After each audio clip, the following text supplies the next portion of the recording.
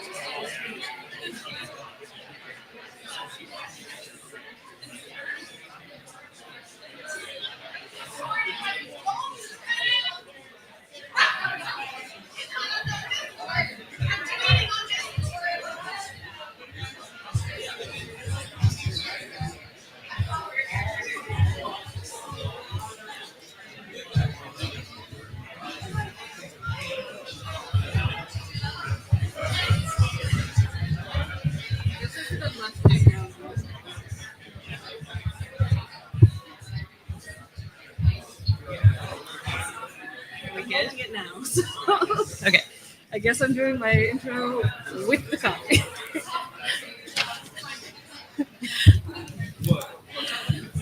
Hello, everyone.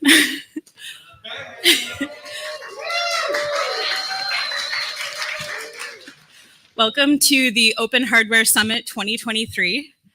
I am so happy to see you all in person after several years of being virtual. It's really, really good for us all to connect, and I'm so excited. Going forward, we're going to be really considering the way that the conference is going to take place. So we still have everything both online and also in person, and we really want to make sure that all of the community that we gathered throughout being remote and being able to be more global gets to be maintained. So we're going to be asking you guys about how we can better do that. So during the whole conference, if you just want to think about ways that that we can maintain a more global community and happy to chat any of us about that at any point. Just a few logistical things. We are going to be having a masks encouraged policy, but for our speakers, just because of the microphone, they will not be wearing masks when they speak, but we have masks at the front if you would like them, and our staff is going to be masked. We also have stickers if you'd like people to mask around you. You can also put on a sticker.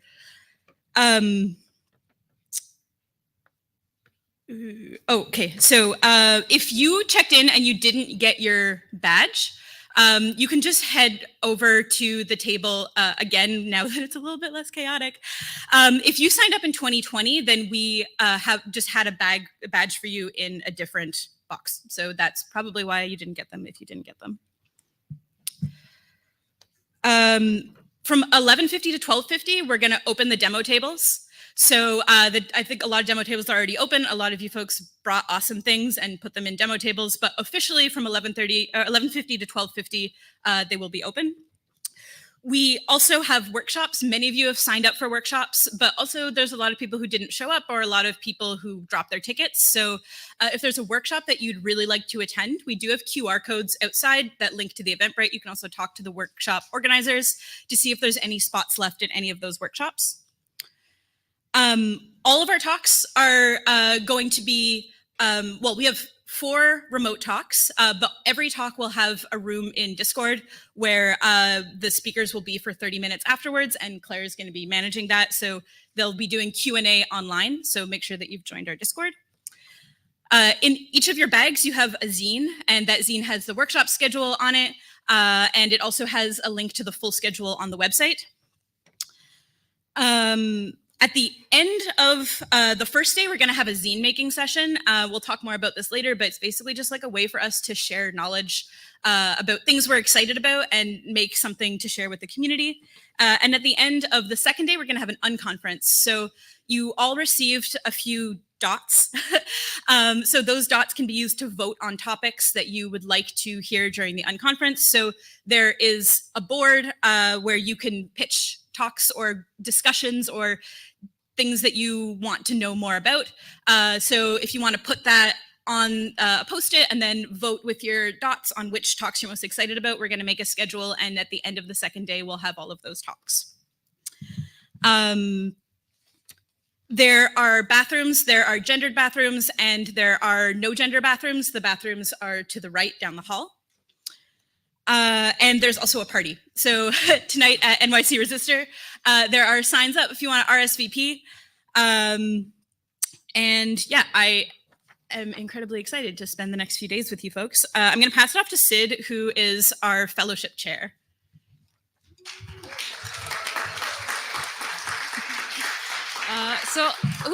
I'll lean forward. I'm a mumbler. Hi, everybody.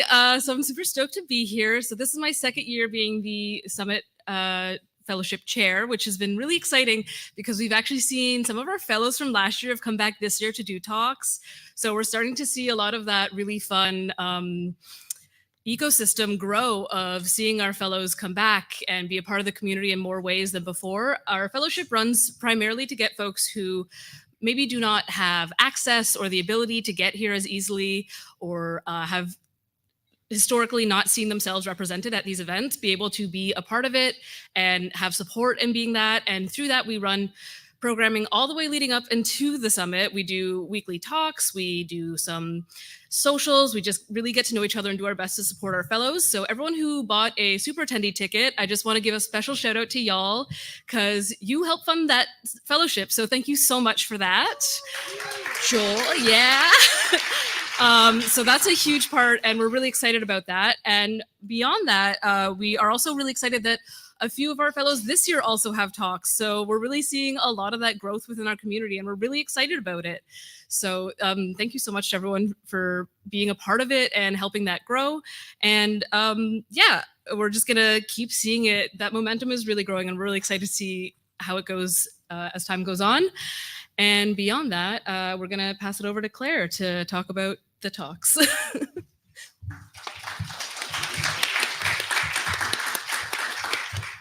So I am the talks chair, which means I'm the wetware interface to all of the presenters.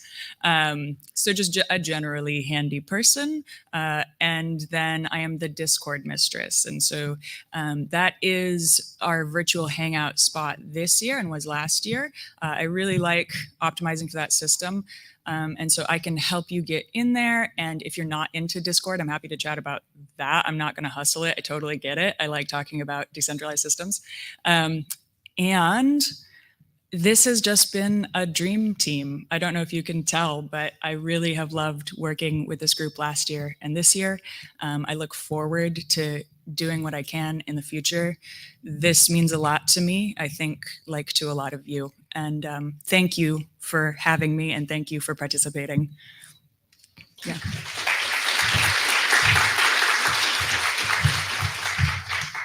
So now we're going to get started. I'm just going to pass it over to our MC, Nadia Peak.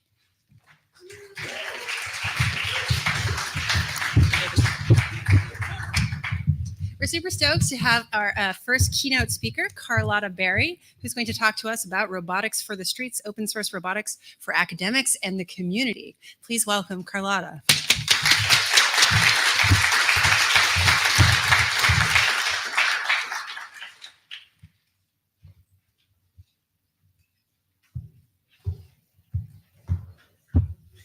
So good day, everyone, and thank you so much for having me. This is my first keynote ever.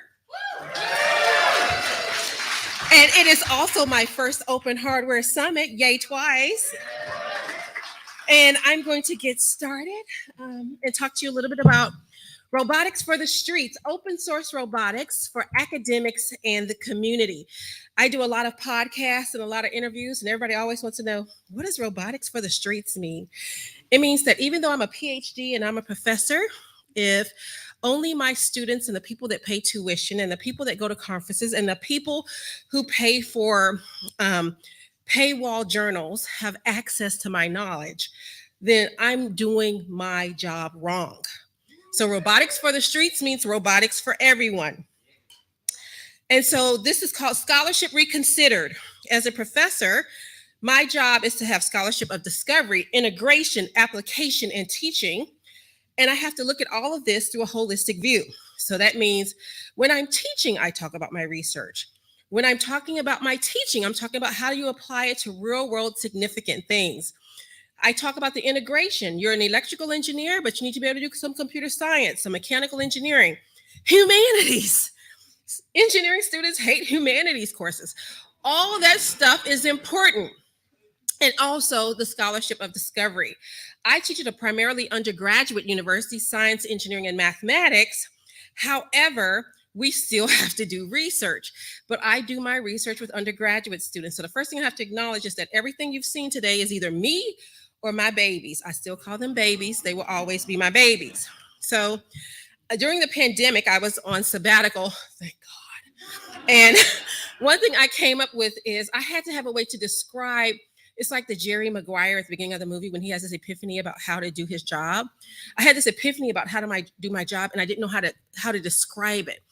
And so I came up with this term, noir STEMinist. And it was a way for me to share on social media all these new things that I had and a way for people to find it. So I had to come up with some term that people did not typically use that was kind of made up so that if I searched that term, I knew my stuff would show up. So that's where it came from. But what it means is that I bring robotics and STEM to people, and I bring people to robotics and STEM to educate and diversify the profession.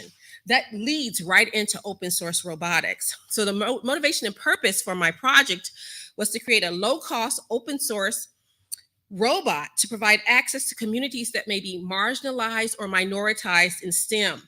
To make a robot that was modular enough to be able to add and remove things as you want it to, controllers, sensors, peripherals, to meet you where you want it to be and where you want it to go. To be flexible enough that academics or the community could use it for service, STEM outreach, to teach people, to do research, etc. And to be appropriate for everyone from a novice user to an expert level user, K through 12 teachers, university professors, graduate students, academics, makers, professionals, or just somebody that just wants to see the robot move. So the reason mobile robotics is really great for this is because it is inherently multidisciplinary. A robot is a machine that uses knowledge, software, and mechanics, gears, motors, etc., and sensors, electronics to move in the world. But eventually, we hope, other than the Roomba vacuum cleaner, if we have robots that interact with us, there has to be a human component as well. My PhD is in human robot interaction. How do you design robots that don't creep people out? Right? Robots that people are comfortable being able to figure out how to use, etc. So you're going to need sociologists, psychologists, assistive technologists, biomedical engineers. So robotics is great because no matter what you tell me you're interested in, I can show you something on the robot you can do with it. I also do a lot of presentations for kids where we talk about, they're like, I want to do art. Okay, STEAM it is. Let's make our robot dance. Let's make our robot sing. Let's make our robot draw, right? So Robotics for the Streets, my project was building from hardware to software to control, because robots do the three primitives: sense, plan, and act, no matter what your robot has to do. So my project was developed into 3 stages where we iterated on the hardware, we thought about the software, and we thought about the controls. One reason why I'm so excited about this project is I have a 1-hour drive to work every day. And I thought of the vision for this robot in my commute. And the fact that we're now using this thing is kind of amazing to me. So in our design, what I came up with is that at these levels, it's essentially the same robot. They're called flower bots. It was a play on flower pots. Okay, never mind. You know, but so building up, Lilybot is our smallest robot. That's the robot you would use for K through 12, for children, for K through 12 teachers. It's the smallest. It has a few little sensors on it, not very big. DaisyBot is the next level up. That's for education, for more advanced high school students or freshmen in college. And then RosieBot is our most advanced platform, which would be used for college students, grad students, makers, etc. But I wanted to show it kind of as a Venn diagram because it doesn't matter. Start where you want. You can use DaisyBot with kids if you want, because that's the whole benefit of it being modular. You do with it what you want. Right. I was talking about it in a minute. I had people write back and go, so why doesn't the robot have this? You put that on it. Well, why didn't you do this? Well, you do that. That's what open source means. I was telling somebody earlier, I have a colleague at Georgia Tech who wants to use my robot for her summer program this summer. And she said, I need to order 20 more. Oh, no, baby, it don't work like that. That is what our open source means. You go find a 3D printer and you make your own. I gave you one robot. So as part of my design, we originally started in Tinkercad and we switched over to SolidWorks. I have computer science, mechanical engineering, electrical and computer engineering students on this project. The benefit in that is they learn as much from me as I do from them.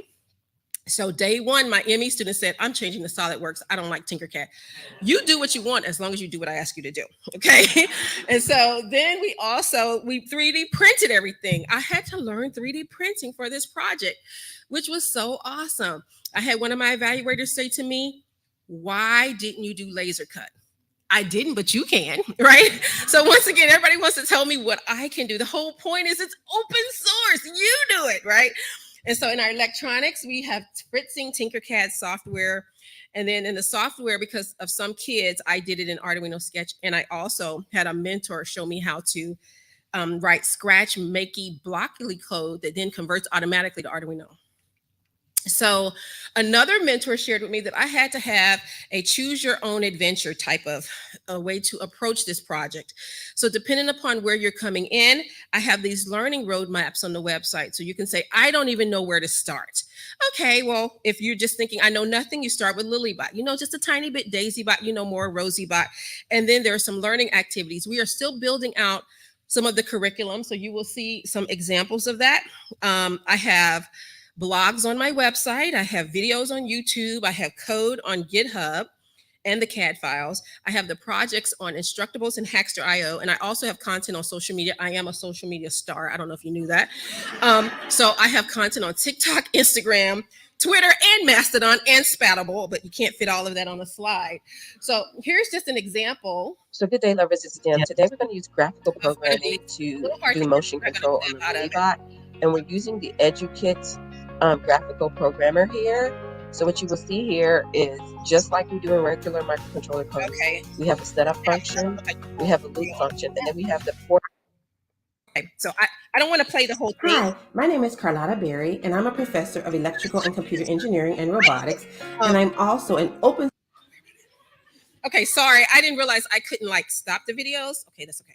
So I'm just giving some snippets of my examples. Go watch it on social media if you want to see the whole thing. So some of the tutorials that I have created are on motion control, obstacle avoidance, bang bang control, proportional control, how to blink LEDs, how to play sounds, how to track light, how to drive the robot with a PlayStation controller, with an IR remote, many more to come. And what I found is by far, no matter how much content I created, everyone who evaluated my robot was like, you need more content. I'm still a professor and I still have to do my day job. Okay, so here are some examples of the ways people have used my robots. We had a Spark design competition at Rose-Hulman where middle and high school students designed the robot to do obstacle avoidance, to move in a race to a finish line. And they also drove the robot with a PlayStation controller to navigate various terrains. If you look at the images as I'm speaking, you will see more images of that. We also had high school students in Detroit, Michigan, who built my robot to wire electronics, program the robot to do motion control. This teacher has asked me to continue to work with her students as they do the Squared One Education Innovation Challenges with my robot, as well as for a summer program. This is how you build and program your robot. First, we assembled the robot by watching a YouTube tutorial. Then we wired the robot. Then we created a code for the robot to perform. The most challenging part was wiring the robot. The most interesting part was coding the robot and watching it perform.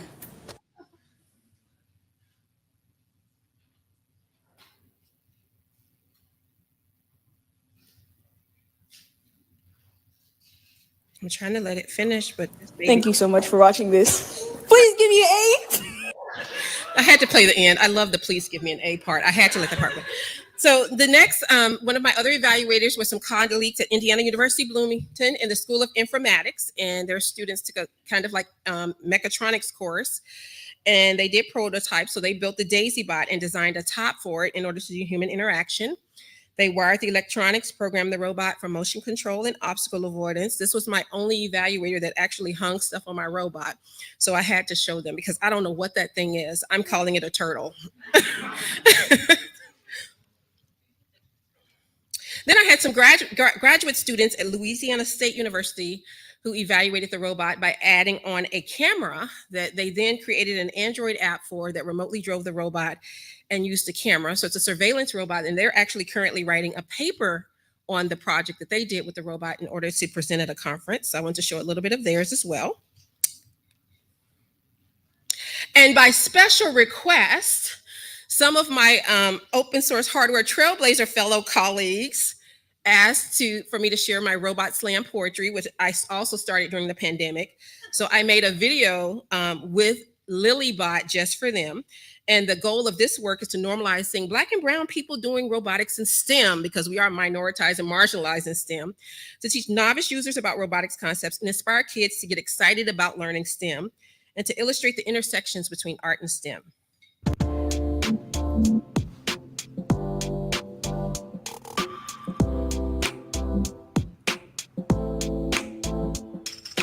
Here comes Malcolm Explorer, also known as Detroit Red. Why is he so cool? That's his sensors, they're infrared. IR measures distance by sending out invisible light. It figures out how long it takes to come back. That's time of flight. Robots gotta be safe, so IR keeps them from hitting stuff. If not for Asimov's laws, life with robots would be tough. Won't you come and join me as I build my robot team? Learning all about this stuff is really quite a dream. I said I was musically inclined, but once again, thank you.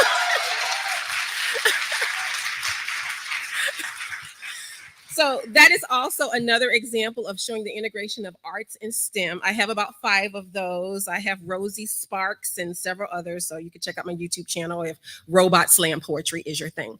So I want to talk a little bit about how my flower bots were evaluated. I shipped robots out to academics, practitioners, graduate students, postdocs. I recruited my evaluators, obviously Robotics for the Streets, from social media, from listservs, from Black in Robotics, Black in Engineering, the African American Robotics PhD listservs, as well as the Future of Mechatronics and Robotics.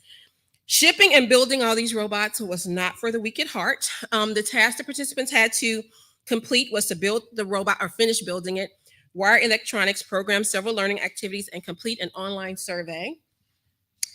Of that, 22 people actually completed the survey. That's 50%. I'll take it. So the gender identities was right at about half and half. Obviously, I'm an academic, so the majority of my evaluators were academics, and then people in corporate America. I also had some makers on TikTok who also did it as well. And the race and ethnicity, obviously it's my community, so the majority of the people were Black or African American, but I did have some white, mixed race, Asian, and Peruvian as well. And most of them were either college students, college professors, graduate students, etc. So half and half, I sent Lilybot and DaisyBot. RosieBot, and Rosie is also my school's mascot, so that's where Rosie came from. Rosie is our research robot, and you know, all dreams happen, but Rosie just did not make it out. Rosie is built, but didn't make it to anybody. So what you will see here is that robotics proficiency, with 5 being the highest, most people were right along the spectrum. Had a lot of computer scientists ask for the robot, which is why the coding is skewed a little bit more to the right. Not as many people were proficient in electronics, and why that's important is some of the feedback I got from some was, like I said, I need more learning materials. I don't know what a breadboard is. I don't know what a sonar is. I don't know what Arduino is. So I did make some assumptions, even for the novice, that even if I didn't tell them all of that, they Google. Bad assumption. I know students don't always do that either, unless it's Chat GPT. But so sometimes I now know that I have got to really scale back and make more videos of, this is an infrared sensor and this is what it does. But that's some things. Some people also had some issues with the 3D printing. I know that 3D printing is not perfect. It depended on the filament. Some of the issues with the motor mounts not being completely matched. We have now fixed some of these, but not by the time that these were completed. I know you can't read all this, and this is bad PowerPoint 101, but I did not want to take people's good comments away, so I just left them there. So these are comments from users. I like some of them because some of my goals were mentioned in them, like large level of expansion. There were a few things that are inaccessible, but I think this really helps for students who have no familiarity with robotics at all. And so the question was, I want to use these robots for K through 12 outreach. How well do you think it met that mission? So most people were 4 or 5 and thought that it did not. And people who did not explain to me why. And the main reasons were they don't feel there was enough explanation for kids to be able to walk to this on their own and be able to do it. It was my hope that a teacher or parent or mentor could help. But if they don't know either, then, you know, there you go. The second question was, how well do you think these robots meet the mission of being acceptable for high school or college freshmen? Once again, most people thought it did. Some people felt it's hard to beat the cost and flexibility of the robot. My estimate is $50, including the 3D printing. But then you also get all the online learning materials. I try to use SparkFun as my standard for how good learning materials have to be, by the way. You know. Yep, that was on purpose. Okay, so then the last one was, how well do you think these robots meet the mission of being able to use for research? I didn't expect this one to be very high because I didn't ship anybody the RosieBot, which was a robot for research. But even the ones that they got, some people felt worked. I had one professor at University of Michigan who is using my robot to onboard his new graduate students. He's in computer science. Some computer science programs have no hands-on learning. So he's having the students do my robot first because they need to get that electronics experience before they can even start doing the research for the lab. So as far as research for him, the robots were a win. So I had several people who said they want to use my robots as professors for their research experience for undergraduates, their programs for STEM outreach as well. And this is my daughter. She shows up in all my presentations somewhere, whether you know it or not, because that's my only baby and she has to. But so several people have requested that I continue to work with them on this to help them to figure out how to scale it to use with their kids and use for summer programs as well as teaching, etc. And then here's another one where this person was working and people were asking about it, but they also gave me some feedback about ways to redesign the robot. I receive all of the feedback and I do want to make the robot better, but I'm also trying to encourage people, everything is online. You could always make your own battery case. You could always redesign the chassis how you want. But I think that's what they thought I wanted, when I really wanted to know, how is it as a learning tool, as a service tool, as a teaching tool? But yeah, tell me how to fix the robot as well. You know, maybe I will, maybe I won't. So in the background, I'm also showing more videos of just the different things that the videos we do have online for the robot. So here is the high school competition that I mentioned, where the robot had to drive on various terrain. And this person actually said, with more heavy documentation. Documentation is the key. And more importantly, it shows how different disciplines aggregate within this field. That's great. That's a big part of what I wanted them to get out of this. And although it's not a critical component, it could also be used for robotics research, depending on what your needs are. So in conclusion, I think that robots, obviously self-serving, and this is what I do, is ideal for showing connections between multiple disciplines. It's uniquely equipped to create intersections between teaching, research, and service. And it can be used to educate and entice future scholars to transmit, transform, and extend knowledge, and a great tool for recruiting diverse populations to STEM. And open source robotics can help address issues with equity and bias in STEM by increasing access and affordability to a more diverse community. I also have a scholarship program at my school, Rose Building Undergraduate Diversity. They designed that competition that you saw. So these are some of my students. I wanted to show them as well. Why that video didn't play, I don't know. Okay, I give up. It's a cute one though. All right. So as part of my future work, I'm going to present a paper on the FlowerBots platform at the Frontiers in Education Conference in October. From there, with my undergraduate students, most of their first paper is going to be publishing about the FlowerBots and IEEE transactions on Education Journal. So I do put some stuff behind paywalls. That's what professors have to do. But it is also online. Don't forget that. So, and then I want to create more online curriculum and activities for the FlowerBots and put it on YouTube, Hackster.io, Instructables, GitHub, etc. I am also supporting several faculty, as I said, who are planning to use my robot for teaching, service, and research. I'm working with one of my mentors, Ginger, wherever Ginger is, to hopefully launch a Kickstarter to garner more support for FlowerBots so we can explore potentially selling it. My school actually recently decided that they don't own any IP for any of the professors' work, so they don't care if I sell it or do whatever. And also thanks to Ginger, I am collaborating with Arduino and VM Robotics in order to give feedback on some of their robotics education projects.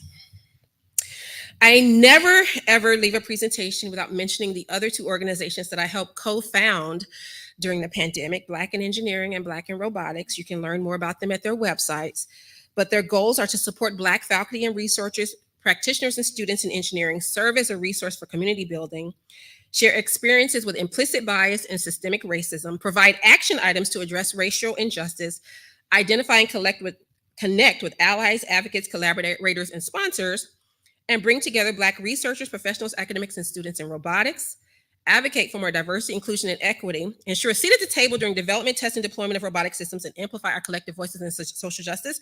And there were many members of these communities that actually evaluated the robots as well.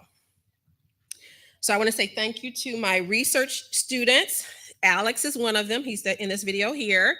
The technicians that helped with the robot building when it got completely out of control, and my administrative assistant at my department who helped box and ship these robots, including 2 to Africa and 1 to Colombia. So I also want to thank the Open Source Hardware Association for making me a Trailblazer Fellow, as well as the Sloan Foundation, Kat Scott for telling me about that fellowship, Alicia and Licia and Lee, who have been extremely helpful, all my robot evaluator participants, and my mentors. I had 5 of them. I alternated every month: Ginger, Brandon, Washu, Cesar, and Elizabeth. And with that, I am done. Thank you so much.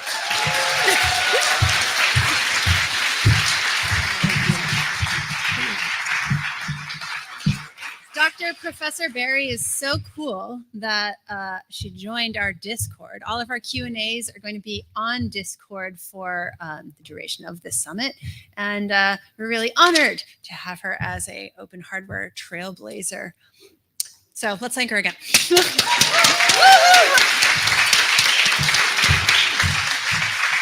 Now we're going to start transitioning into the talks of today. The first talk is going to be from Huaishu Peng, and he's going to talk to us about how to DIY high-resolution flexible and Kirigami circuits with a fiber laser engraver. Please join me in welcoming Huaishu.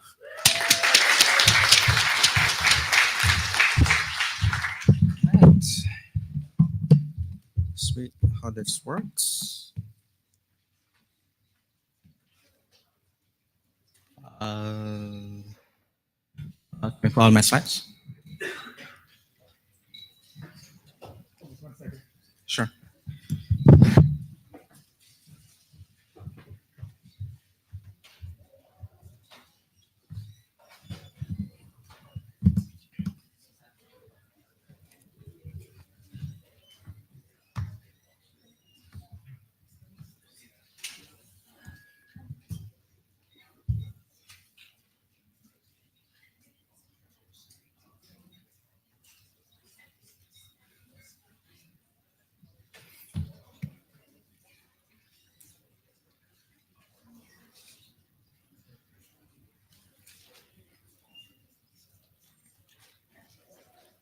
Almost there.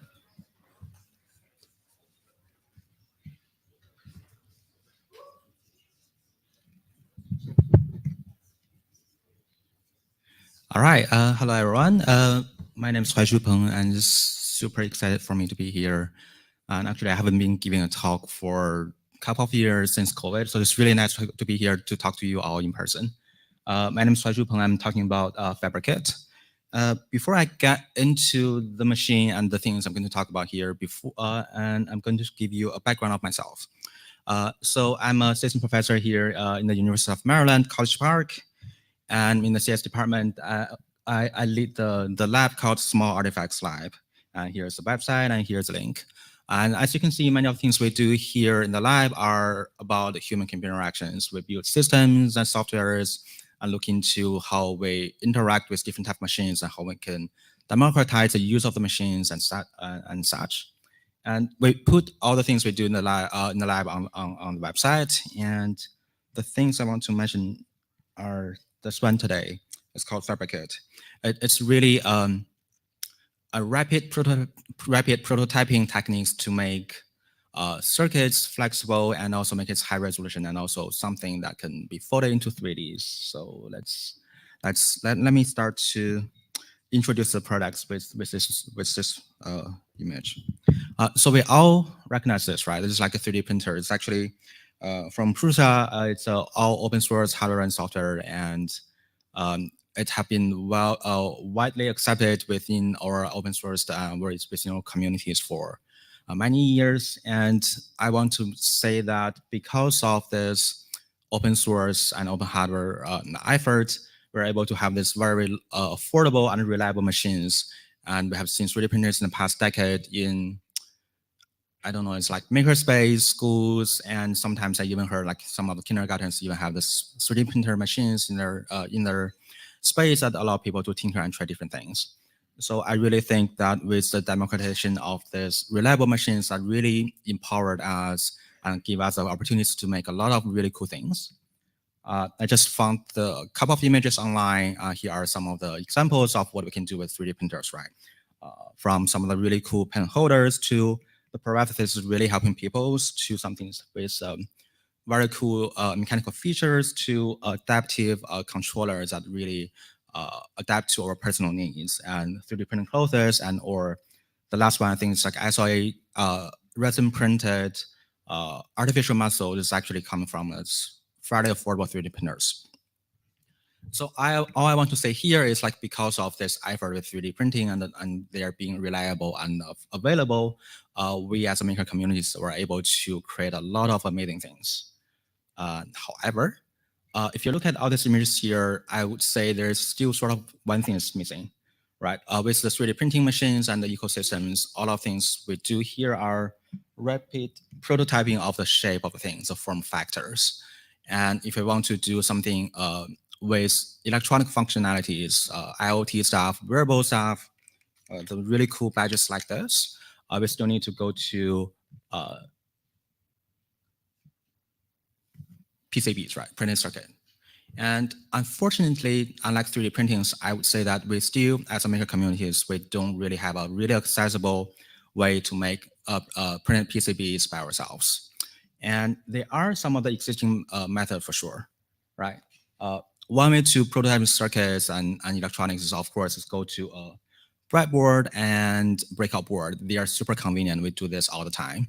We test the functionalities by plugging them into this breadboard and wiring them to test the features. But they also have their own limitations and constraints, right? We have this breadboard that's always like rectangles and fairly rigid, and we can use them to test functionalities, but we cannot really fit them into the form factors of the 3D printed objects very easily.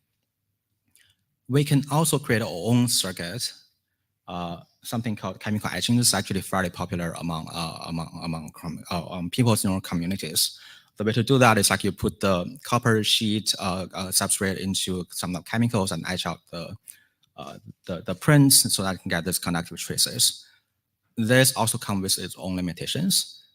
It's kind of like an art to try this and control the width and thickness of the traces. So it's pretty hard to do this precisely, and also we have to deal with all these chemicals, so that has its own challenges. We also have CNC machines and milling machines, for example, Bantam tools is super cool machines, and we can have the desktop versions of that in your lab space or maker space and create circuits. They are pretty reliable and can give you high resolution circuit. The challenge for this is like the only work with the rigid circuit. If you want to do wearables or something very small, with very thin layers of the traces with the base, that's something it's hard to do with off-the-shelf milling machines. So what we want to do here with our project is trying to find an eco solutions to 3D printers to our makerspace and see if we can find the solutions for making circuits that are also sort of reliable, affordable, and can create a whole bunch of things. And that's what we're talking about here today. Fabricate. We aim to, we have text here, to fabricate high resolution, flexible, and even Kirigami PCBs using relatively affordable machines, and that is called Fiber Laser Engraver. So this is the Fiber Laser Engravers, right? This is not a new machine. This has been there for years, and if you ever have an iPhone or iPad have the laser engraved name to the back of the phones or iPad, that's probably come from these machines, right? So if you Google that, you can find a lot of sources from Amazon or different places. They are fairly affordable, not super cheap, but the current price will be range from like 1K to 3K, depends on the power you need. And I would say that is sort of on par with some of the CNC machines we have been using in the lab space as well, right? So that's something we did with the Fiber Laser Engravers, and you can see that some of the circuit we were able to do.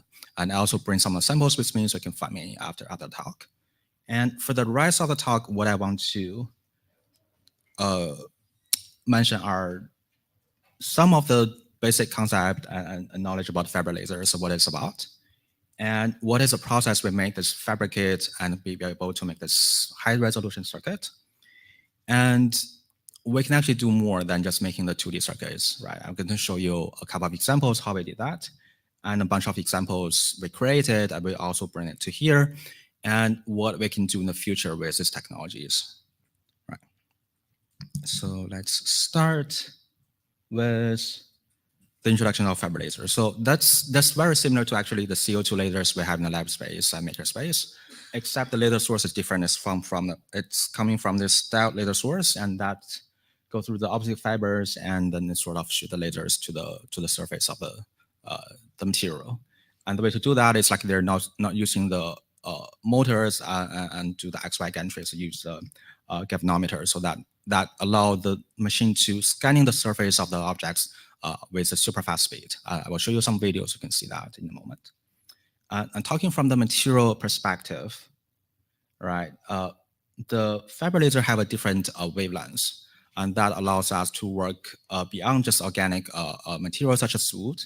And the fiber laser is also really good work with metals such as coppers, which is also the things we use in the fabricate projects. So that's basically all about the fiber laser engravers. So it's a really affordable machine, can cut super fast and works really nice with copper and metal sheet. And so let's move on to how to actually make a circuit with machines. Right, so if you see this is sort of like expanded views of how a circuit will looks like, or composite. Right, what we have here in general is like top and the bottom layers will be conductive layers because we want to make conductive traces, right? And in between, if you're talking about like two-layer circuit, we have this dielectric insulation layers. And in our case, we want to make our own substrate of cuttings. So the middle layers we chose is fairly popular options. It's Kapton tapes. It's a matter that really can bear high temperatures and also come with adhesive itself. So it's pretty convenient. And to prepare the substrate, what we did is, let me see. We put them together. As I said, they have the adhesives.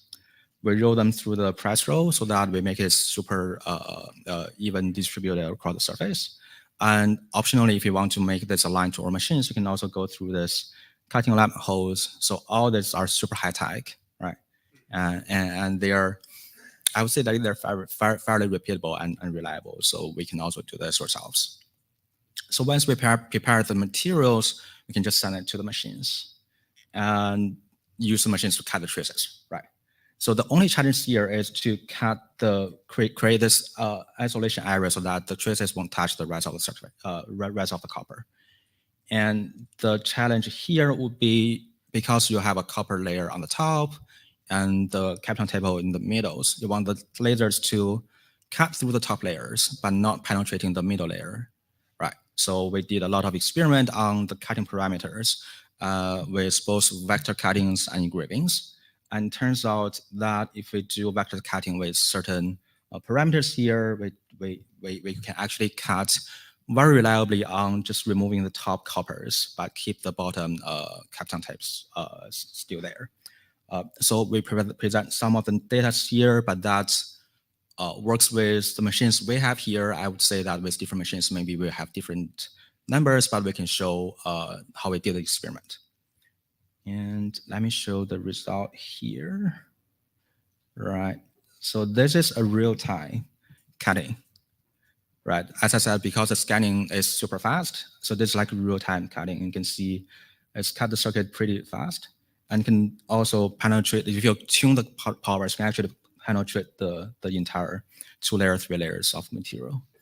So you can remove it from the substrate. So that's a circuit. Right. And then they will require some of the labor time. So we need a tweezer to really remove all these small gaps here. And then you can solder them together. So these are 2 examples of Arduino Nano. We made themselves. They're equal to functionalities. On the right, I think that's like a one layer PCB. The left part will be like double layers circuit.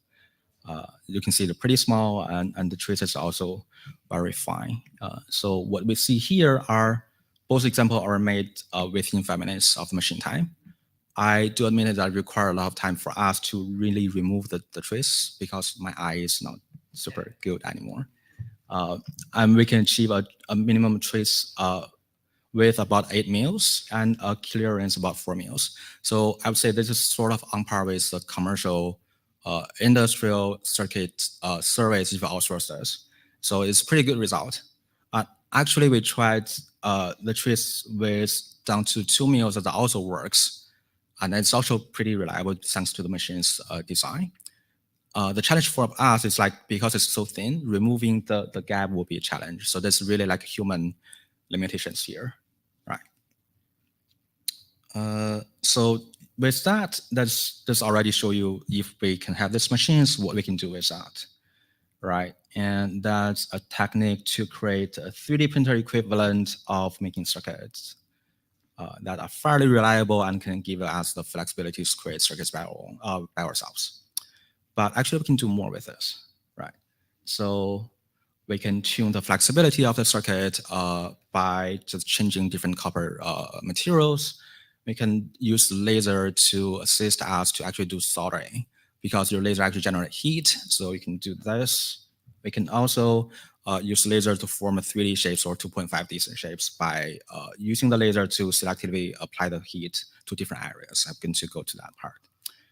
So the flexibility is pretty easy. You just change different material and you can explore, experiment with different compositions. The laser soldering is kind of interesting. So the way we do the laser soldering is we actually use not vector cutting, but engravings. You know, like when you do CO2 laser cutting, sort of scanning the surface line by line. And if we do that with our machines on the top of the coppers, you actually generate heat at certain areas. So if you repeat that multiple times, the heat will be good enough to actually melting some of the soldering paste. So what you see here on the right part or the blue part are, if you have circuit like that, you can apply the lasers to that certain area. So sacrifice the coppers a little bit, but that will generate enough heat to actually melting the soldering paste. Here are some of the examples. Here is, I think this is IC with the laser soldering here, and that's another example. So you can see we have this small gaps there, and that's the sacrifice laser cutting, but that's actually generating enough heat to melt the soldering paste there, right? And you actually saw this video at the beginning. So what we do here is like we actually just laser soldering there so that we create this complete circuit and the LED is connected. A disclaimer that we're not controlling the temperature as the required soldering trace, we know that. But I think this is really good to be used for rapid prototyping and can test the functionalities in a fast way. And here are some of the more results. This is the, I think this is the resistor and then some IC. And on the right part, you can see we can actually do some of the very small circuit soldering. And on the top is like 0402, I think it's capacitor or resistor, I forgot. But this is actually something we can solder directly with lasers. So that's another possibility is with this machines, what we can do, right? And as I mentioned, there's other things we can do that maybe if you just do outsourcing, you cannot really do that easily. We're just combining the circuit, which is functionalities, to the shapes of the things or the forms directly so that we can create sort of more artistic designs or something really cool that's hard to do just by outsourcing. Right, so this is laser forming. The way it works is like you selectively apply the heat to the top of the surface, and the heat is sort of related to how many passes you deposit the lasers to. And because the heat distributed is not evenly distributed along the surface and to the bottom of the surface, you can actually make the metals curve up. And that can be computationally designed based on how many passes you have there. And here is a video of showing how it works. This is not real time. This is like a fast speed, but this is how it works. So you actually can use a laser to bend the circuit itself.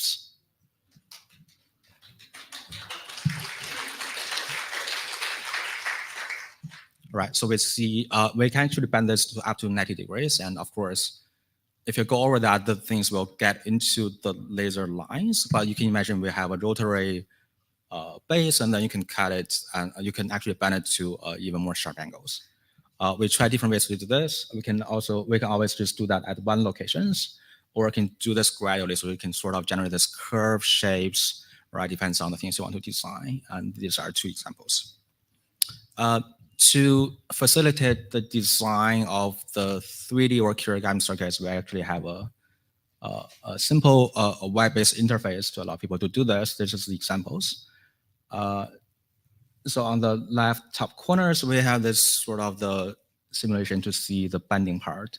So you can have the valley or different folding angles and then show there. We actually have ways to place components there. I'll just skip the videos here. But here is when you put the machine materials into the machine, and with the design we just saw, right? This is actually, you can actually fold this. This is the rotary machines we built ourselves. But so you can see you start to remove the copper captons and then do the foldings there. Right, I really like that thing. I think it's pretty cool.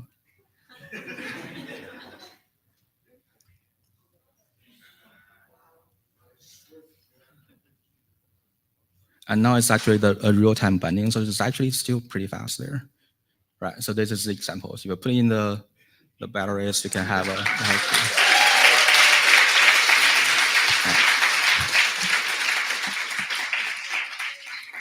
so I bring the cranes here. So if you want to check it out, just find me after the talk. We can do more, right? So this is like a small bearing with LEDs and battery holders, and you can have something like that. It's pretty cool. It's like because of the flexibility of the circuit, right? And I think we did something else here. Here is like a end stop for the 3D printers, because you can design this yourself. You can create this functionality and the things together. This is like you have a high resolution coil, and then you can have the electronics there. This is like a flexible circuit kit trace, and then you can actually design your own flexible cables by yourselves. So these are some examples, right? And so what's next? I think this is really cool technologies and really affordable. Well, really affordable is we haven't really tried much, but with the things we have, it's already fairly affordable and can have some of a good result. We won't have more people to get involved into this. There's only a certain amount of things we can do just by ourselves, but as a community, I think we can do a lot more things, a lot of cool things, right? Maybe we can do more with machines beyond circuit. We can do combining circuit with 3D shapes or 3D printings even. Maybe we need a better software, open source software platform. Maybe we can share the designs. Right. I think just like there's a lot of things we can do together. So I will be here today. I will probably just bring some of the examples in the workshop space. So find me if you're interested in this. Happy to chat. And with that, I'm just concluding my talk. And this work cannot be done without my amazing students, Zhe Yan and Anup Sathya. They're the leading authors of all this great work. I'm just here to present this, but they're really the one who make this happen. And we have amazing collaborators from George Mason's, Sarah's, and Jennings. They all contribute a lot to this product. And with that, I'm going to conclude my talk in 20 minutes. All right. Thank you.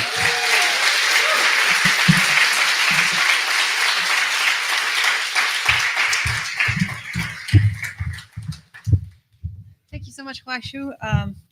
You can ask him questions also on Discord, probably about circuit engraving and fiber lasers, etc. And please find him in the breaks and look at his beautiful Kirigami crane. Next up, we're going to have Anastasia Pistofidou, who is one of the co-founders of the Fabricademy, the How to Make Almost Anything textile version. But we're just going to stall a little bit for a hot second because there's an emergency remote presentation that we hope will actually work out. Oh, really? Okay. So we haven't figured it out yet. So actually, we're going to take a 20-minute bonus break. So no Little Wool Factory. Scrap that for now. Maybe we can all hang out and get some coffee. And please come back at 11:20. Where we're going to talk, where we're going to learn about designing your own personal computer cases. Our apologies for technology things. See you back here in 20 minutes.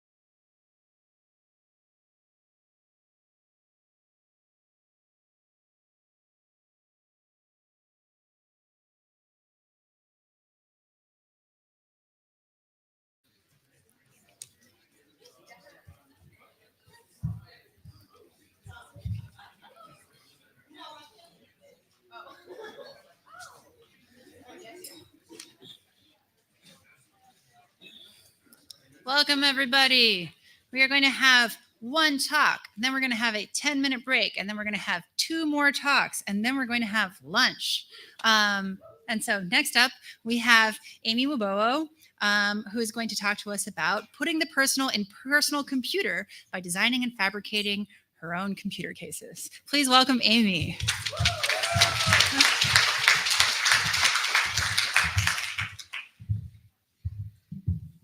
Hi, everyone.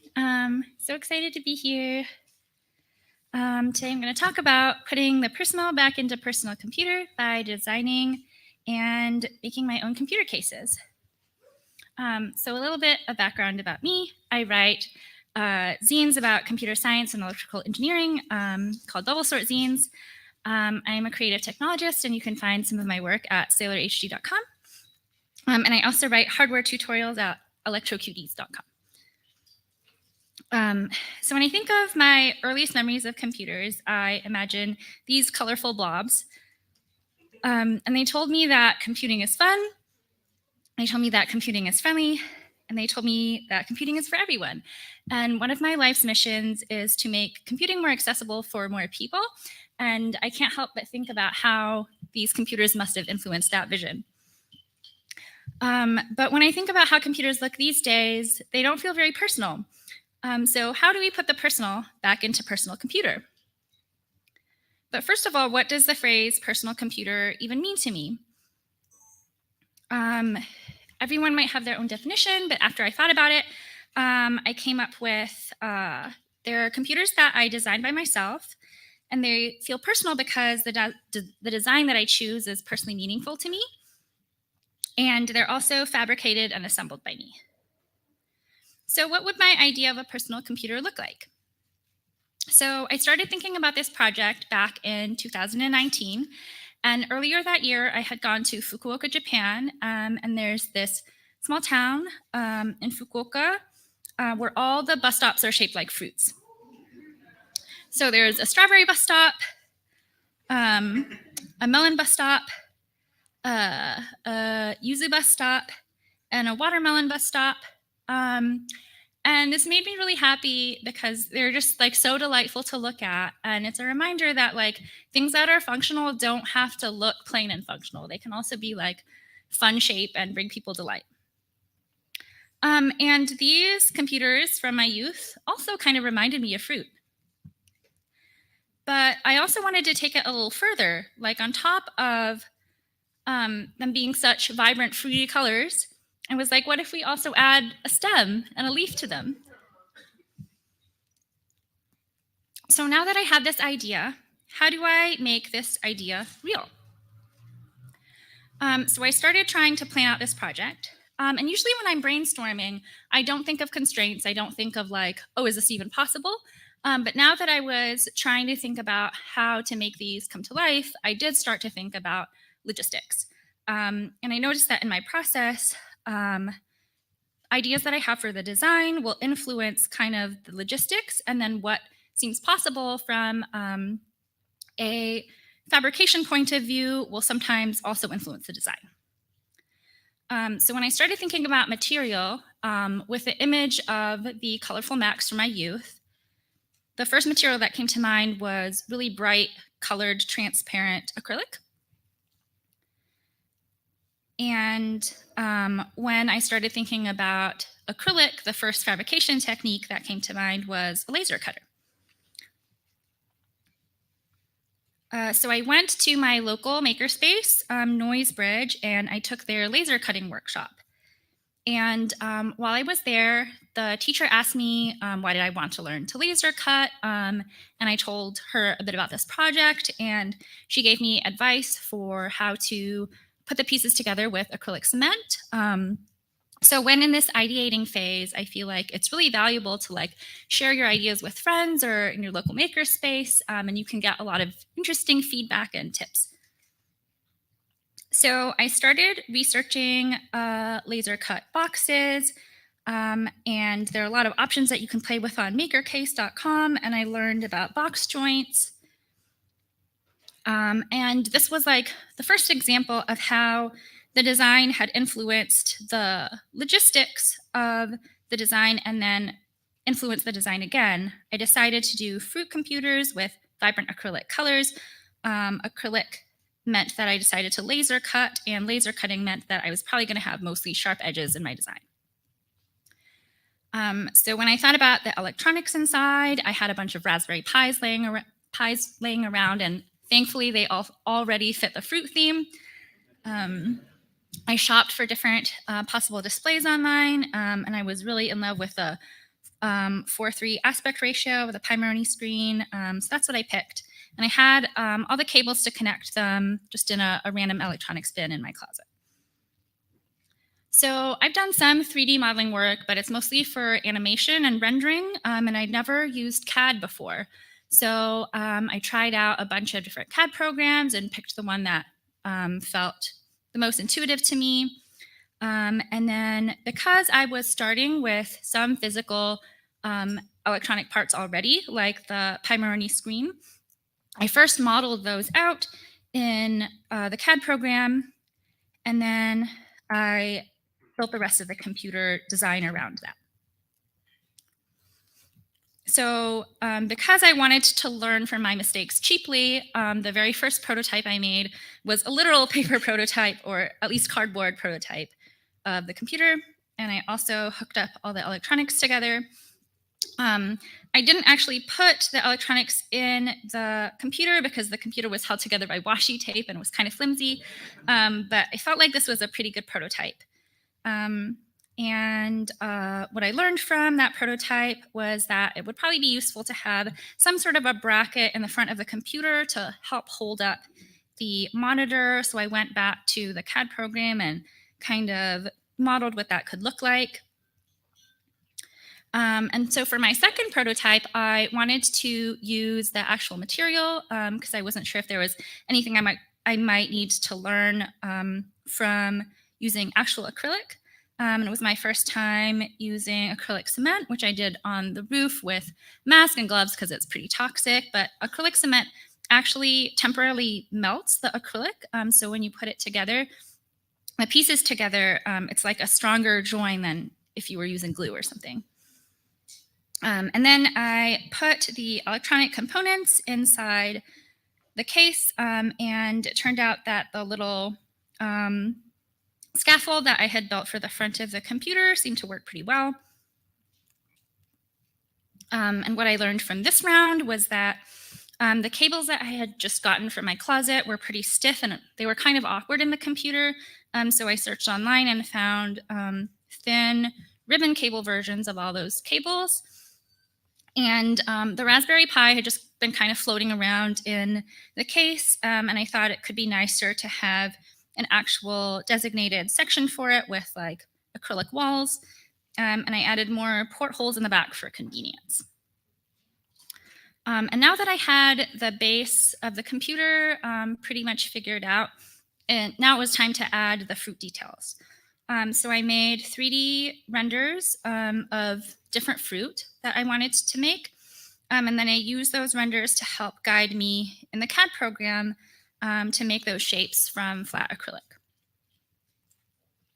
And these are the final computers. I ended up with a strawberry. The seeds on the side are yellow contact paper, a yuzu, a blueberry, an orange, and a mangosteen. And the mangosteen is actually the most personal of all the computers to me because it's a fruit that grows in the tropics in Indonesia. I was born in Indonesia, so it's like a very personal fruit to me. I exhibited them all in November 2021 at an art gallery called Capsule Corner in LA.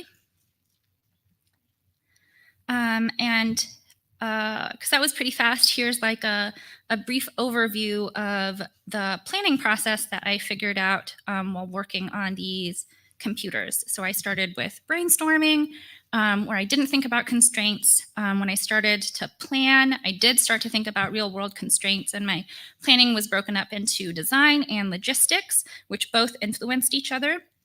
And once I had figured out the basic design that I wanted, I started making that into more detailed schematics that I could use for fabrication. All the designs that I did in CAD There was a plugin that could export them to SVGs that could be laser cuts. That was super handy. And when I was happy with my first round of schematics, I built a super cheap prototype in paper.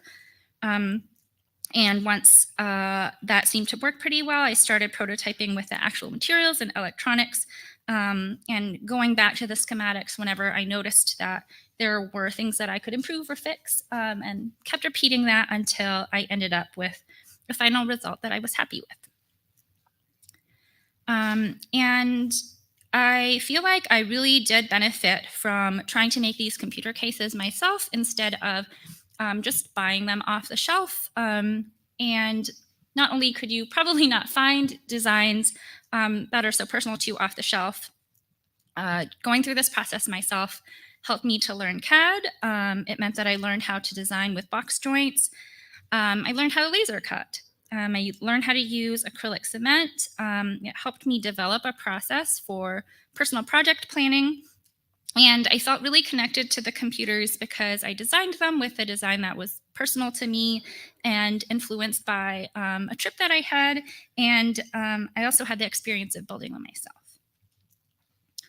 So a couple of people have asked if I would share the laser cutting files or share the CAD files.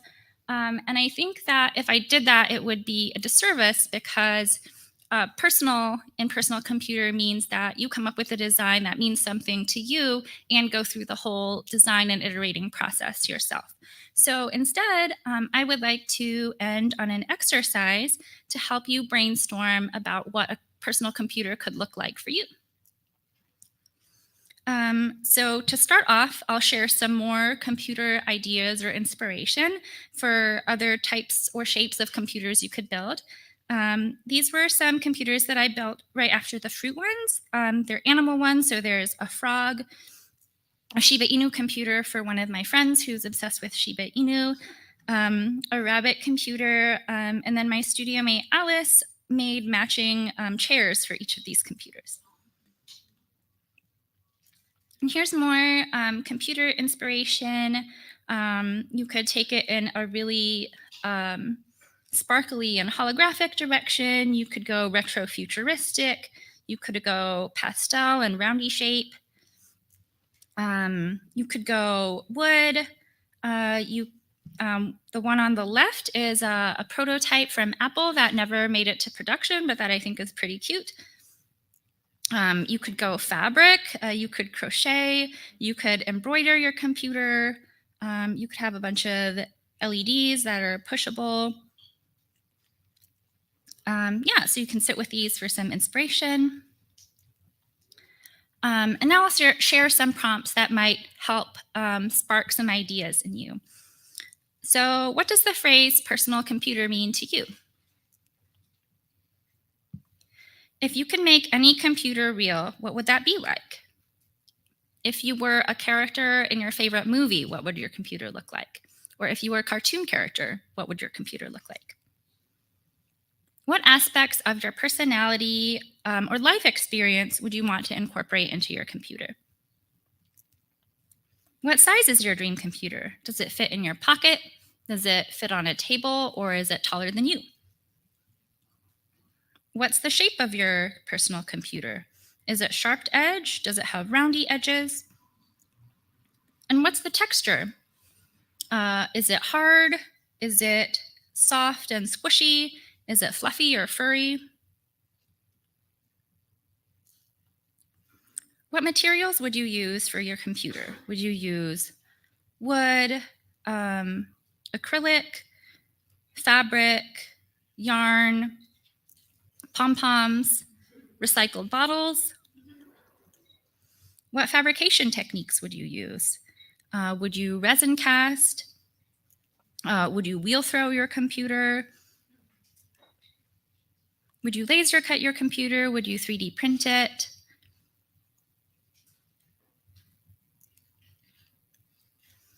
What will the computation mechanism be? Will you use a board inside like a Raspberry Pi or an Arduino? Or would you embroider all of the electronics like the cloth computer we saw earlier? Or would it not even be electrical? Would you make a mechanical computer? Or use pneumatic tubes.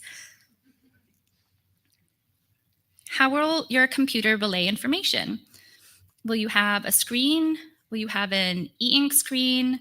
Will you just use a grid of LEDs? Or would you use a different sense? Would your computer only give you audio feedback or touch feedback? And once you have a design, what will you use to make a detailed schematic of your computer? Will you use a CAD program or will you blueprint it out all by hand? What will you make your first prototype from? Will you make it from paper, a muslin cloth? And lastly, what do you want to feel like when you use your computer? Where would you use it and what would you use it to do?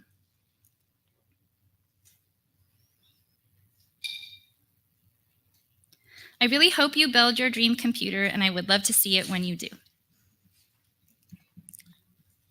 Thank you.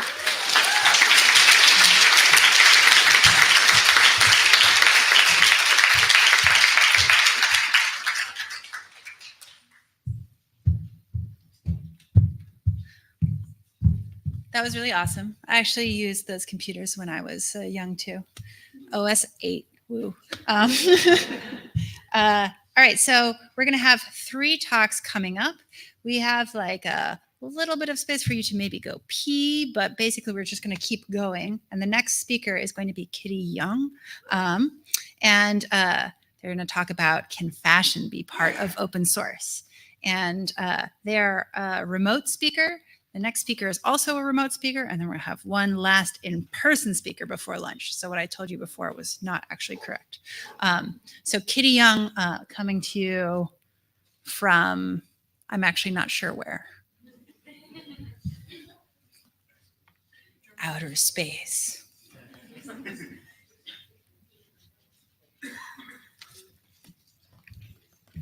this true?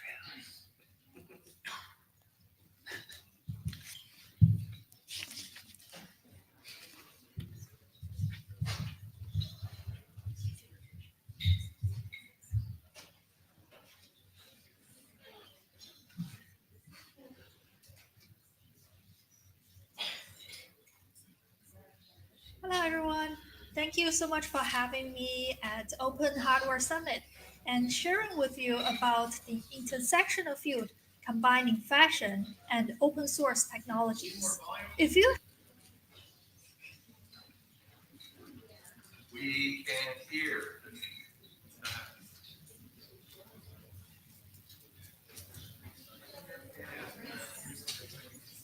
I don't think the room speakers are connected. Outer space is hard to reach. But outer space is being communicated with. Stuff is coming.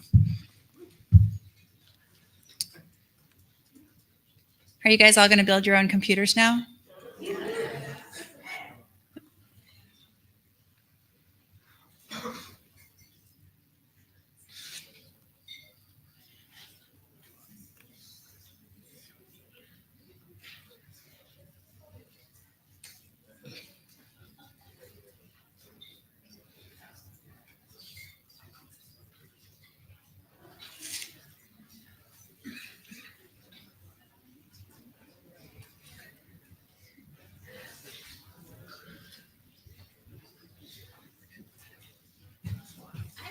About the Q&A. Yeah. Is it a specific room on Discord? So I'm not maybe seeing it. I think you can ask questions probably in the general channels, but if you want us to add channels for each talk for Q&A, is that cool? Is that maybe? That would be cool. Well, you know. Hello, everyone. Thank you so much Oh, really? for having me at Open Hardware Summit. Okay, and there sharing are with actually you channels for about each talk, and you can ask questions there. combining Dr. fashion Professor Barry will also help you use Discord.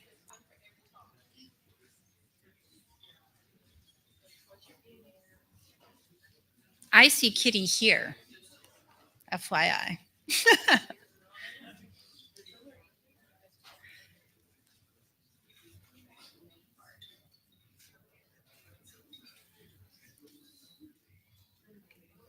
All right, everybody. Hello, everyone. Here she is, Thank Kitty you Young. so much for having me at Open Hardware Summit and sharing with you about the intersectional field combining fashion and open source technologies. If you have stayed with open source hardware for a while, you may remember the good old days back around 2016 when there was a craze about IoT and wearables. I made a lot of interesting things using off the shelf open source hardware. For example, back in 2017, we could already implement simple machine learning in fashion design. This is a dress I made using Arduino 101, which has a pattern matching engine and accelerometer. The fabrics is digitally printed with a page of my graphic novel, a scientist and her robot looking into the telescope. With a wave of my hand, my clothes remembers my gestures and cause the corresponding constellation to show up in the night sky.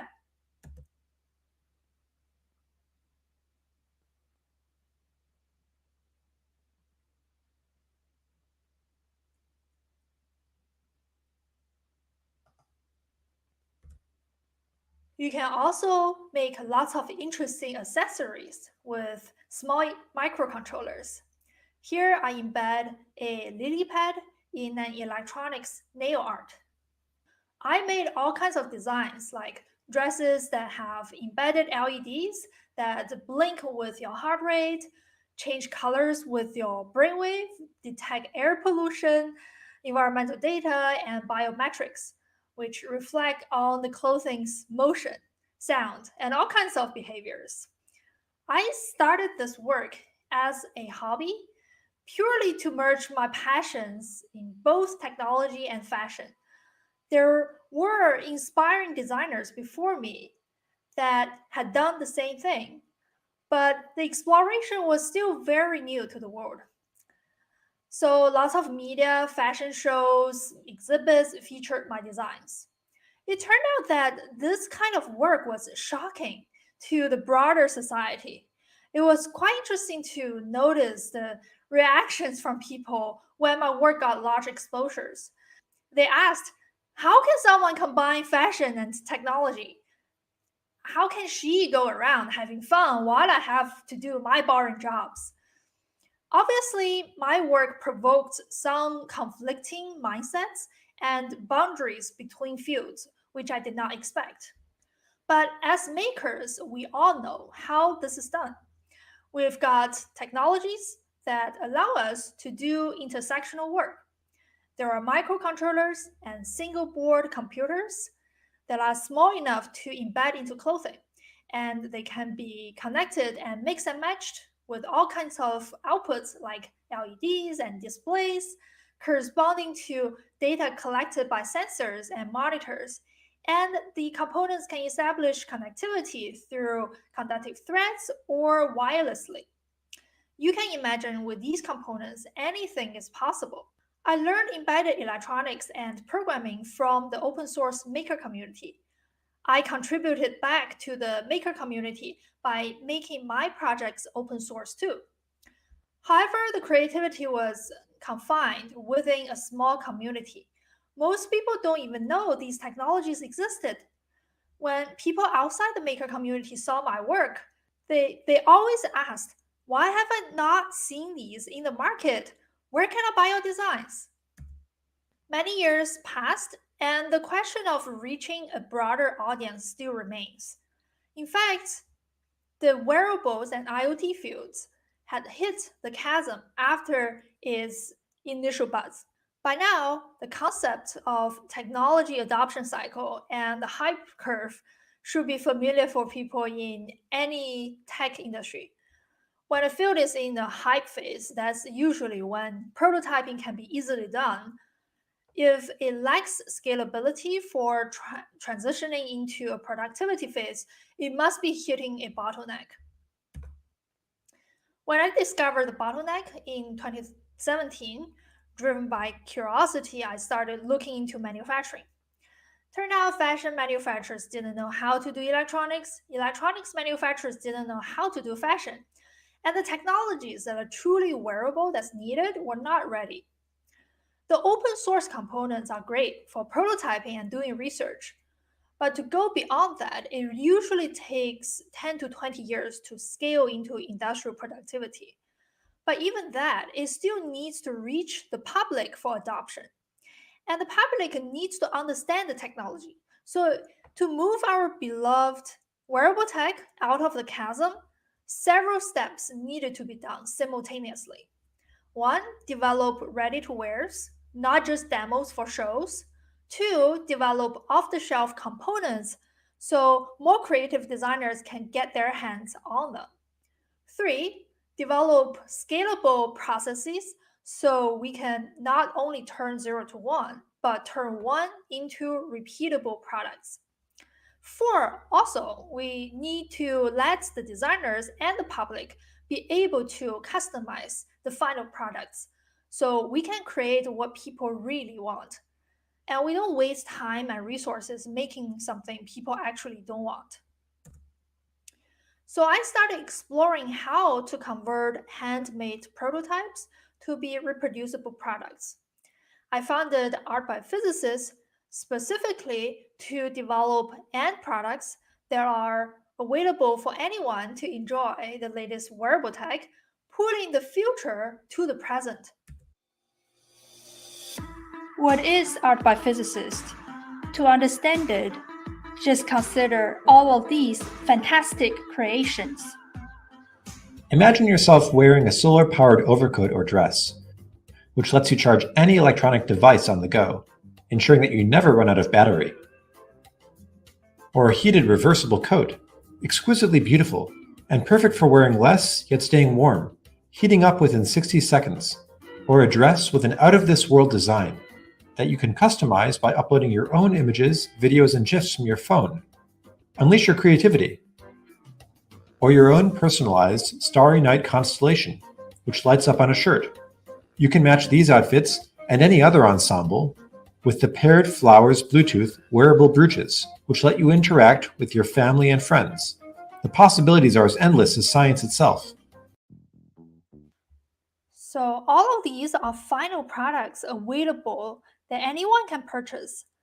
I wanted to add a bit of different color to the tech world, building a creative brand, using technologies to do design, making manufacturing processes open source to inspire and educate.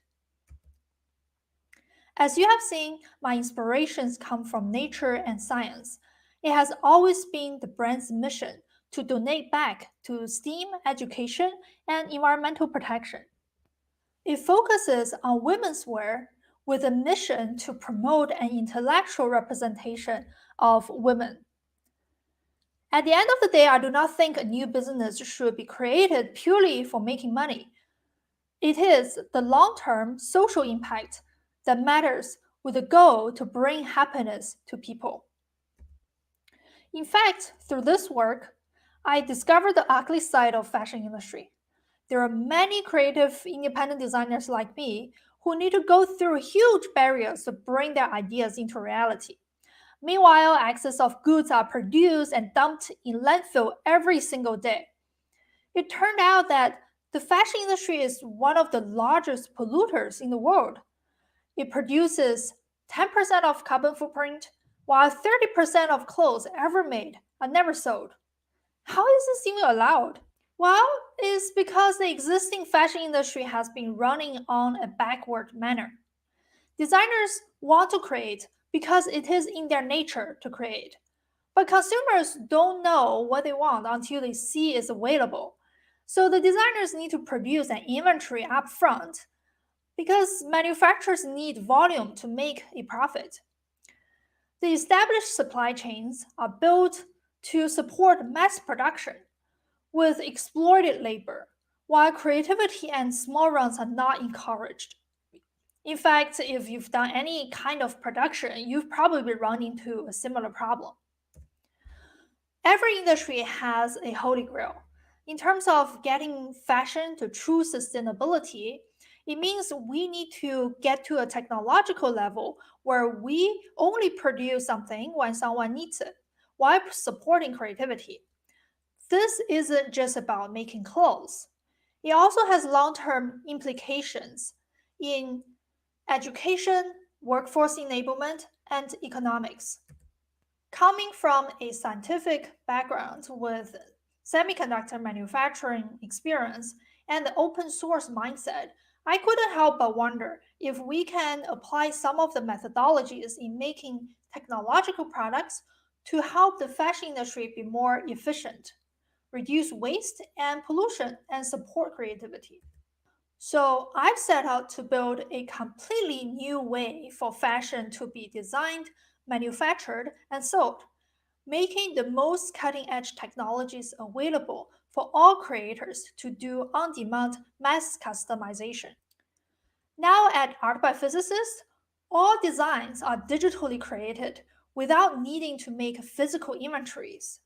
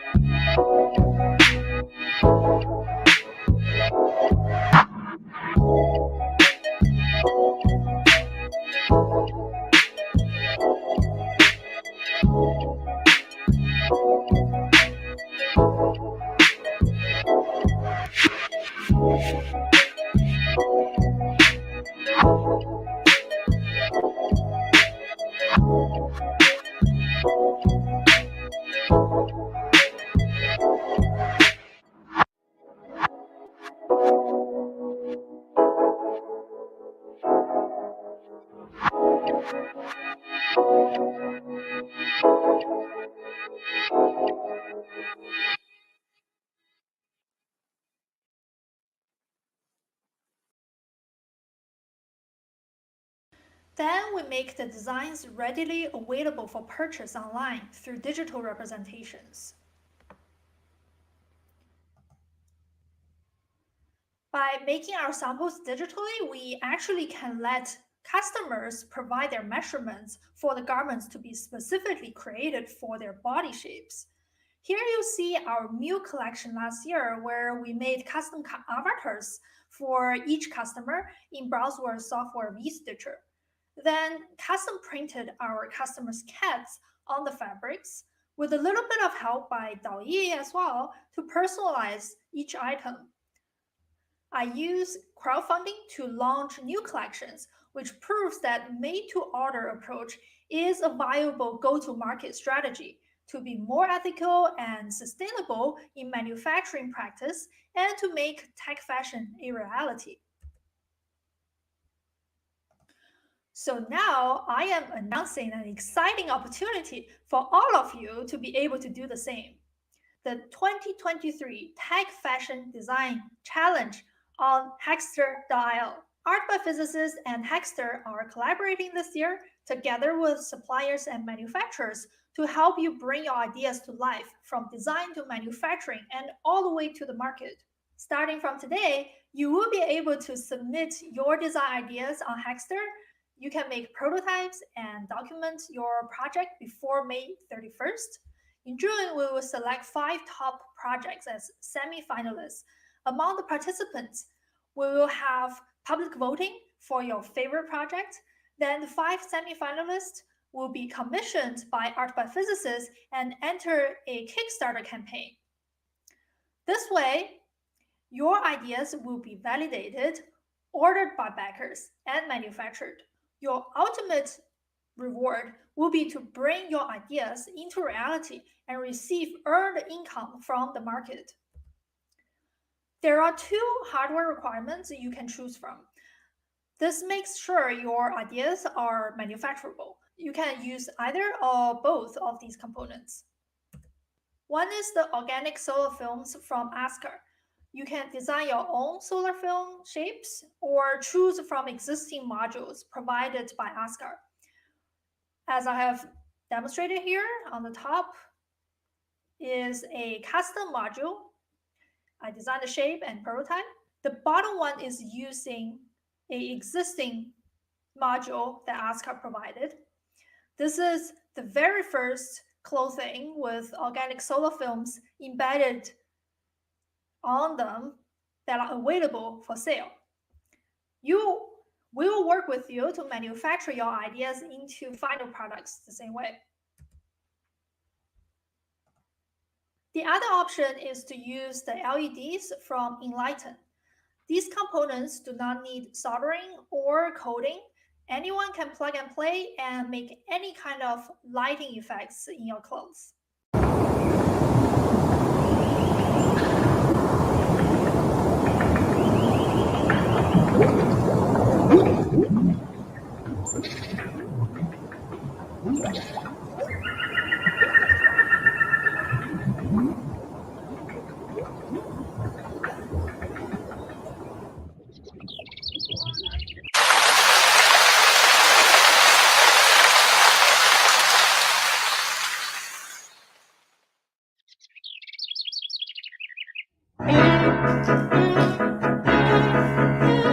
You will also have the chance to meet some of our amazing judges and influential tech fashion designers during the contest at our community events. So now here is how to submit your ideas to the contest. This will drive the fashion industry to be open source and sustainable. Go to this link. Please read the details carefully, and we have lots of useful information and tutorials to help you bring your ideas into reality. Can fashion be part of open source? The answer is yes. And together, we will make it sustainable, creative, and ethical. Thank you so much.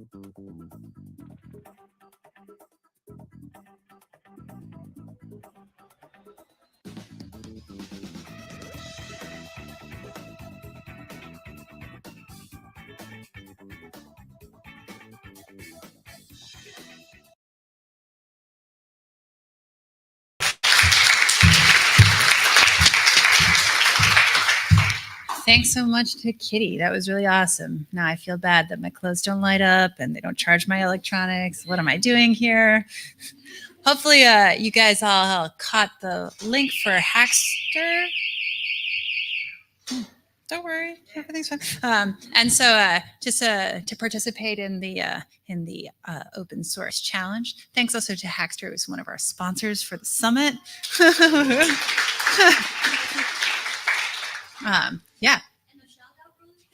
Anyone can register for Oh, nice. So Ginger and Alex, both at Hackster. Maybe you can stand up real quick so everyone can see you and see what you look like. And if you guys sign up for the contest, Ginger is also one of our Open Hardware Fellow mentors. Can help you get started with all kinds of things. So definitely go up to them and talk to them. They're pretty extroverted.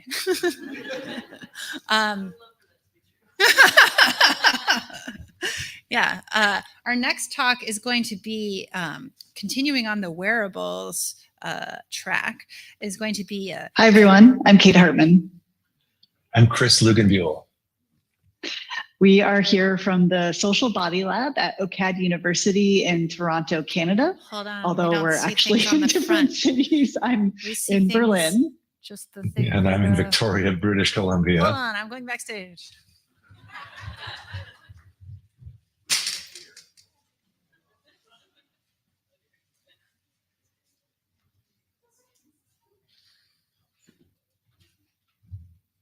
Hopefully I didn't damage the screen. All right.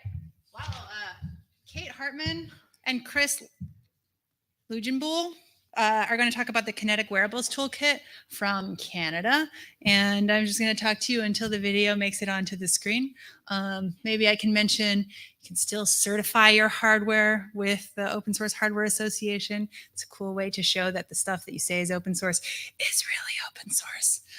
Because we all know that there are a bunch of people out there who think open source is just like a nice thing you can stick on without actually being shareable or replicatable. So check out the certification.oshwa.org. And now, Kate Hartman and Chris Luganbuehl.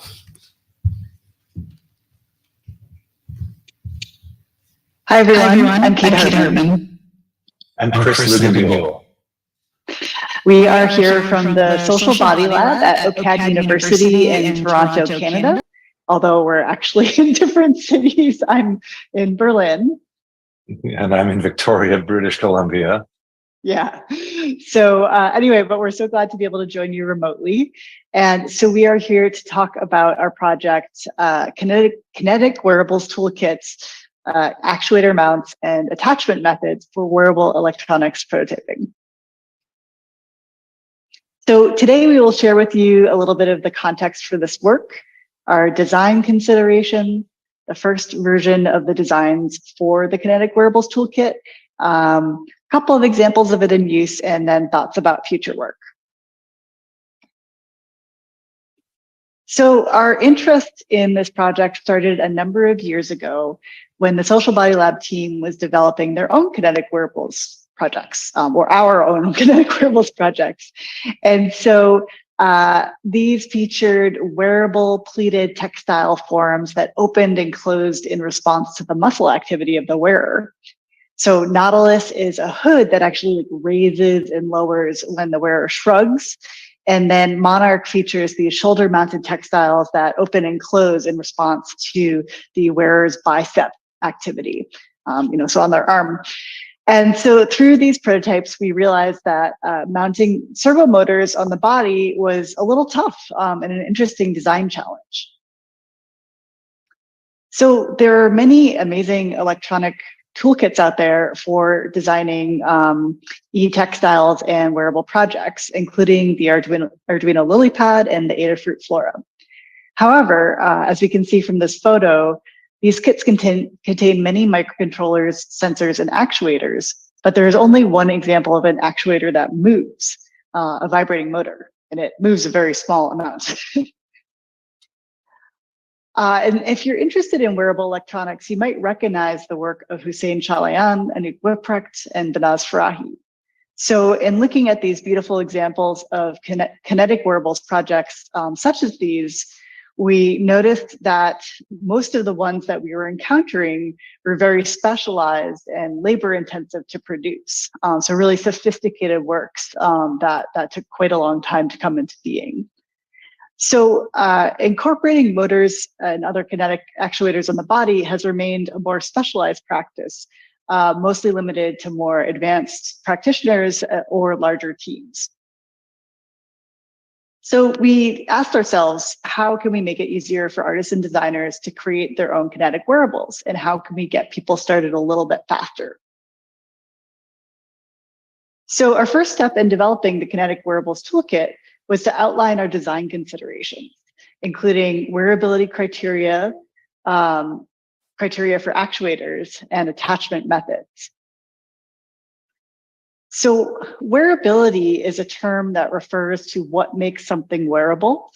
This can vary based on the wearer and the intended use. We see in looking at fashion that comfort is sometimes a big consideration and sometimes not taken into account at all. So we decided to develop a longer list of wearable considerations for how we imagined people might want to use motors on the body kind of generally. And then we decided to focus on the first 3 of these for the initial version of the toolkit. So specifically, we wanted to be able to position the motors so as to protect the motor mechanism from any interference, so push-pull bumping. We also wanted to be able to adjust the range and orientation of the motion in relation to the surface of the body that it's mounted on. And we also wanted to consider the stability of the attachment method. And this is because, you know, when you have 2 things that are moving, if the base is not solid, it will move in a way that you don't intend. So that was an important thing, especially when thinking about the kind of curved and squishy surface of the human body.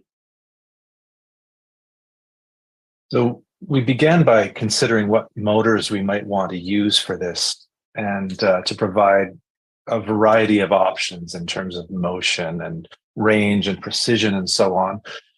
And we settled on a selection of small motors. They're commonly used with hobbyists and DIY electronics projects.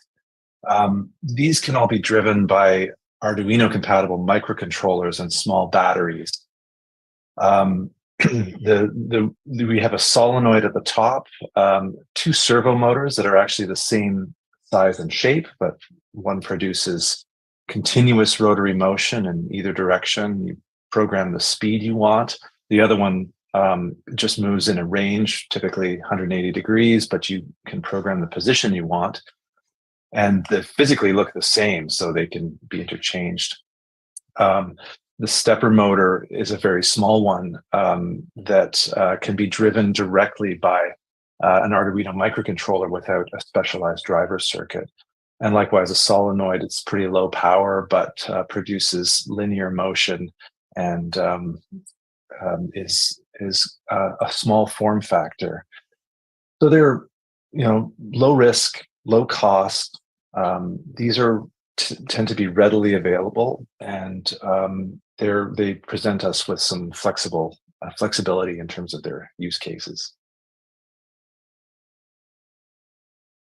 And finally, in terms of design considerations, we looked at attachment methods. So how do we attach these things to the body?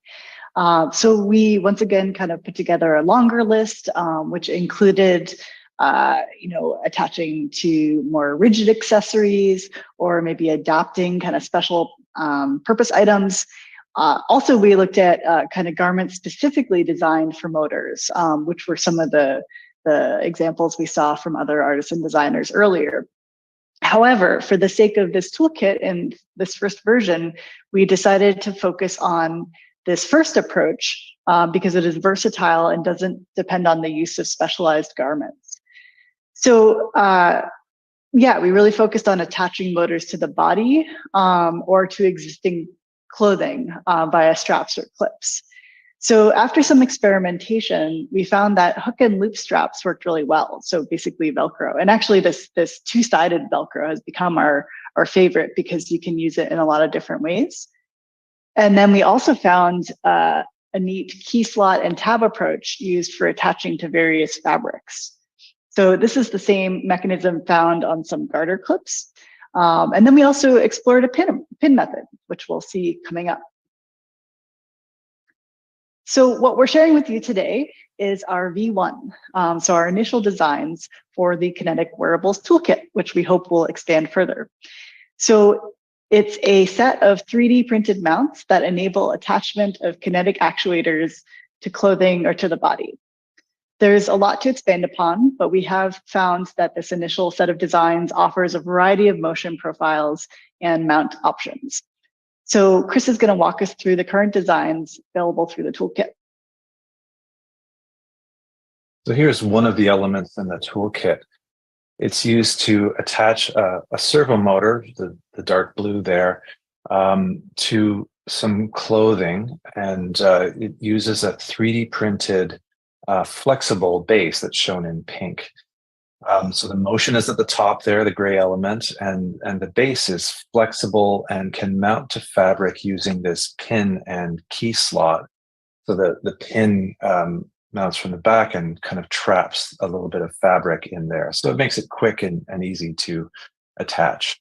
You can, if you're doing something a bit more permanent or a bit more, you want a bit more durability or stability, you can, of course, glue this base or Velcro it or stitch it to fabric. You have some options there.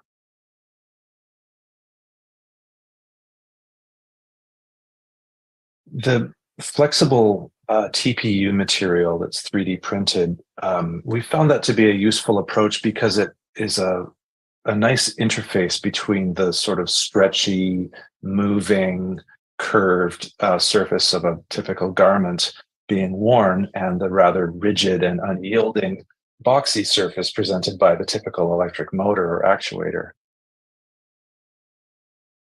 So we've used this material in several places. In this case, the motor is being attached using a couple of small screws. So you do need a couple of tools to do that, but it offers that a little bit of extra stability. Other times you want a different axis of motion. Maybe you want to lift something. So we provided a different mount for that. This servo motor base is for the 0 to 180 degree servo motor. Some of these can be fairly powerful and you want to stabilize them with a more rigid mount. So this mount is printed, 3D printed in rigid material and kind of protects the motor from being overloaded and twisted. In this case, it's attached with a strap that gives it a little bit more stability, but it's less conforming to the body than the flexible mounts. And again, this one, you need a few tools to put it together, so it's less quick and easy. For prototyping and experimentation and flexibility altogether, we provided another mount for servo motors that allows you to adjust the motion to your needs.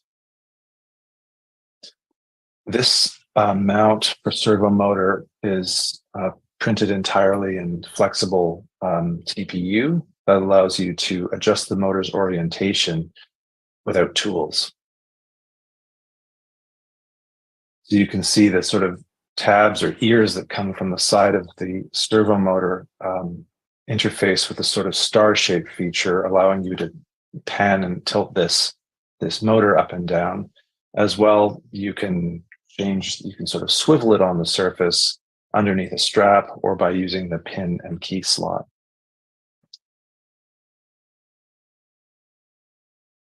This is not as stable an arrangement with heavy loads as the previous example, but allows you quite a bit of flexibility. And you don't need tools to assemble this or adjust it. Now, there are times when you want a larger range of motion. So we began experimenting with attaching a drive wheel to a servo motor to interface with larger moving elements. So this uses a servo motor, could be the small range 180 degree one or the continuous motion one. And it assembles on a flexible base using a rigid housing and a drive wheel that can move a linear element or a larger curved element larger distances. It could be any length. Shown here is a black arrow, but it could be something longer, shorter, or curved. So here you can see the mounting on fabric, but also the possibility of putting a much larger curved element there.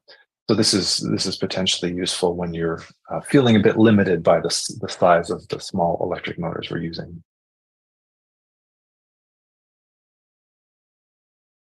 This is the small stepper motor I mentioned at the beginning. So this is a motor that's often used for things like speedometer needles in a car's dashboard or gauges. So it's quite precise. It's silent. It can move to a programmable position, or it can rotate continuously. It is low power, lightweight, inexpensive, but it is not very heavy duty. So you don't want to overload this. It doesn't have a lot of power. So in this case, we've mounted it on sort of a brooch. This is a rigid 3D printed round mount, about 45 millimeters in diameter. And it is mounted with a pin, kind of like a safety pin or a brooch, anywhere. And being quite lightweight, it is easy to mount in various locations on a garment. This stepper motor can be used directly by a microcontroller. You don't need specialized driver circuits to drive it because it is so low power.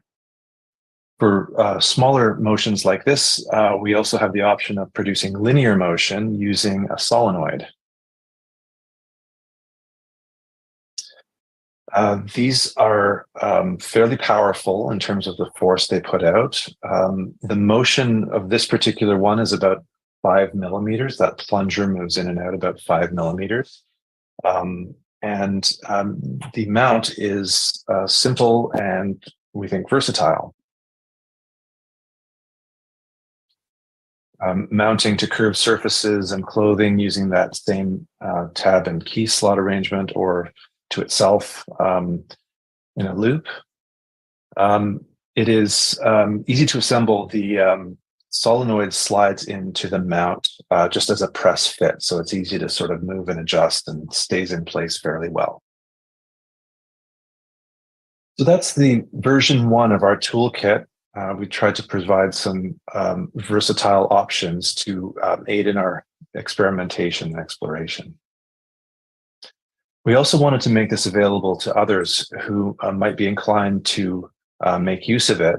So we provided a bill of materials, where to get the motors and so on, and editable CAD files for anyone who might want to modify the designs to suit a particular purpose.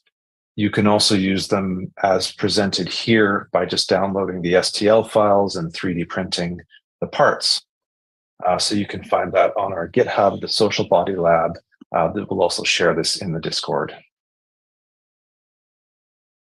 And so while we haven't had the opportunity yet to do any formal user testing, we have been printing out these different modules from the kit and sharing them, fairly widely within our local communities. And so these are some examples of use from an advanced wearables class at OCAD University, where students created, different kinetic wearable prototypes using the mounts. And we've also employed them recently in some workshops for the Bodies and Wearables workshop series as part of the Bodies and Play project, which is hosted in collaboration with Dames Making Games. So so that's pretty much what we've got so far. In terms of our future work, there's a lot to be done in terms of thinking about kind of beyond the motor mount. And so, it doesn't have to be totally tackled by this toolkit, but it is worth thinking about. So motors don't live in a void. They need to connect to other things, including power and oftentimes a microcontroller. So we want to think about cable management and how we can build in any affordances for that into the designs, microcontroller management, power management, etc. Of course, we want to iterate upon what we've done so far, and we would love to create additional designs. And so we would like to do some slightly more formal user testing to get feedback and see what people think about them and what they make with them. Also, we would like to play more with our own toolkit ourselves and make some expressive kinetic wearables, which we'd love to share with you. And then finally, we're really excited about the possibility of other people using this stuff in collaborations, which is why we wanted to share this work with you today.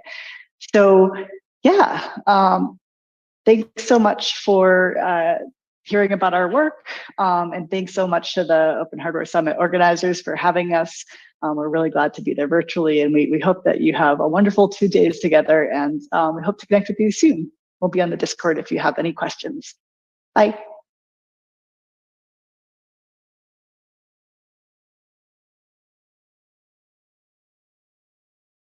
Thank you, Kate. Thank you, Chris. If you want to ask questions or find details about their toolkit, definitely go on Discord. We have channels for all the different talks, and you can ask questions there. I learned that from Prof. Barry. Next up, we have a final talk before lunch. Sticking with the fashion textile sphere, we're going to hear about 10 electronic textile projects that the speaker wishes were OSHWA certified, and that's going to be brought to you by Senya Jarva.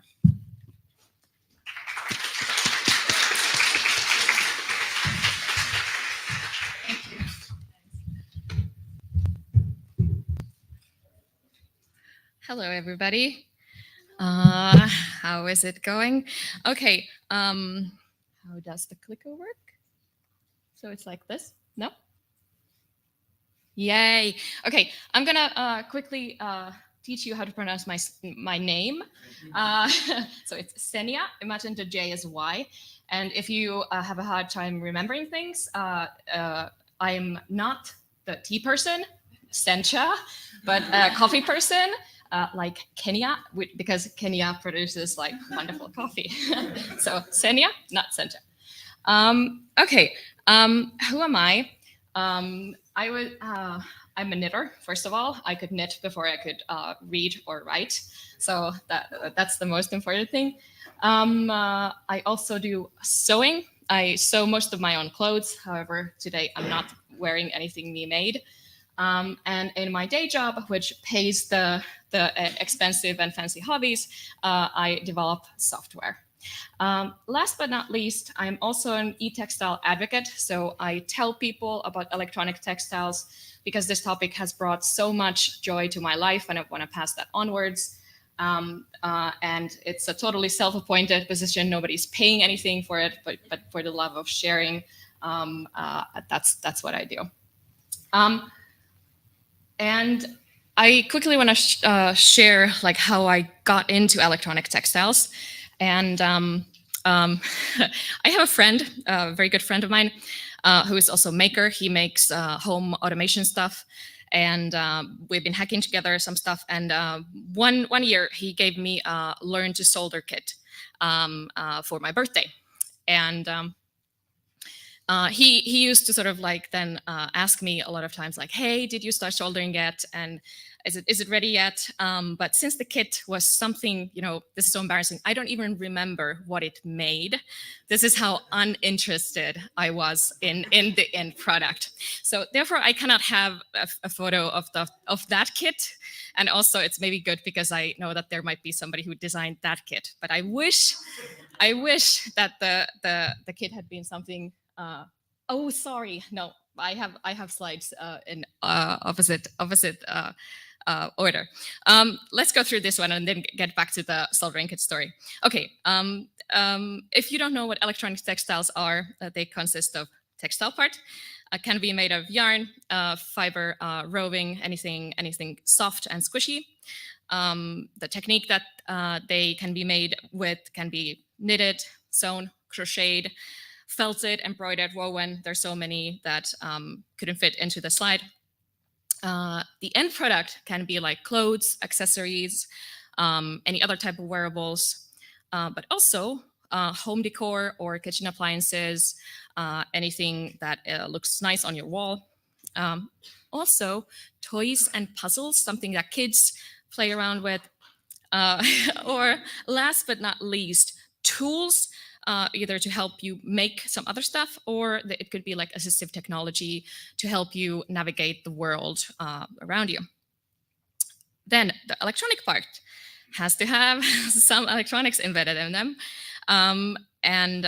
Usually the components are soft, lightweight, non-scratchy, non-angular, because when they are attached to soft material, it doesn't make sense to have like heavy or angular or scratchy things that then harm the textile that they are embedded into. And some of the circuit parts are usually removable, at least the battery, but they're also like completely removable circuits from the item, because like when it's a textile and if it's being used as a clothing or something that you touch, there's usually a lot of dirt and stuff that needs to be washed off.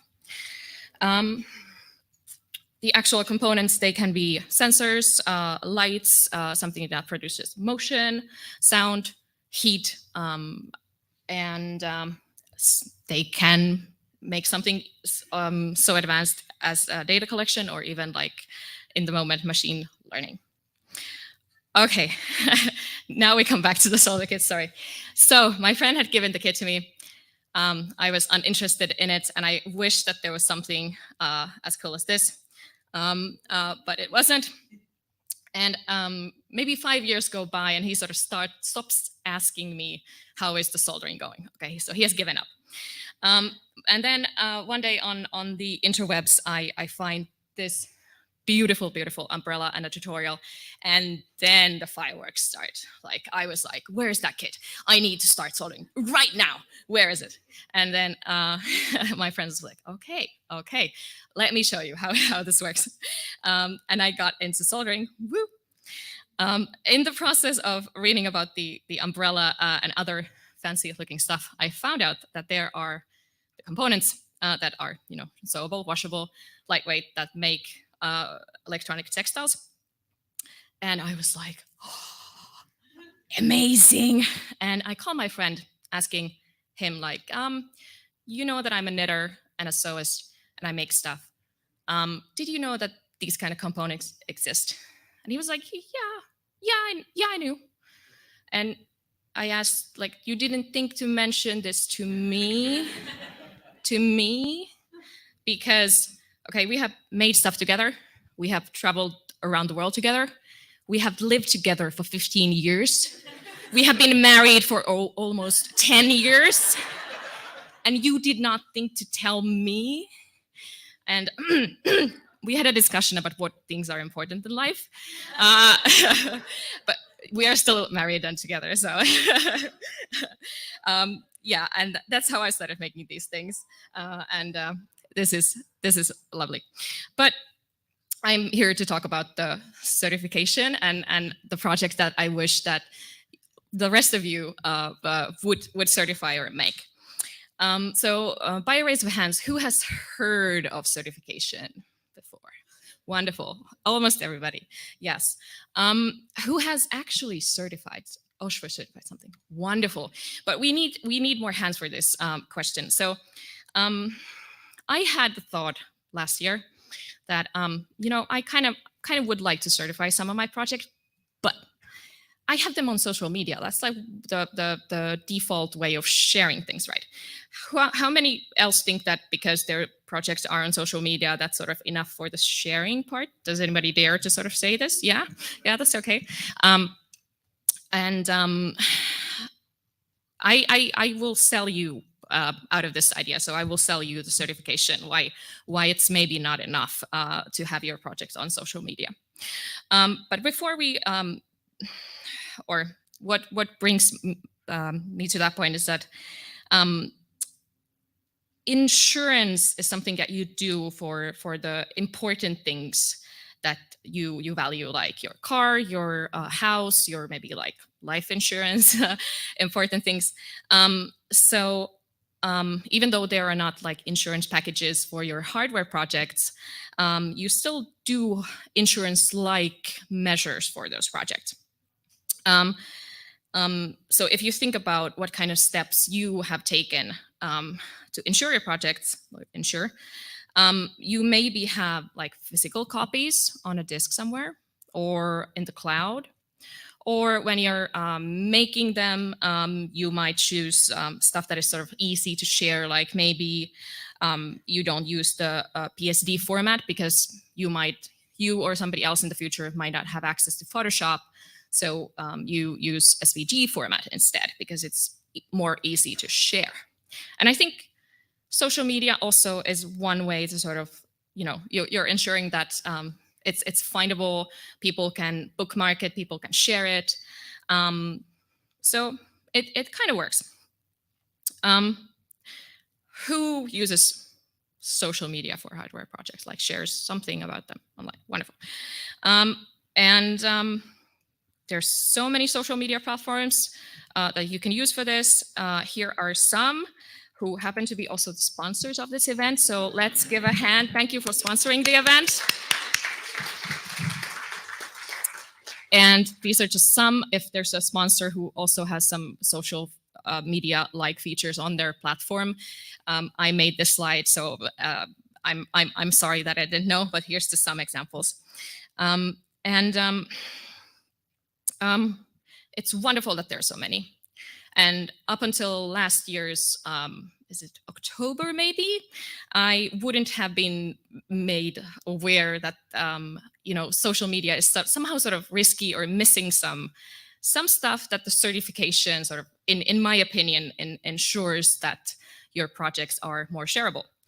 And enter this use case. So since the social media platforms are owned by the companies, they're of course they're under the control of the companies, and companies they can change the terms of their service. Somebody can buy them suddenly and then make a huge change, and then suddenly a platform that we all relied on is not something that it used to be. So up until last fall, I was thinking like, okay, it's enough that I have my stuff on Instagram or Twitter. But nowadays I think that it's not enough.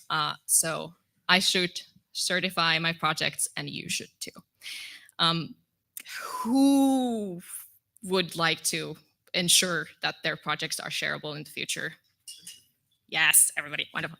So please certify. Look into the certification process. I've heard that it's really, really easy to do. And when I was considering certifying my projects, I of course went to the project listings to see like what kind of stuff people have certified already. And I was expecting hundreds of thousands of projects. Unfortunately, I was let down. There are only some hundreds. I don't know what is the current number, because I'm hoping that the numbers are going up every day. I browsed different things, and I realized that I know that there are amazing projects in the world that have been already made, because I see them on social media. Why aren't they here? Why aren't they here? And I started making this list. Like, I wish that there was something like this. And now I realized this week that the topic of my talk should have been like 10 types of e-textile projects that I wish were certified, because these are just like examples of different categories, not very specific like project items. But let's go. Countdown. 1 of 10. Considering my background with soldering and the non-interesting soldering kits, I wish that there were more stuff that is, teaches folks how to solder and looks cute and interesting. It can be also something useful, but I wish it was more visually appealing and cute. And there happens to be at least one soldering kit that looks very nice, and it's the penguin badge. But there's room for more, like whatever it is. If it is a flower or something else that you find appealing, please make a badge and like a badge kit and certify that. Number 2, I wish that there were more projects that are made mostly out of yarn or fabric, because I have to say, up until last year's summit, I was like kind of Is yarn hardware? Is yarn hardware? And last year, there was a speaker, Anuradha, who proved to all of us that yarn is hardware, definitely. So, woo! More yarn and fabric things, please. Number 3, something that contains flexible components or are flexible components. And already today we have seen one example, or more actually, examples of flexible components. So we need stuff like this, because even though the PCB sewable components, they're wonderful, they don't fit to all the places, because, for example, if we're making like clothing with electronics, we have much more sort of like curvy surfaces rather than angular straight ones. So yeah. I wish that there were more projects that use a niche textile technique. And yeah, I could have 10 slides of these, but for example, something like bobbin lace. I have no idea, have you heard of this? But I used to do this. So I learned knitting, and then I learned bobbin lace. So when I was 10 years old, I was making this stuff. And I would love to embed some electronics in one. Okay, another technique is called tatting, and this is even tinier, teeny tiny lace made with usually 2 different threads or yarns. And what is really interesting about this is that the other yarn is like inside the other one, so it's like great insulation technique already. So we could like use conductive thread that is not insulated and then tat around it, so to speak. But there isn't a project on the certified listing that would be using these kinds of techniques. So go ahead, make some. Number 5, something that is an assistive technology device. And I found at least one. So this is a Caroloop that is an input device, and you put it on your head, and with your facial movements, you give inputs to whatever the device, computer, mobile phone, that you want to give those inputs to. And to give you examples of something that could be in this category would be like maybe there's something that you can sort of feel through, and you don't have to see or rely on sight to use it, or touch related stuff. Number 6, I wish that there were more tools that help make stuff. So in here we have a seam ripper, which is used in sewing or other yarn related techniques to either sort of cut a seam or cut threads in the places. And I'm sure that there are multiple ways to use this tool, the seam ripping continuity meter. I think that you can check like, okay, I have current here, or you can try to find short circuits with it. But it's a great example. It is openly available, but it's not certified. So certify. Number 7, and I want to spend some time with this slide because this is a tricky topic. I wish that there were projects that use techniques that are part of the traditional culture of some native people. And here I have an example from the Sami people. I come from Finland. Sami are the native people of Norway, Sweden, and Finland. But I wish that the person who certifies this project is part of that culture and tradition. I could not certify something like this because I don't know how the culture and the craft works. But I wish that I could learn from the sort of like the documentation and from the certification, and therefore enjoy and sort of get more ideas into my own making. Same goes for selling. Like I could not sell something like this, and I wish that then the people who do sell stuff are, grown in that culture and in that tradition, of course. Okay, number 8. Jewelry. So it was me who made the very loud sound when I saw a beautiful earring on some of the other presenter slides. I love jewelry that has electronics, although I haven't yet seen that many soft jewelry examples. So there are a lot of hard ones that use metal and stuff like that. But for example, soutache would be a great technique to sort of embed whatever shiny and nice things into the craft and make beautiful wearable items. Number 9, I want to spend time in nature more, and this is also tricky topic for me because I spend my day on working with a laptop inside, and then I make electronics and I do my handicraft work inside. But I wish that there was something that would encourage us all, enjoy the outdoors and spend more time in there. So one of my most loved projects is this sunscreen reminder hat. I have worn it now for one summer, during which I did not burn in the sun because I don't get a tan, I just burn. So something like this. Maybe another example would be like if your project is solar powered, you have to be in the sun for it to work, or something that if you come from a cooler climate, then produces heat so that you can stay longer outdoors or something.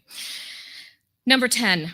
I wish that there were projects who contain some custom-made components. These happen to be buttons, but they could be anything else. There's lots of examples on the internet for inspiration. Okay, I'm running out of time. So in conclusion, one more reason to certify your project is the freedom from social media companies, different ways of control. So like feeder front page algorithms, member walls or paywalls, changing terms of use. And there are many types of e-textile items that could be made into existence and add to the diversity of the projects that we have, in the world. Some of them, are OSHWA certified, and some of them are already in existing. But yeah, please go make some stuff. Thank you.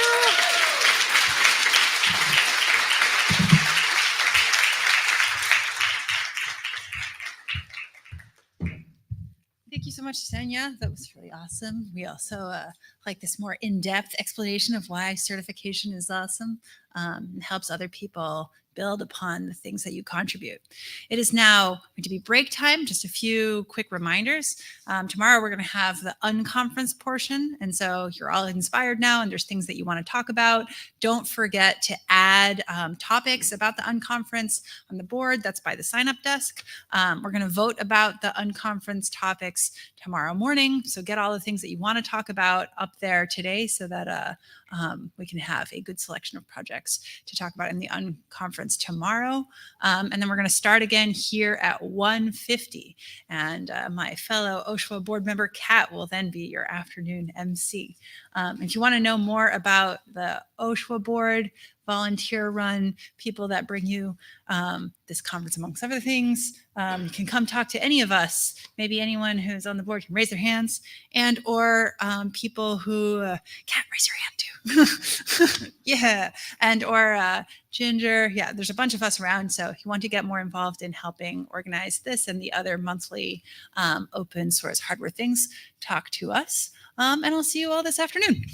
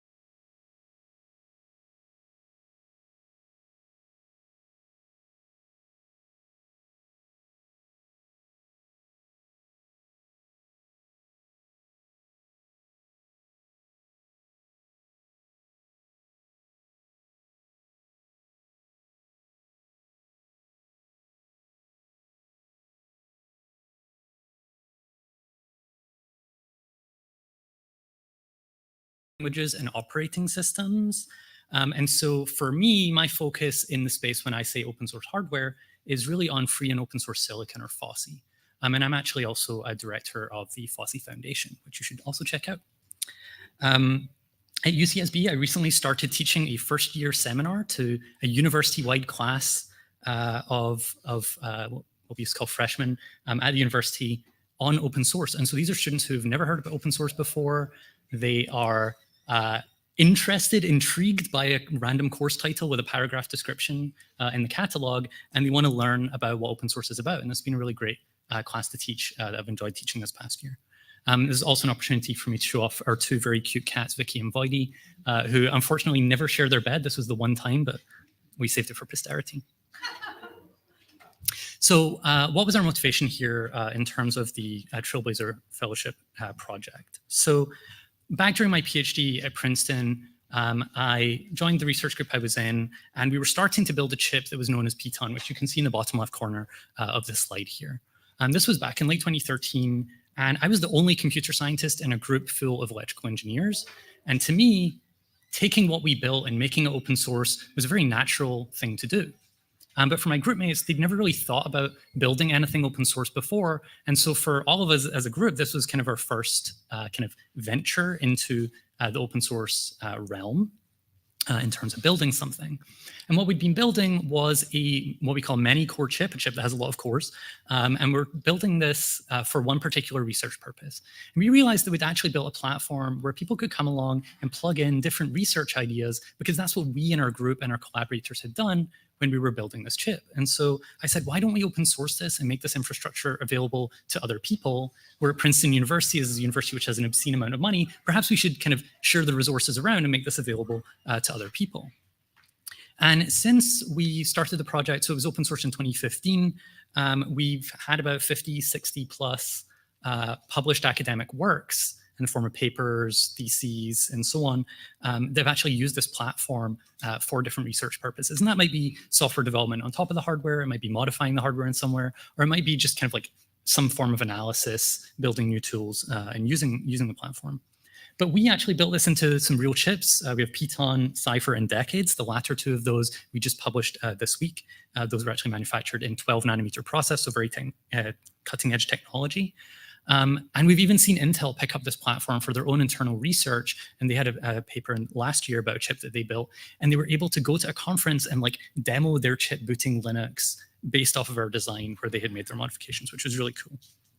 And so having led this project for a number of years, back in 2020, there was a call from IEEE Micro, which is a magazine in our area, for papers on agile and open source hardware design. In the silicon realm, we're seeing a lot of people who are now embarking on journeys in open source silicon. They're building new projects and they want to share them with other people. They want to encourage use of whatever they're building, because nobody wants to build something and put it in a drawer and never see it again. And so we've been doing this for a few years at this point. We're kind of part of a vanguard of this kind of emerging realm of open source silicon. And we wanted to share some advice and lessons learned to our colleagues so that we could help them do more and we could see a bigger growth in the community and bring more people in. And we talked about a lot of things which, you know, not everybody's going to agree on, right? So design philosophy. We picked a design philosophy. Other people might have other design philosophies, but we want to share this and hear what different people think so that we can gain some lessons. We talked about actually managing an open source project. How do you grow your community? How do you maintain it? How do you help people out as they're getting started? We also talked about how to close the loop on the research. So we were, you know, trying to propose new hardware designs. In some cases, we actually go out and build those, and then we come back and we measure them. We understand if they worked, and then we reiterate again. And so closing the loop for us is a very important piece. And then this is a project we've been running at this point for, you know, more than 5 years, and it's been open source for about 5 years. And so we're talking a lot about what changed, right? And we didn't want to phrase this paper as one where we say, hey, we did all this stuff wrong, and so you shouldn't do open source hardware. You know, it was like, here's a lot of cool stuff that we did. Also, there were some things that we did wrong, and we should do those better next time. So as the OSHWA Trailblazer solicitation came out, I had recently joined UC Santa Barbara, and I was realizing, Like, there's a huge amount of open source hardware IP that comes out of the University of California system. And you might have heard of things like RISC-V that are out there in the community today, which spun out of Berkeley and is now a large international trade association. But there's lots of other projects here which you may or may not have heard of for things like early stage simulation of chip designs like Gem5, going through the chip design process. So we have OpenRoad from San Diego and OpenRAM from Santa Cruz. We have platforms for actually building new chips like OpenPTON that I mentioned, ChipYard, FireSim, DSAGen from some of the other campuses. And this is only a tiny subset, right? And if we looked at open source hardware more broadly than just the silicon component, we would see a whole lot of other stuff that we would be able to include here. And so my pitch was, let's go beyond the case that we normally find. We open up a GitHub repository, we open up a paper, and the documentation is just that. You get some code, maybe there's some useful documentation, but you don't really get to hear about the process that they went through in designing this stuff. And if you're a newcomer, it can be hard for you to get in and sink your teeth in. And so I wanted to find the experts from these various UC projects and bring them together to share advice and lessons learned over the course of the time that they've been building these projects. And for some projects, like in the case of RISC-V, they've been going on for over a decade at this point, and there's really a wealth of knowledge to share with newcomers so that we can do better in our projects going forward. And so we've been creating a centralized resource where we can share different types of advice materials. So we have talks, which we can share from UC faculty. We have interviews with those faculty where we're going to share the videos and the transcripts. And then we also ran a tutorial, and we want to kind of put this all in one place. And so the location that we put together is called Open UC Hardware Advice, or OUCH Advice. This is meant to help you overcome the pain points as you're getting started in open source hardware and open source silicon specifically. And so the first piece of this was taking experience that we had built from running tutorials over the course of building some of our projects. And so it was a little bit hard to pitch this tutorial on how to build a tutorial, a meta tutorial, if you will. But we did manage to get an audience. We did manage to advertise enough that we got people in the room. And who we're trying to target here is people who are building new platforms, new products for research purposes, where they want to share that with others. And a lot of the time in our community, people say, oh, we should run a tutorial because maybe we'll get some users. And they don't really think very far beyond that. They say, oh, we'll run it once and that will be fine. But we found that by running tutorials many times, we build a lot of experience and we're able to reduce the work for each time. And if we want to build projects which are going to continue in the long term, then this is really important. And so we got together, myself, I've run about 13 tutorials on the OpenPTON platform since 2016. Sagar Karandikar from UC Berkeley, who's been leading a lot of effort in ChipYard and FireSim, and he's run a large number of tutorials as well. We had Elba Garza from the University of Washington, who's a teaching professor there.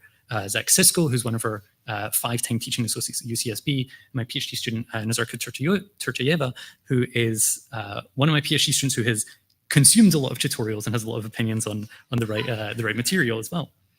And so we really wanted to help people think about building like the right kinds of content, how to go about the process of designing a tutorial, doing things like actually getting feedback from the audience so that you can make it better over time.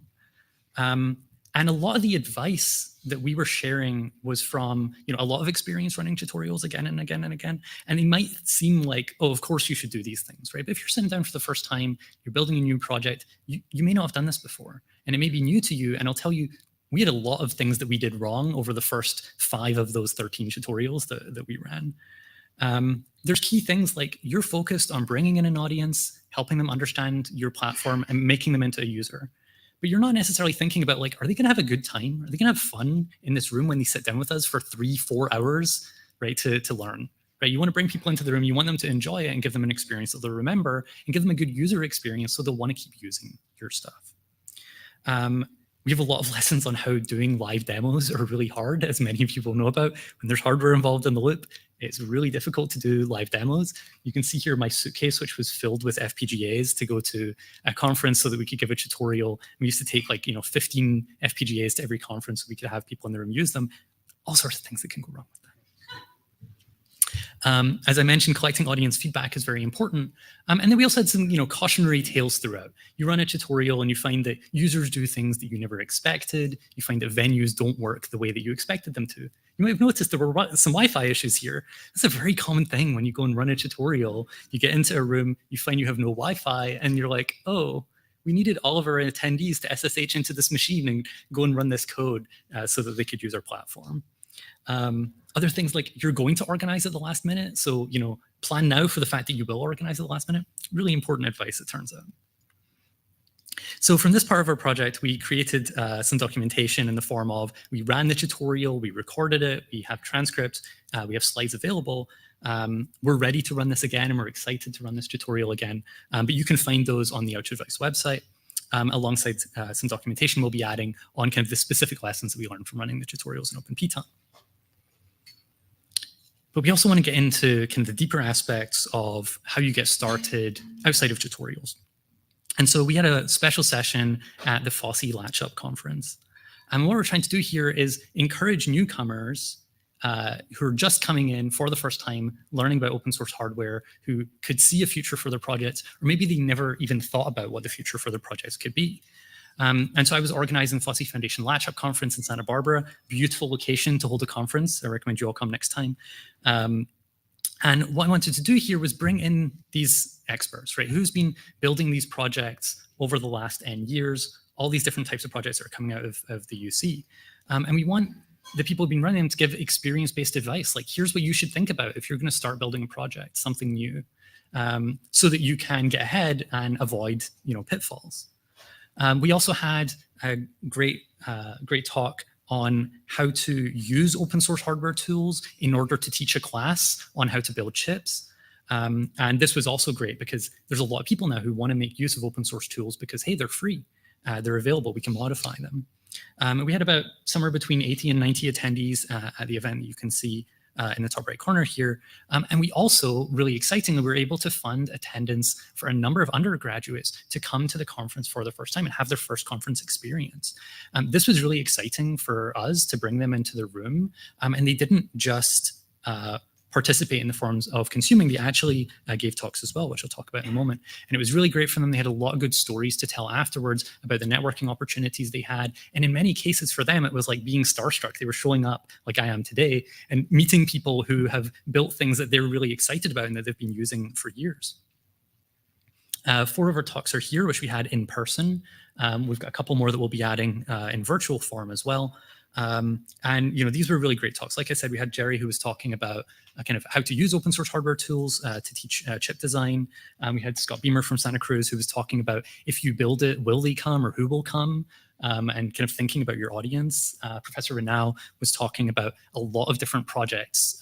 He's very prolific in producing open source hardware projects and bringing those kind of lessons from those over time.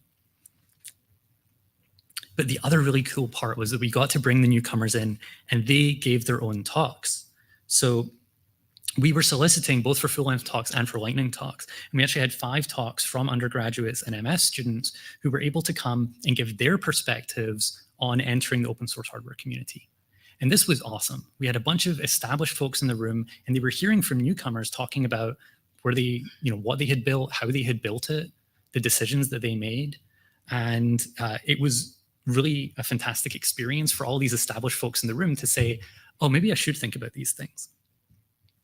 We were able to summarize a lot of different aspects of the projects they'd built in research and in education, and the videos are available as well.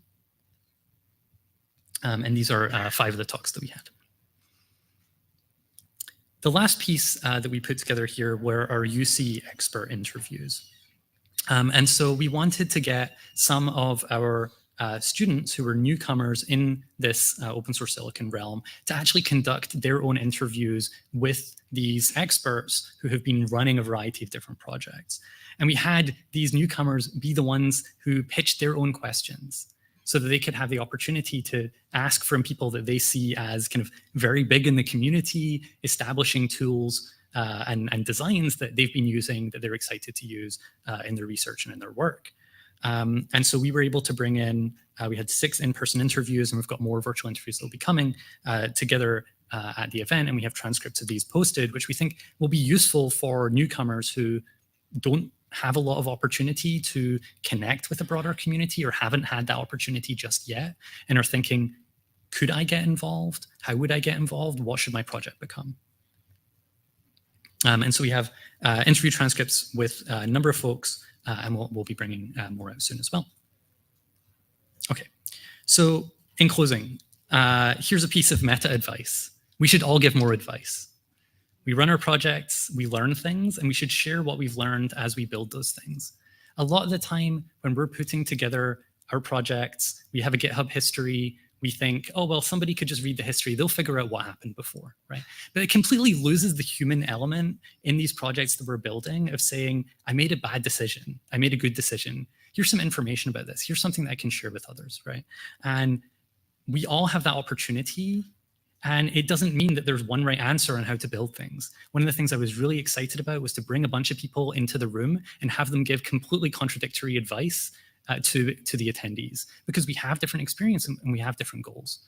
And it's important for us to share these things rather than simply dumping code, dumping papers on the internet and saying, hey, good luck. We hope it'll work for you. We have the recordings, the transcripts, and the interviews all available on the Ouch Advice website here. And we're going to be continuing to add content here. And our hope is to keep bringing in more experts and keep getting more advice, more opinions over time. So this was my Trailblazer Fellowship project. And I would like to thank my students, Nazirka, Zach, Parker, several of my other students who put in a lot of effort here. My UC expert colleagues who came, spent the time, met with their students one-on-one, gave talks, have been having virtual calls with them, and so on. To our OSHWA organizers, Alicia, and Lee, all the mentors that I was able to meet with, the Sloan Foundation for providing the funding, and thank you all for listening to.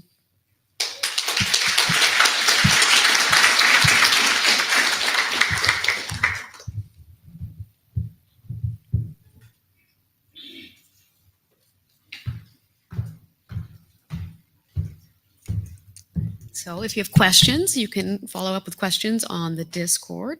Next up, we have Anne-Marie Thomas, who's here to talk to us about making pretty PCBs for STEAM. Oh, sorry. I'd be very bad at that. Oh, you'd be fine. You'd be fine. We know. Open source hardware for pre-K through 12th grade education.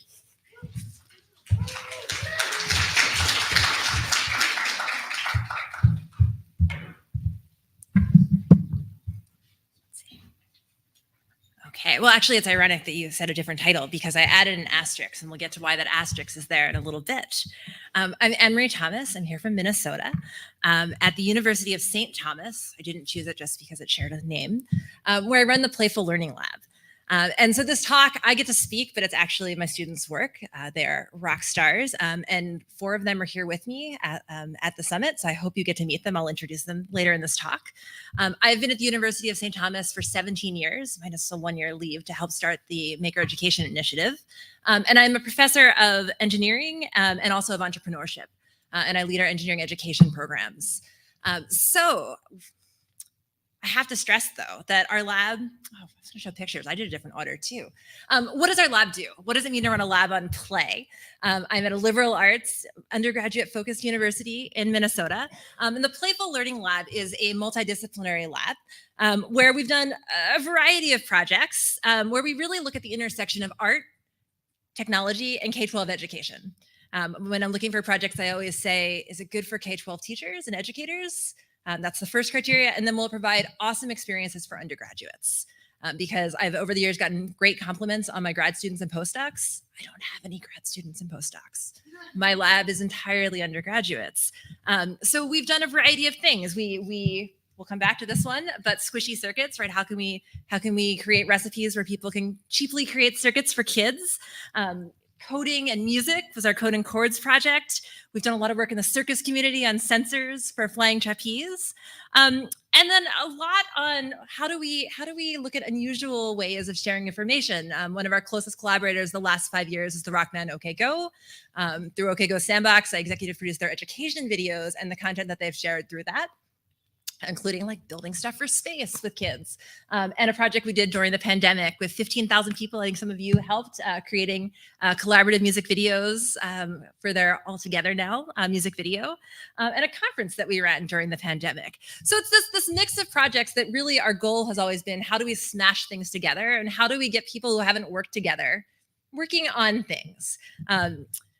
But man, it's been a little hard to do this in the last 4 years. We're a very hands-on lab. My team is undergrads. Like, we have lunch together every week. We travel together heavily. This is our first trip since as a group since 2019. It's new undergrads.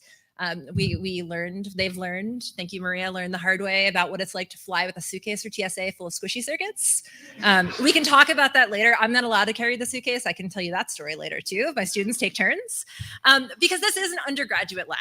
And these are typically 10 to 30 students. They're all paid. I don't take volunteers because it's an equity issue. So we scramble to find the grants and then they're all paid. And they cover about 12 different majors.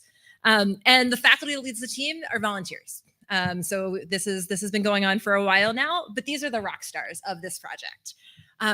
But man, again, it's been a hard couple of years. So it was really exciting when the call came out for the Oshawa Academic Trailblazers Fellowship. Thank you to both Oshawa and to the Sloan Foundation for a chance to really look at what does it mean to do open source hardware in academia and how do we help people do that? So we came up with 2 questions that we were going to look at as this fellowship project. First, how and where is open source hardware used in K-12 education? And then the second is, what are examples of paths that led from academic projects becoming companies or external projects? So how do open source hardware projects leave a lab? It looked really good on paper. Thank you to everyone who read it. Like, this was our goal plan for the year. You'll see it went a little differently. So as an academic, and looking at this as the goals of this fellowship, part of it is, well, how do we make sure that particularly junior faculty, I fully aware that I'm a tenured full professor in business and engineering. It's a very different position than if you are pre-tenure trying to have this work count. So what we really wanted to look at is, where can we find examples of open source hardware in K-12 education as evidence through published peer-reviewed literature? And we broke this into 4 areas. We said, how is it being used in elementary school, middle school, high school, and extracurricular programs? These are all very different. And we picked 6 areas to look at. An amazing team of undergraduates. We had one group looking at laboratory equipment. So thank you to the lab from Manu's lab from Stanford. Right, there's tons on Foldoscope and some of the great projects out of there. We can't wait to hear tomorrow about their work, the new work. Circuit exploration, right? Lots of awesome open source circuit projects. Music technology, physical computing, 3D printing, robotics. We will be looking at Carlotta's work. How do we find evidence of this and then share it to show that it's had impact, right? And that is such a challenging word in academia, but really looking again at where are things being published. So lots and lots of lit review. This is a work in progress. Katie, who's sitting in the audience there, she's got a spreadsheet with hundreds of papers that they've been categorizing. And we have some drafts of lit reviews that are going. Thank you, Maria and Megan and Cameron and Katie and so many students. So that's one project we currently have going. The other is my business professor hat. If you've been to business school, I teach in an entrepreneurship program. You read a lot of case studies. Very few of the case studies look at open source hardware. And so my dream is when I'm teaching my undergraduate tech prototyping classes, I want some case studies that show the awesome projects that are being done in this community and how they've been brought to people. So to actually get to the point where we have these case studies and we have teaching notes. So the easiest one, and the one I should talk about a little bit that we're writing, is squishy circuits. Have any of you ever seen squishy circuits? If you haven't, we have them at the table in the back. Squishy circuits started because as the maker movement was really taking off, I was a mom and I wanted my kids to have something to do while I was cooking dinner. And I thought it would be fun for them to do circuits, but she was a little young to really do e-textiles. So we looked and we came up with these recipes, and this was truly no goal for this project. I just wanted something fun I could do with teachers. We shared it on a website. I was very aware that I was pre-tenure, so we also found ways to publish it and have other people cite it. And that was all really lovely. And then I had a chance to give a talk that kind of exploded. If you are a professor at a primarily undergraduate university running a lab that you don't even really have space for, and you're teaching about 6 classes a year, we didn't kind of know how to handle all these people emailing us. So my awesome undergrads at the time were answering all the emails, and we shared all our recipes and we answered the emails and we changed the recipes if someone was gluten-free, and we showed what parts to buy. And I was very proud of ourselves. And then it was pointed out to me by one of my students that if I was a teacher, I probably didn't want to have to solder all the battery packs myself. And so, Anne Marie, we should start a way of selling this too, for people still share the plans, but we have to have a company. And pre-tenure, 2 kids wasn't going to start a company.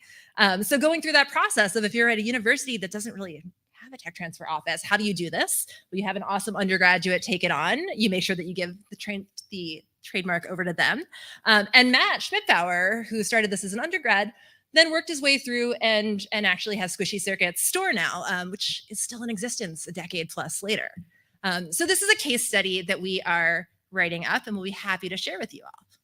Oops. So yeah, Maria is lead author for this one. But here's the asterisks. Here's the second talk I get to give today. So those are the projects that we're doing. And if you're an academic, you've probably written some grant proposals, and this is our plans. And we are going to do this month, and this month, and this the next month. And we have 3 rules in our lab, and we take these very seriously. And actually, most of my students can cite them. The first is be kind. The second is play well with others. And the third is clean up your messes, which sometimes is literal, like getting paint off of walls, but usually is apologies or figuring out what went wrong and fixing it. And prepping for this talk, as I was putting this together, I realized that the last time I was here was 9 years ago in 2015. It's a good thing I checked, because that was actually the dress I was going to wear today, and I thought that was like too spot on. It's like, okay, so this same dress, different color. But I had this slide. I'd given the keynote that year, and I was talking about a book I'd written on the maker movement, where I'd interviewed dozens of makers about their childhoods and looking for trends. And one of the slides from that talk, like just taken, from the OSHWA website, is that makers share. They don't just share the happy, successful stuff; they share the struggles. So I was debating as I gave this talk. I'm like, I could have shown you pretty slides. You guys saw a bunch of Google Docs of where we currently are with these papers, and I'm in awe of the other Trailblazers and all that they've accomplished this year. My team is awesome, but what makes open hardware exciting to me is this community, and the fact that we've seen, this morning, the beauty of personal computers and how that depends on who's making it and who they're talking to and who's helping them, and the story of NoiseBridge and being taught how to use the laser cutter and materials recommended. So my turn to be honest, what does it mean to be a trailblazer in academia? I often ask my students, like, how they know what their professors do. And if you look at a website, or you look at a curriculum vitae, CV of a professor, you see the successes. You see the grants won. There'll be a line for OSHWA Trailblazer, right? That's a grant fund of awesome students. But we don't always share these are the things that really didn't work. Or this is the paper we didn't write. And so I want to stress, as I present work of my students, that man, one of the things about being an academic right now is that you're also being an academic in 2023, a human in 2023, and in many of our cases, a parent in 2023. And it's amazing how the grants we might have written prior to the beginning of COVID, it has changed. What it means to be doing anything in academia right now is rather different, but I think also open source hardware. And so I point this out because we realize, as someone who works with K-12, our US and actually global academic system is exhausted. If you're looking at the rates of teacher burnout and teachers, and those are the students that are coming to us. If you look at the current undergrads, you guys are amazing. I love my students, they're here. But let's be honest, they are also the students who probably had 1 or more years where they were remote and maybe didn't have some of their classes. And so I want to call attention to this because honestly, when I wrote that proposal, I said we'd have these papers published by now. We don't. That's on me, because it's been a really interesting time to think about what does it mean to be part of a community, be it open source, be it academia. And again, I can say this with the privilege of being a tenured professor, but I can't imagine if I am starting out and trying to write these papers and get things started. So I point this out because I don't want to say like we wrote this proposal and everything went great and we're done. The work's going well, and thank you so much for OSHWA and to the Sloan Foundation. But I'll be honest that we haven't finished our project. It is a work in progress, right? So if we look at how and where is open source hardware used in K-12 education, and what are the case studies we can use, they're a work in progress. And I'm honestly kind of happy about that's where it is, because I always tell my students their health and family comes first, then school, whatever that means to them, and then the work of our lab. And to me, that has to be third, because to do work that is personal and that we're going to share, we also have to acknowledge that, I don't know, has anyone had an easy couple of years, right? So, I mean, my 4 students have had so many meetings skipped with me, and I've been sick, and other people, that I think that's one of the things I wanted to acknowledge when I was putting this together is if part of what we are is community, and to be a trailblazer, I don't want to come up here and say, here's the awesome work that we've done and all the things. Like, we've done some good stuff. But I think the most important part is we're relearning how systems function in this pandemic society and after the trauma of the last couple of years. And I am so ridiculously proud of my students who are doing all of this work while also juggling all of the myriad issues that we know that people are dealing with, particularly if you are a student. We were supposed to go to a conference last month, and then there was a shooting at that campus, right? So that's a lot if you're working with undergraduates. And for me, the community aspect is always going to come first. And so we are super excited that ASHPA is letting us, we've been going slow, so we'll get that work done. It's still there. I'm happy to share the drafts. We have file upon file in progress. We hope to get these out this summer, assuming everyone's healthy and happy and we get there. But I just wanted to say that I think to us, that's our strength, right? All of us as a community, the sharing, and already hearing in the coffee hours of people sharing what sources they have or the stories of, which board one should be using. Lean on that. Like, if we go back to the idea of open source and sharing, I think there's also the acknowledging sometimes that not everything works out the way we wanted them to. So again, thank you guys so much for having our team here. We have 4 undergrads who are traveling with us on this work. We have Maria, who's an entrepreneurship student. We have Katie from mechanical engineering. We have Maria, Megan. We have Megan, who's biology, and Cameron's at a workshop. He's one of our comp sci students. But part of what we're hoping is that by exposing the next generation of potential graduate students, for folks like Jonathan and others, to this community early, we start building that out. So thank you guys.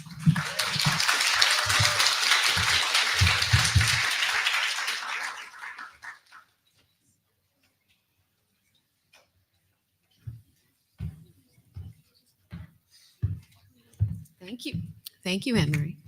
All right, next up, we have Aisha Iftikhar, who's going to talk about making pretty PCBs for STEAM outreach. Woo! Go, go, go, go!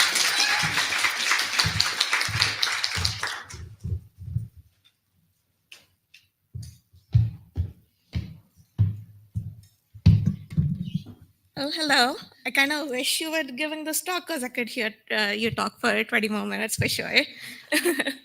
All right.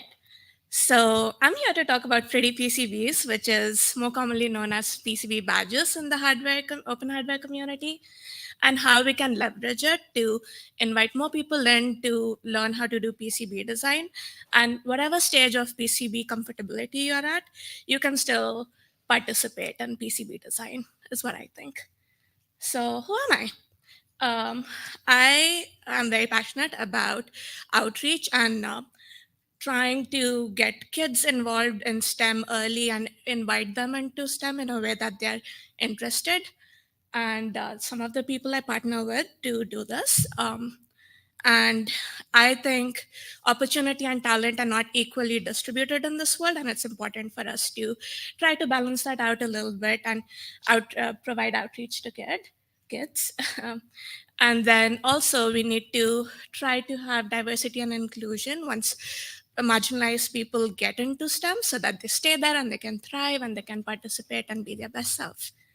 And my own imposter syndrome led me to start making hobby projects. And then I found like a nice community in the open hardware space where I got to start exploring with electronics more, as well as learning how to do PCB design and sharing those PCB designs in open source formats. Professionally, I have been working on sustainable engineering solutions and working in clean tech to find solutions to some of our immediate problems. One of them is trying to make IoT sensors that go in dishwashers in restaurants and kitchens so that we can monitor the water consumption and power consumption to reduce that. I've worked with Ryobi to electrify some of the lawnmowers and chainsaws and other outdoor products to move away from gas-powered tools.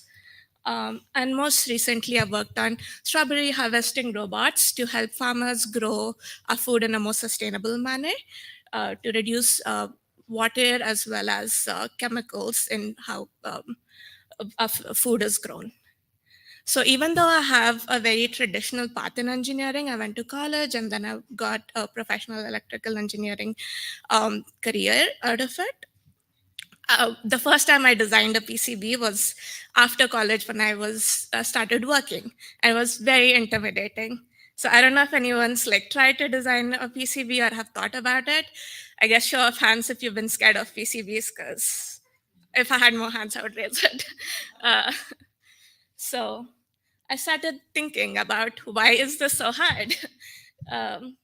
And these are some of the reasons I think it's hard. It's not really taught in school, even though it's such a core skill to have as an electrical engineer.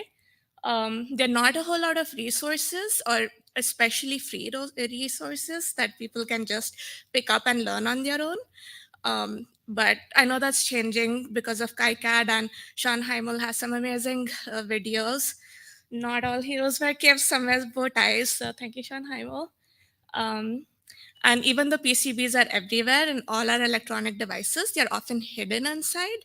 So it's really hard to like take it apart, explore and learn, which is a great barrier for people to learn, because that's how a lot of people like to learn. So that just adds to the intimidation of even getting started.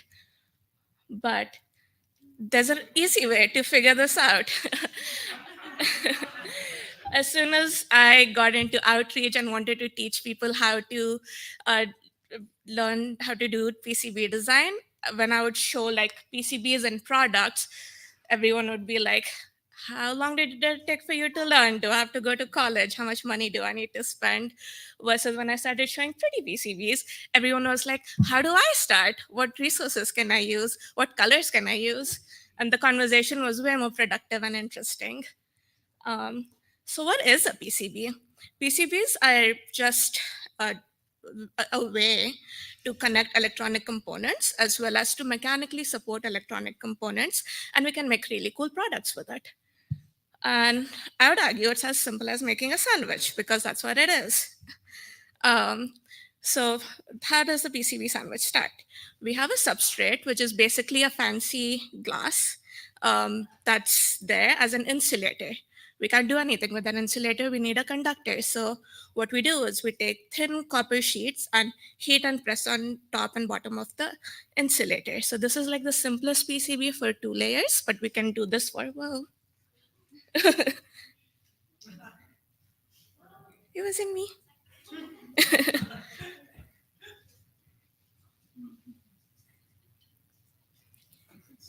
I guess it's not as easy as making a sandwich.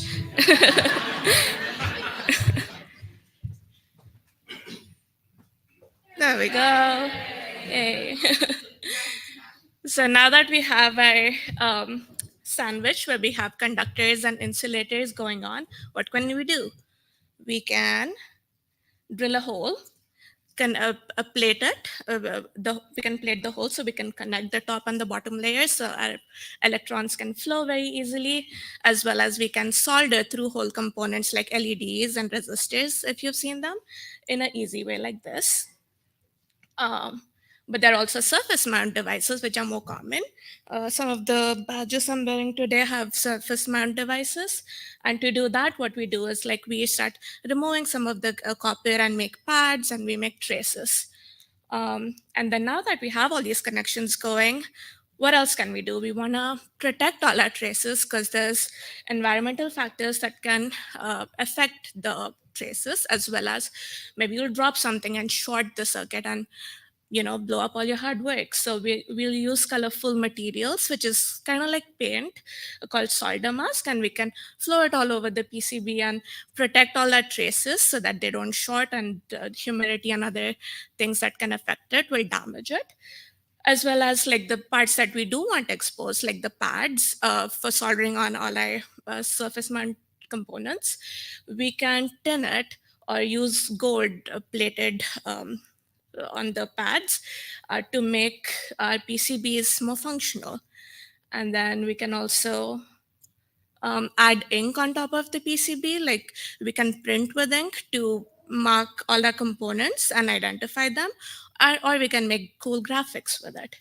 So now that we are all kind of familiar with PCBs and it's a little less scary, this is the fun stuff we can do with it.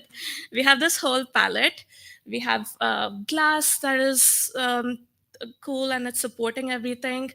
And then we have tin and gold-plated layer that we can play around with. And my favorite part is the colorful solder mask that we can play with.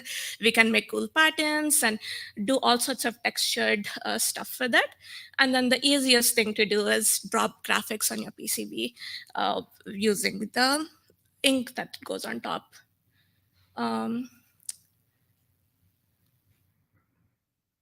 Yeah. So how do we even get started? Now that we know what we can do, the way to get started with PCB design is we select what kind of circuit we want to make. So say I want to just turn on 3 LEDs. I want a battery to turn them on, and I want some resistors to control the current, and then I want a switch to turn it on and off. I start with capturing the schematic in this way, that's on the left, and then I import that into a PCB layout software that brings all the footprints and how the components are going to be. And we have our circuit. But it's kind of boring to do square circuits, so let's turn it into a rocket ship, because why not? Let's go to the moon. And then we can define the board shape so that we can do fun things with that. We can move our components around so it looks a little cooler. And then we can make all the connections. So we have all this. We know we can play with colors, so we can choose what solder mask we want and choose what color we want with it. And then we know we can play with ink and we can do all sorts of fun graphics with that. So that's how I kind of learned how to do PCB. It felt more approachable and it felt more fun. And I wanted to invite more people into this process. So I started making PCB badges and I did a few fun things with it.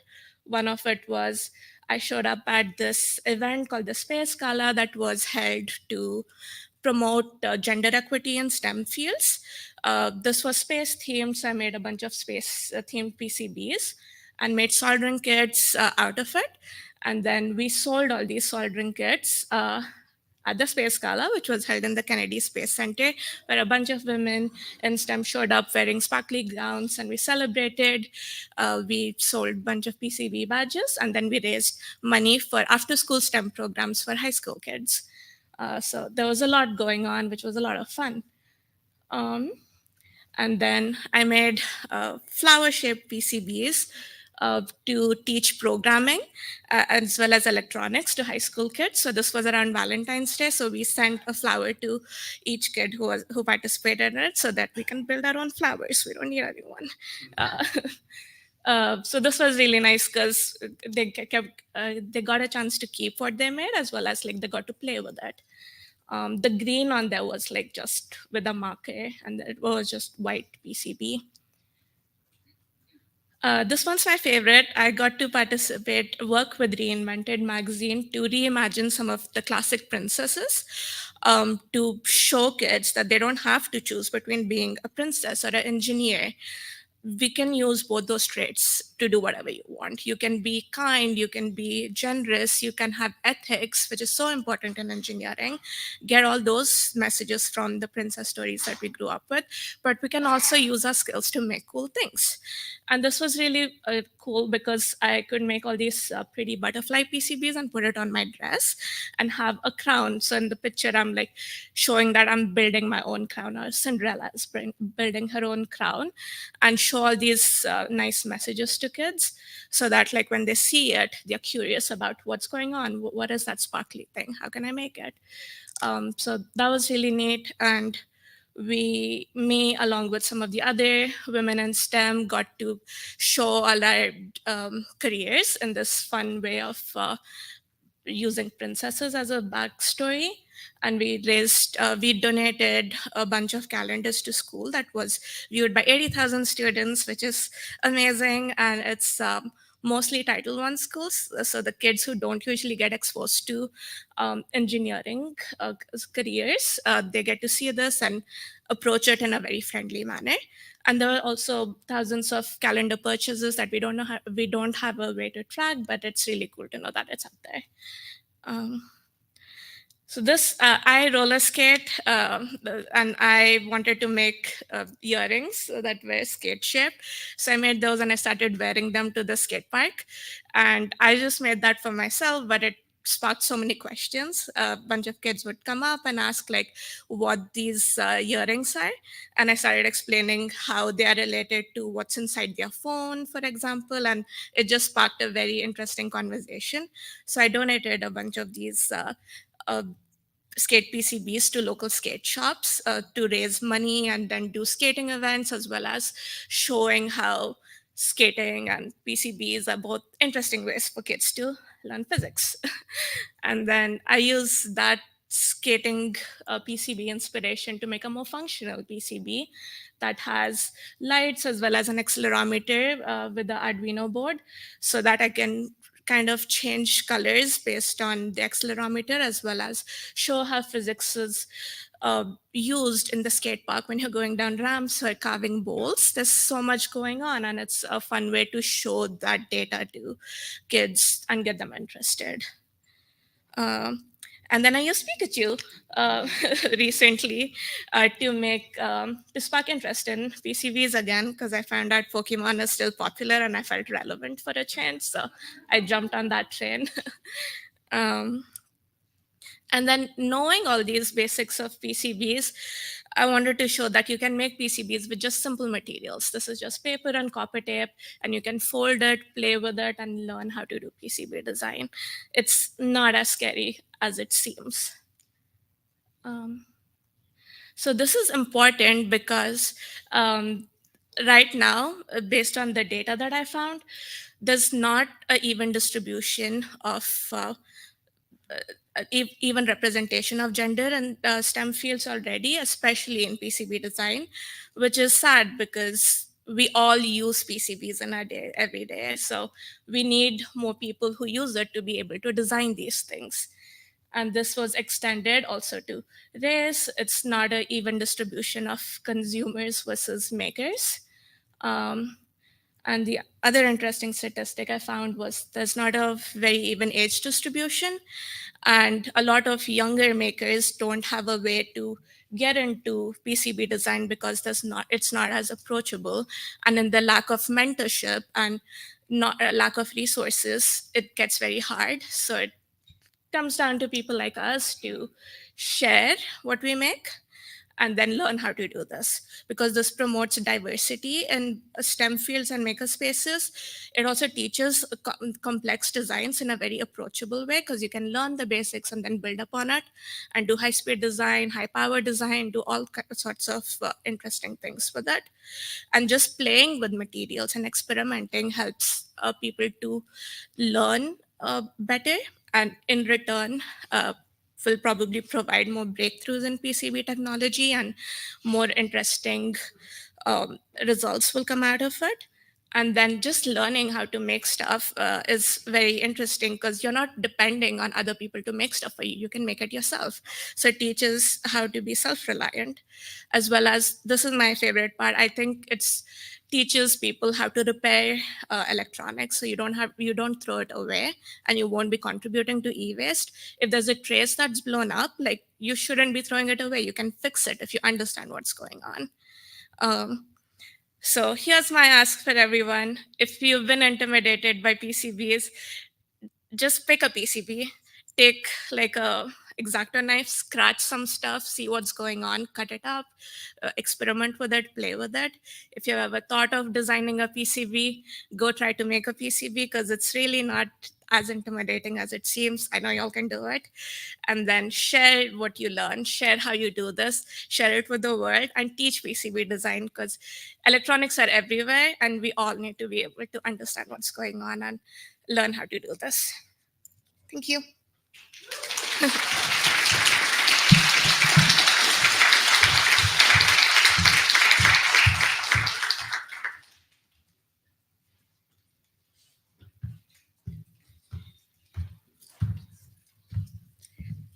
That was great. Thank you very much. Next up, we have Alexandra Kovar, who's going to talk about STEAM is better than STEM, making tech education more accessible through art. Welcome.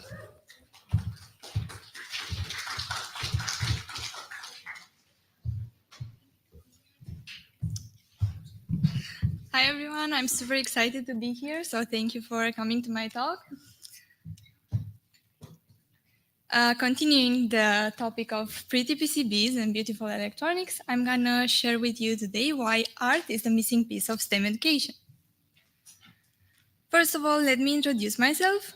I work as an embedded engineer and a product manager. I am also a STEAM educator. I've been teaching robotics to kids for a few years. And I am also an artist. So how did I start making open source hardware? In high school, I was always passionate about computer science, but I also really liked art and building physical things. So I didn't really know what to pursue as a career, but I figured out electronics would be the most fun thing you could use computer science for. However, in my first year of college, I was quite disappointed by the lack of practical things we were learning. So I reached out to the local makerspace we have in Bucharest, and I joined some hardware prototyping workshops. And that's about the same time when I learned about these awesome open source communities. And I also discovered that people are actually building beautiful electronics. So I was not aware of that until then. And that's when I decided I need to build my own projects like that. So why should we add art to STEAM? Well, first of all, art can be a great tool for increasing engagement in STEM. Because tech can be really tough to approach for many of us, and many give up before even trying because they believe they're not good enough. So I think using art can make it more engaging and fun. And this is especially important for underrepresented categories in STEM. Second of all, it promotes innovation. And it's no wonder why the greatest engineers were also artists. And it can also be a great tool for communicating complex ideas, making science easier to understand. And to convince you of all of these arguments, I'm going to show you how I use beautiful electronics to teach myself science and technology. This is the first project I've ever built.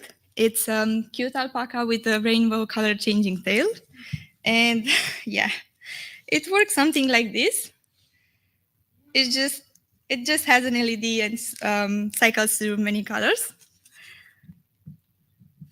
And my favorite part of building it is that nothing really gets wasted because I use the leftover pins from the LED to make some sewing hooks so you can attach it onto clothes and wear it like this. Later on, I decided my alpaca needed an upgrade, so I added a microcontroller so I could have my alpaca development board. And it also has some glowing cheeks because I used some pink reverse-mounted LEDs for that. I mentioned earlier that I used to teach electronics to kids, and one of the things we taught them was how to solder. And this is a soldering kit we've used for that. It's a dual-tip circuit which lights up in the dark. And how many of you would like to take home the left PCB, for example? Raise your hand if you like that one. Okay, so a few of you. But how about the right one? Oh. Okay. Great. Yeah, that's exactly what the kids thought, because the circuit is exactly the same one, but at some point we redesigned it because the kids weren't that enthusiastic about the first one. But when we changed it to the cool robot, they all wanted to take it home and show it to their parents and friends.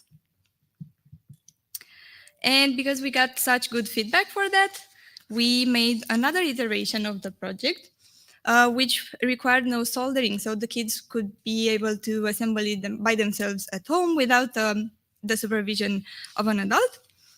And if they made a mistake, like placing the LED in the wrong position, they can just take it out and place it the correct way. So it was much easier to assemble like that. And to make the learning journey even more interesting for the kids, we designed some worksheets for this kit. And they had all the instruction necessary written there. And they also had another worksheet with all the explanation of what each component is doing in the circuit and what is its purpose. Now, this one is my favorite project that I designed, I think. It's a mini electronic violin, because I love violins, but I can't really play them because music's not my thing at all. But electronics is. So the only way for me to be able to play a violin was to design one and program it myself. So yeah, this is the circuit. It has a buzzer for playing some digital tunes and a tiny push button for switching between some predefined songs. And I also added some real strings made of some really thin wires. And you are able to play the violin with a tiny copper fiddle, like this. So, thank you. So I can play the tiny violin in the office at work when there's some drama. Yeah. Now, this LED tiara is a circuit sculpture, and it was inspired by the NeoPixel tiara by Becky Stern, which I love. And this is my wonderful friend wearing it. But I realized it has a little flaw. Everybody loved the tiara at work, and they all tried it on. But the guys complained that it kind of shocks you when you wear it because it isn't insulated. All the wires are exposed, and especially if you're powering it from a LiPo battery, which can provide lots of power, it can shock you, but yeah. So usability, test it on everyone. Yeah, that's important. And continuing with wearables, this is a twinkly star wearable that I initially designed for a circuit, for a PCB design contest. And it has 80 tiny microcontroller and a coin cell battery. But it's also working great as a wearable. Now, this is a project that came up as a solution for a problem that I have, because I have to often take pictures of the projects I make. And as you could see, most of them are quite tiny. So I needed a portable and the color adjustable studio light to shine some color on my PCBs and to create pictures like this one, for example. And it consists of two PCBs sandwiched together, a NeoPixel matrix with a rotary encoder, which you can use to adjust the intensity of each color, so of RGB. And it also has a battery shield, so it's portable and doesn't require a wire to be powered. And it also has this acrylic panel in order to diffuse the light. And even though I initially meant to use this just as a tool for photography, it ended up being great as a mood light that you can just keep on your desk because it's quite pretty for that. Has anyone here heard of GOSH? Do you know about the GOSH community? Oh, quite a lot. Great. So GOSH stands for Gathering of Open Science Hardware. And this is the first event, open science event that I participated in person. It was last year. And I even got to facilitate an art and science unconference session. And I taught people how to design PCBs, but we didn't have any laptops. So I had to improvise a bit, and we just used some colorful Post-it notes. And each Post-it represented a layer of a PCB. So for example, the green is the solder mask and the silk screen is the black. And I asked people to design using paper what kind of PCB they would like to have, but it had to be something pretty, something they would like to wear after. And they created wonderful things like this. And I got really good feedback for it because many people who haven't done any PCB design before were now interested in learning about electronics. So it made me realize that it is important to teach science in such an engaging way to get more people interested. Yeah. Another cool thing about the GOSH event was that everything was Nieke themed. Niekes are these cute rodents and they are everywhere in Panama. And Andy loves them a lot. Andy is doing the Bubble Punk workshop, so you can ask him more about this. So I wanted to have an open source hardware contribution to remind me of that event. And I did this color changing Nieke. Art can also be used as a great tool for communicating complex ideas. And that's what I've been doing through Pika Comics, which is a comic that explains electronics in a fun visual way. So for example, here we have some parallel capacitor friends and some active components playing tennis with an electron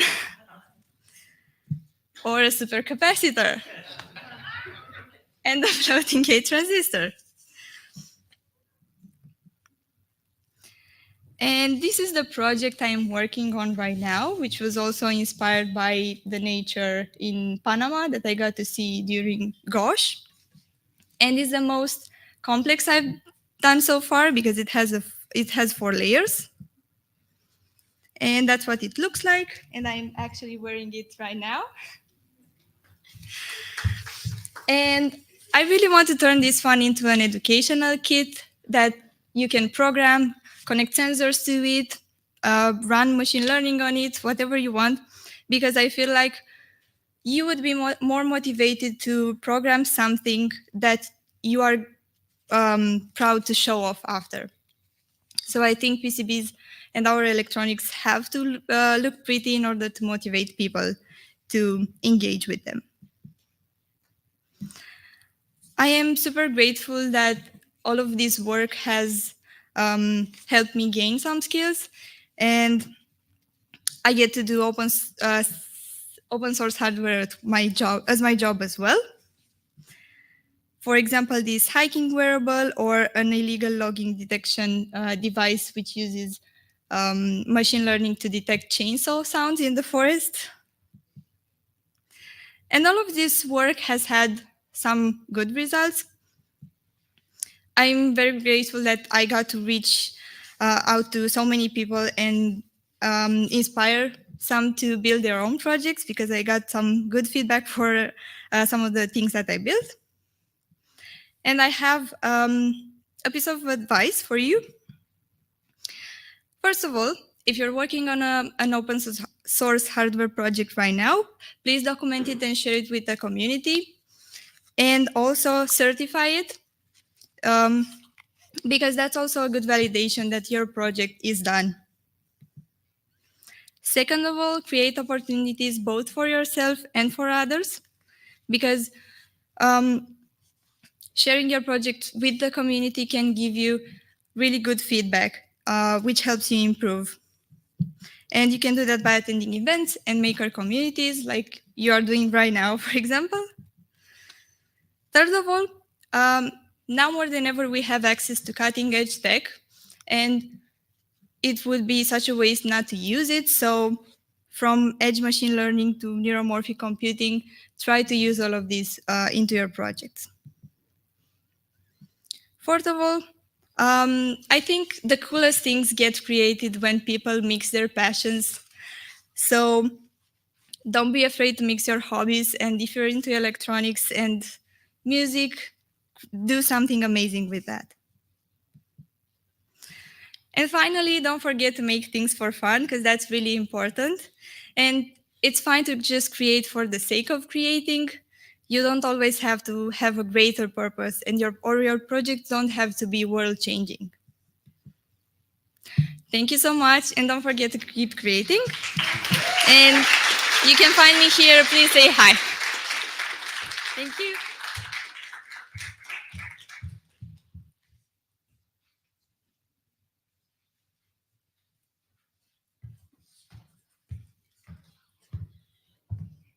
All right, we've got a 10-minute break. So if you want to go to the restroom, go grab a water, get up and stretch, see your friend, just be back in here by 3:20.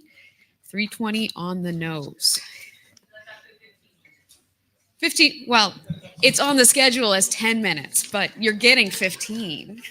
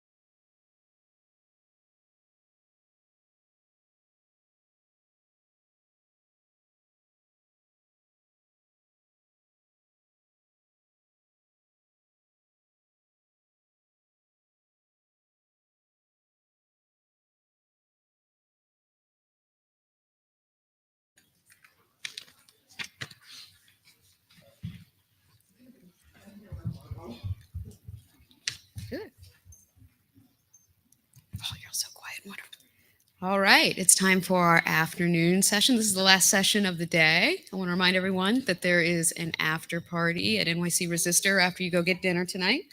Make sure to figure out what you want to do at the unconference portion. Do that before you leave. And also, make sure you thank one of our sponsors. A lot of them are here. Like I said before, the sponsors are how we actually make this happen. So next up, I'm very happy to introduce SWU. And the title of their talk is Reclaiming Looms as Open Hardware. Please.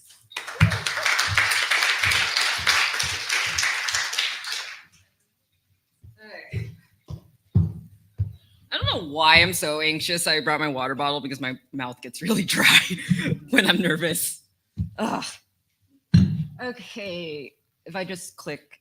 Okay, cool. So, yeah, I think the title of my talk is kind of states my manifesto in establishing that looms and a lot of textiles technology as we see it with craft are open hardware, have been open hardware. And that's been the angle that my research has taken. So to introduce myself a little bit more, I go by Chanel or S, either is fine. And I'm doing my PhD at the University of Colorado Boulder, which I just finished. So as of like 3 weeks ago. So sorry, I had to show that. It's still fresh. I need to show it off. So that was basically that's been my fellowship experience as a trailblazer. It is like, oh, okay, Ashwa, do you want to fund my last year of my PhD? Cool. And so this talk is going to go into mostly going to focus on kind of that project that capped it off, but it was intentionally this project that I really tried to capture how I approached textiles crafts, and coming from someone with a background in computing technology, as I majored in physics as my undergrad and concentrated on like computer science and stuff.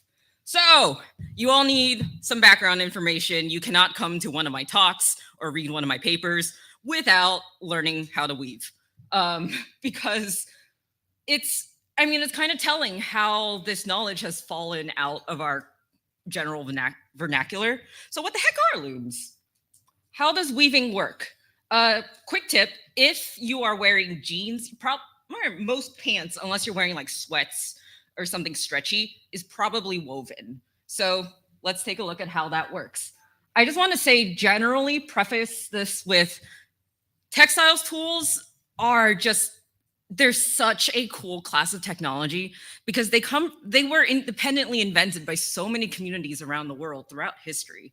And they let you do these incredibly complex things, even without the mechanized machinery, as we see there with the famous jacquard loom on the rightmost side. But then you also have on the leftmost, one of the most simple looms, which is literally just a frame stringing up some yarns. And you can make incredible tapestries with that. So, it's so cool that all of these forms, even the oldest form, tapestry looms, had to be invented first before everything else could build on them, are still in active use. There's no such thing as obsolete. So let's just start with the basics. So again, I said the simplest form of a loom is a tapestry, or it can be called a frame loom as well. And it's literally just a rectangle with yarns that are strung up in parallel in one direction. These yarns are called warps. And just for convenience, because I'm going to trim away the sides for simplicity, we're going to call this side the front, and we have the back beam. All right, adding on more. So we want to, when we're weaving, we want to weave. Who here has woven before? Okay, great. Yeah, so you're taking yarn. Once you have your warps strung up, and usually you treat them as vertical, then you take your horizontal yarn, the weft, and you go over and under and over and under to create cloth, fabric.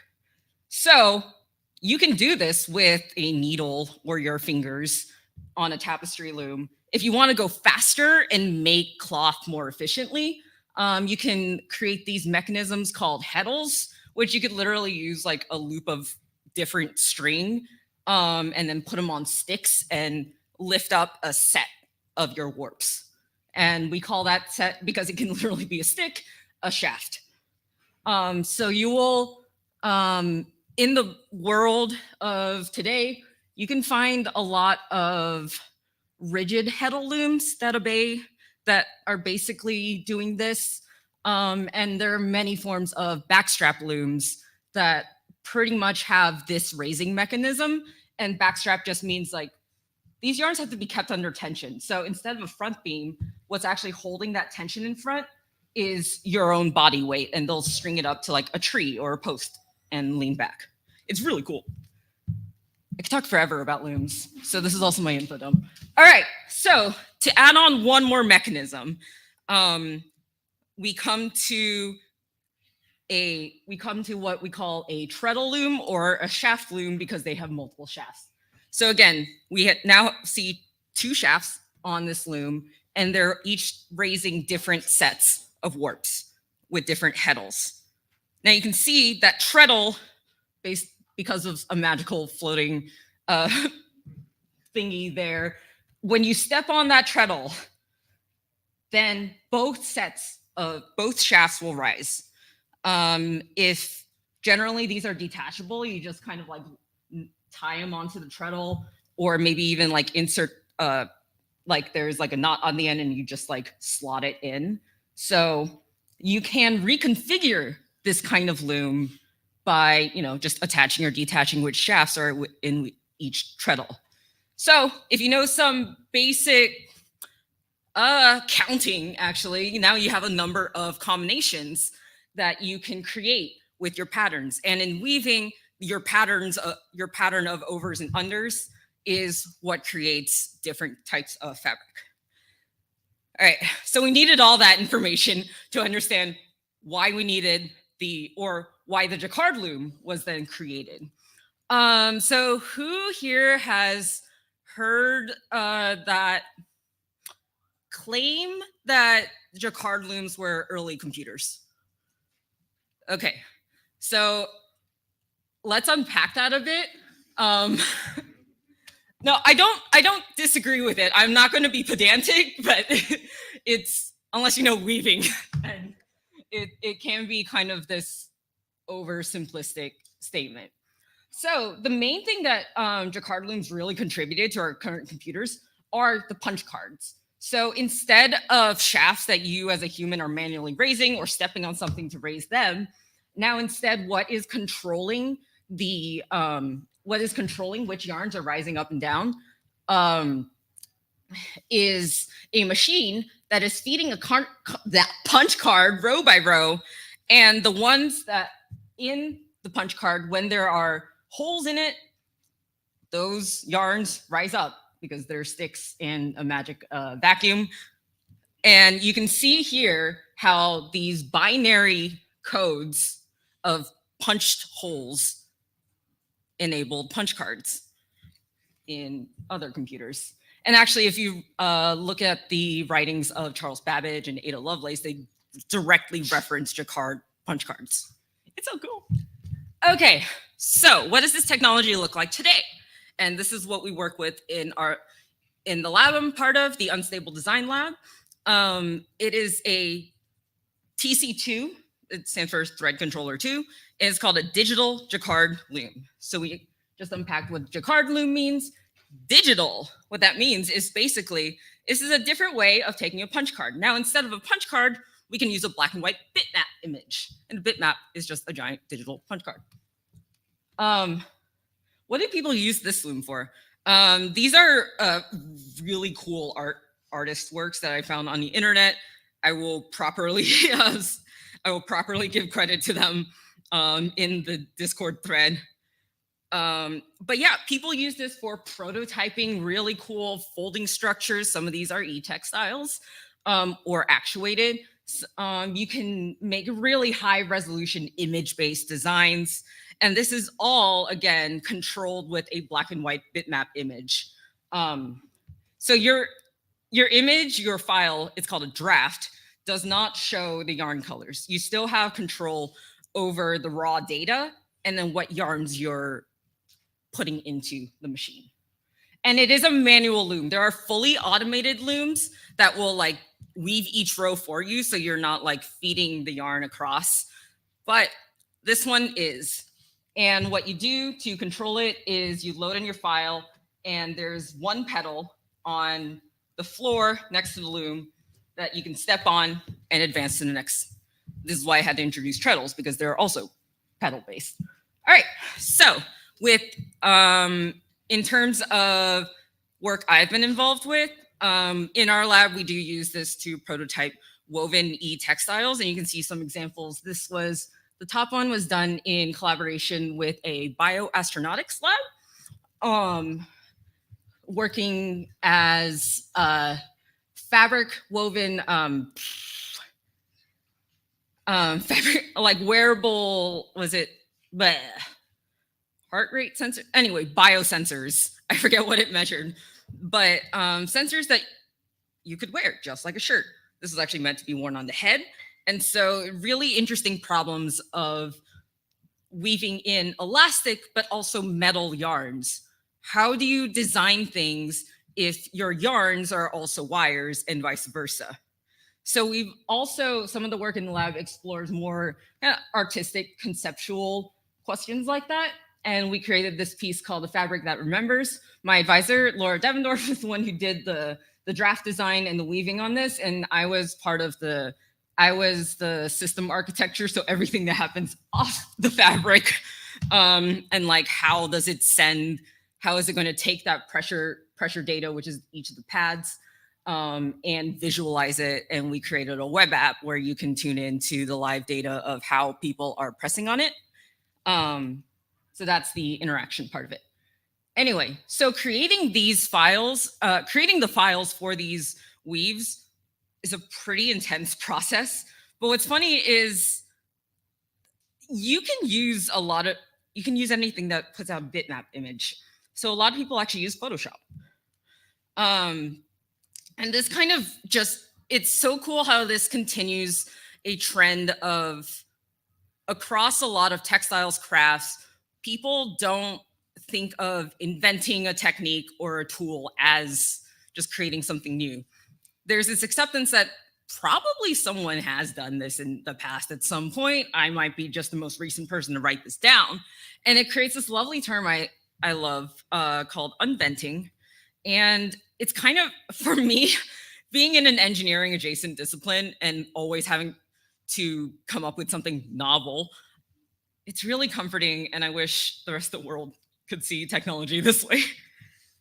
So another, I guess, like design ethos I want to mention before I go into the actual what I was building, is that coupled with this sense of, oh, nothing's new, we can kind of like appropriate and hack stuff into what, like just try to cobble together whatever we scavenge.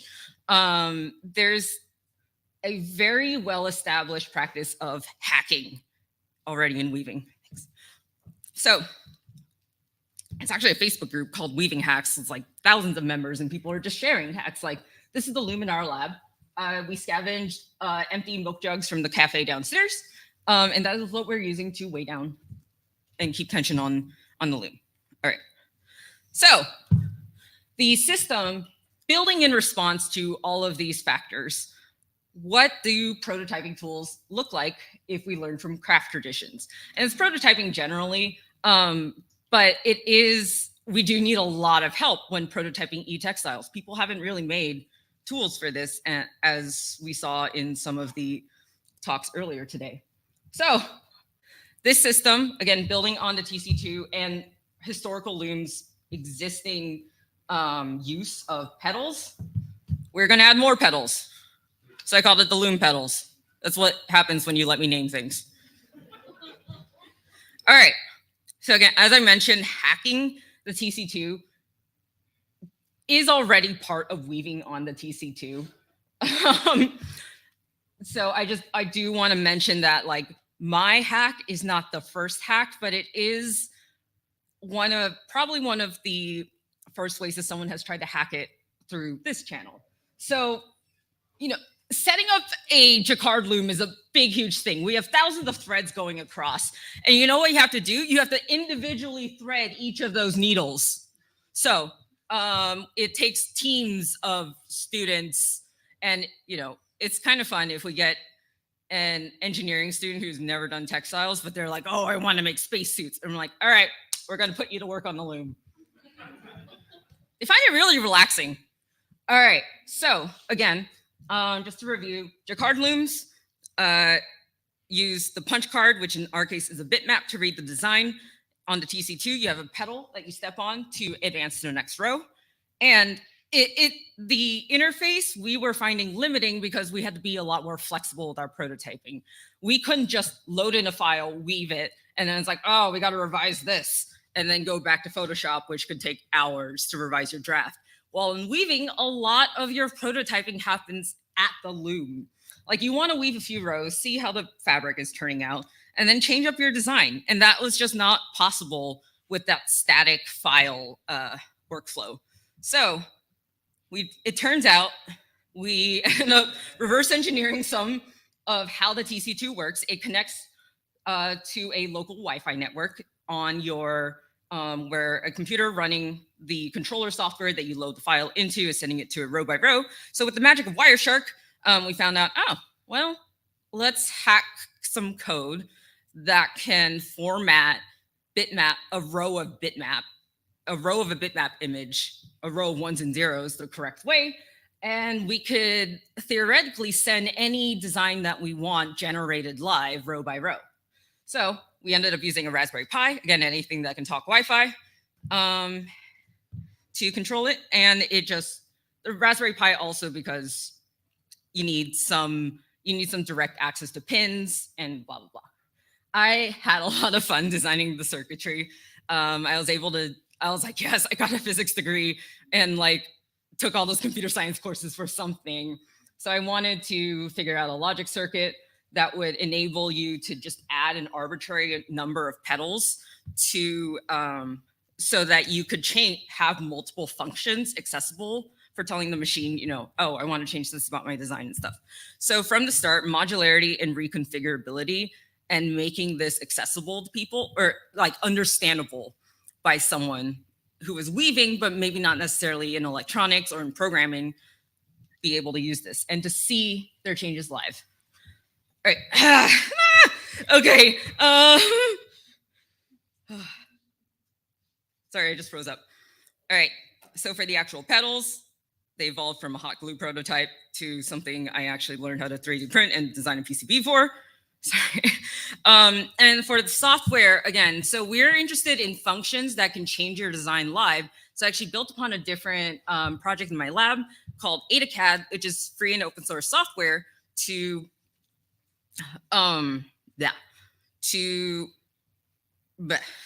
more quickly generate drafts besides beyond Photoshop. So it operates on a very parameterized node-based model like Grasshopper, Rhino, Max.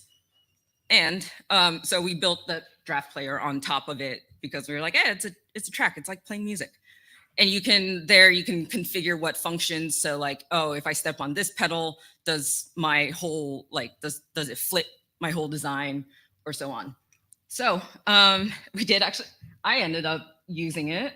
Oh, that didn't play.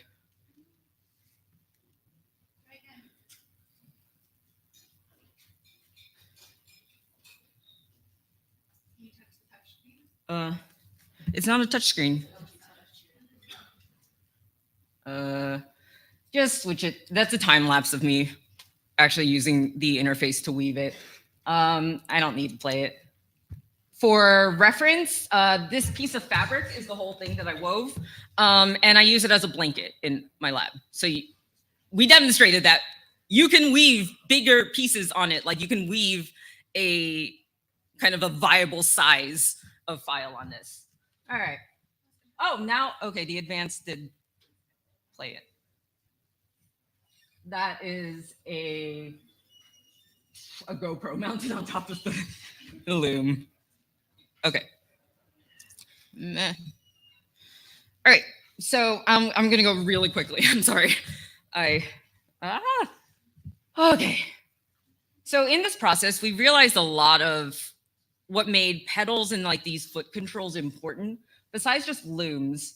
We realized we saw a bunch of connections. So again, music, such as DIY music pedals, and the components that we used in the pedals actually use the same stomp switches that are common in these DIY circles. And then you start seeing all these foot-based interfaces everywhere else that they really just free up your hands to do creative work. And I think this is a really promising direction for just like creativity interfaces. All right, so this was the fellowship part of it. Oh, again, I'll go fast, so I also don't subject y'all to it. Because it wasn't just, the fellowship wasn't just funding this project, it was basically funding my last year as a PhD, so thank you, OSHWA, for letting me graduate. But working in this very interdisciplinary space, I'm generally in human-computer interaction, but also not a lot of textiles people are there. You go talk to textiles people. I'm not focused on industrializing and automating everything. I want to preserve the craft of it. And they also aren't that interested in like hardware and software. So who do I talk to? Where does this go? And that is still a question I'm struggling with. So I can get a whole PhD, but the imposter syndrome is still very strong. I am sorry if anyone is currently working on a PhD that I don't have answers for that. Okay, so this is something I really struggled with. In terms of documenting an open hardware project, you also have to, publish. And like I said, it's hard to know where my audience lies.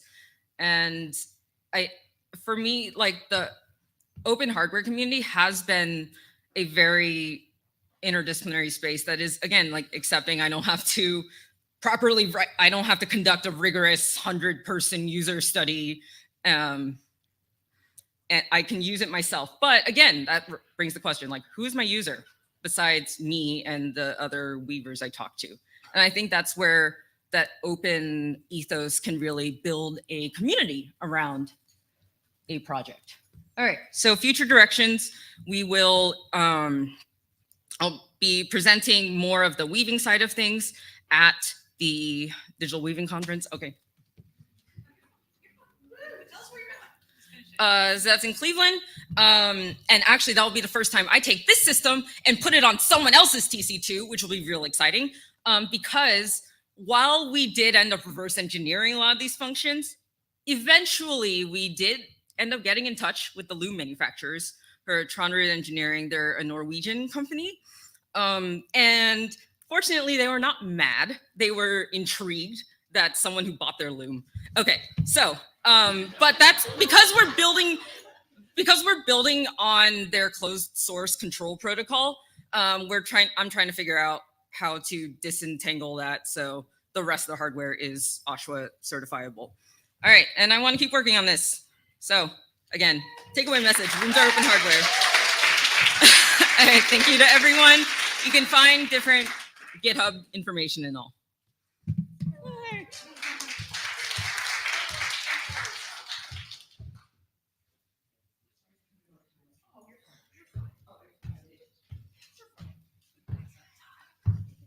All right, so next up we have Richard Lin about a subject we're all familiar with from software engineering, stealing great ideas from software engineering, library-based PCB design through HDL, hardware descriptive languages. And you have the clicker and your slide should be up soon. Is this touch sensitive? I hope it's not.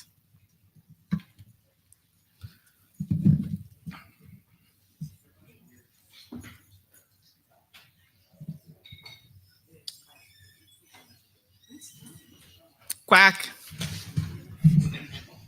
Hey, it's up. All right. Hello, everyone. I'm Richard, or Ducky. Quack. Quack. Quack. It's always great to have a bit of interactivity. Anyways, I am currently a postdoc at the University of California, Los Angeles, and I work on this odd intersection of programming languages, human-computer interaction, and electrical engineering. So I like building things, and being able to do custom electronics opens up so many exciting capabilities. I should put an FPGA in this duck. Does not have one yet. Soon.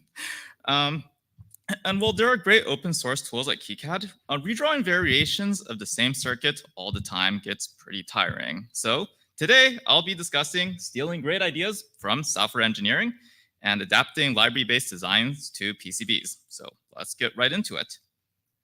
It works, hurrah. So the thing about modern software development is that it's very productive.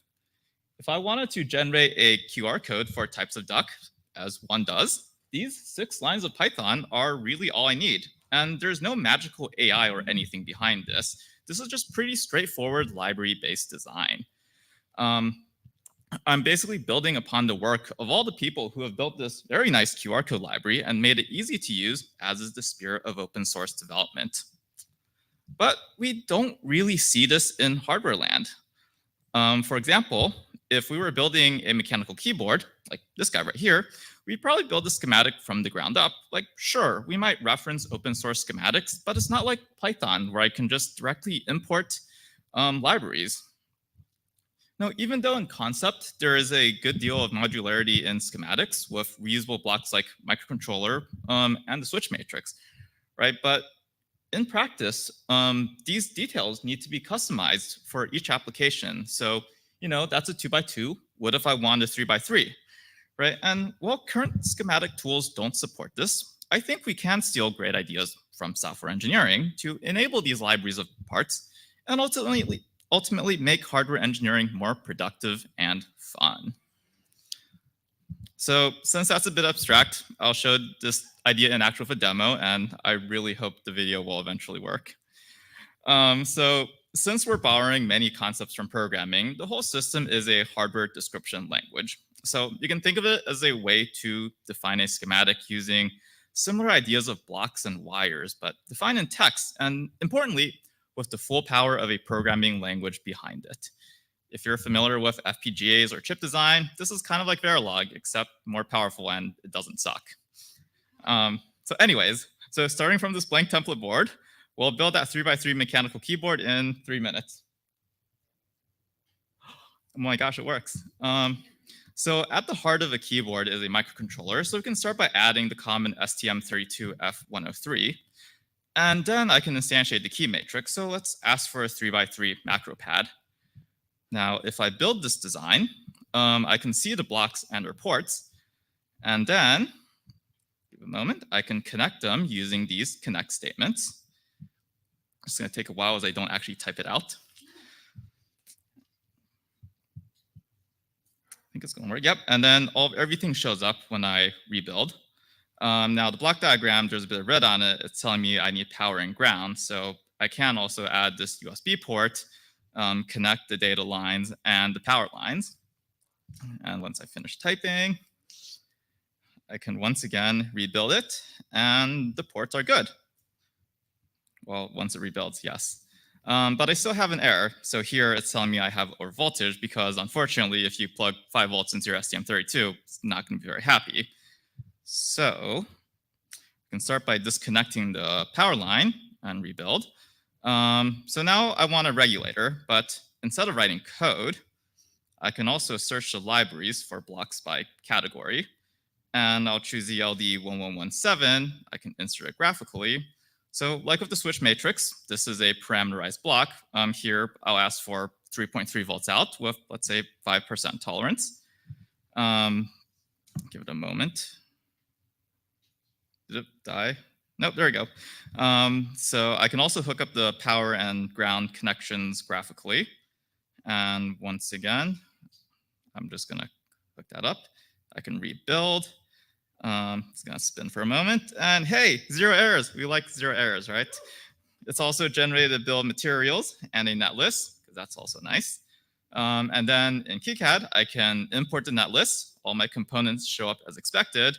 This is obviously a bit of a mess, but I can start by selecting subblocks, because we do generate proper hierarchical data.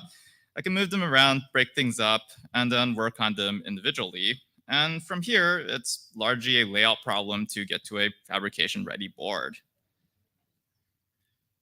Very cool. I'm All right, now if I hit the next slide, hopefully I'll go to the next slide. Yes, woohoo. So, that probably went by just a bit fast. So let's kind of break down what happened. So each line of code here is analogous to something we do in schematics. This could be instantiating the block for the microcontroller and switch matrix, or connecting your ports like for the 2 power lines. And this design forms that block diagram, which is probably a pretty reasonable high-level design of a keyboard with the major blocks of microcontroller and switch matrix. Okay. And since each of these blocks is defined within the library, I'm saving a lot of time by directly reusing those subcircuits, instead of rebuilding them from scratch or copy-pasting reference schematics. And blocks can be pretty complex, like that switch matrix over there. Doesn't look like fun, right?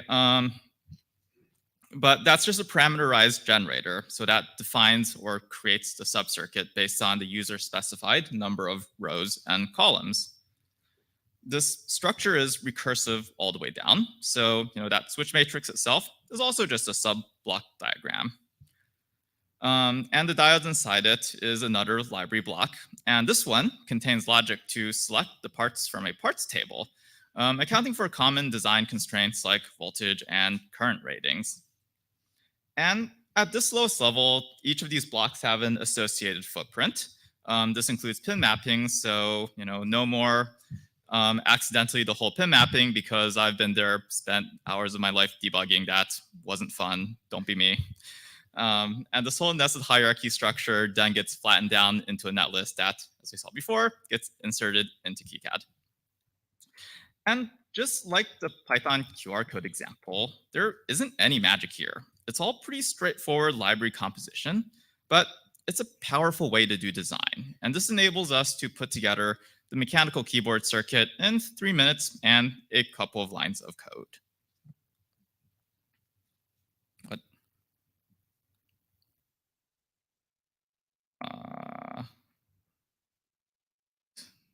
I might have accidentally, yeah, here we go.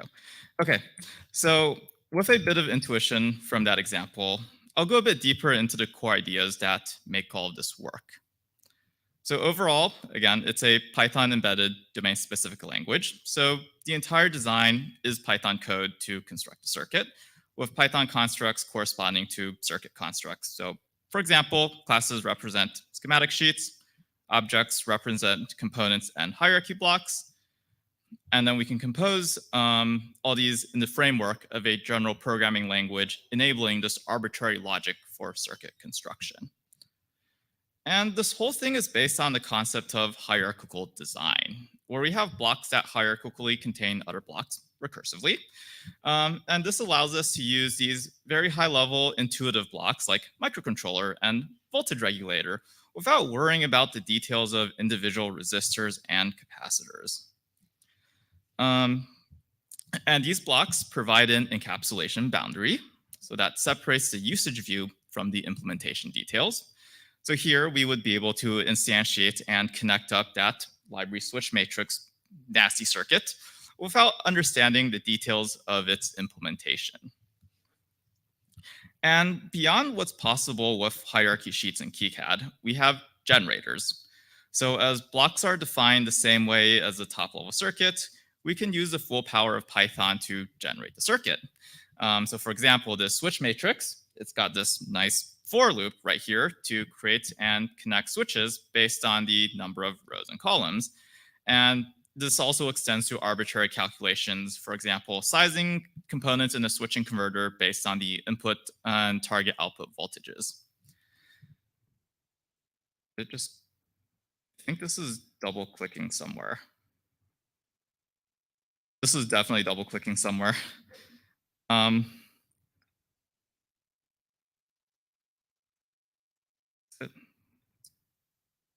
Okay, please don't double click anymore. So yeah, and it's the user-defined libraries that are the most important part. So it's definitely not where I need it to be. Here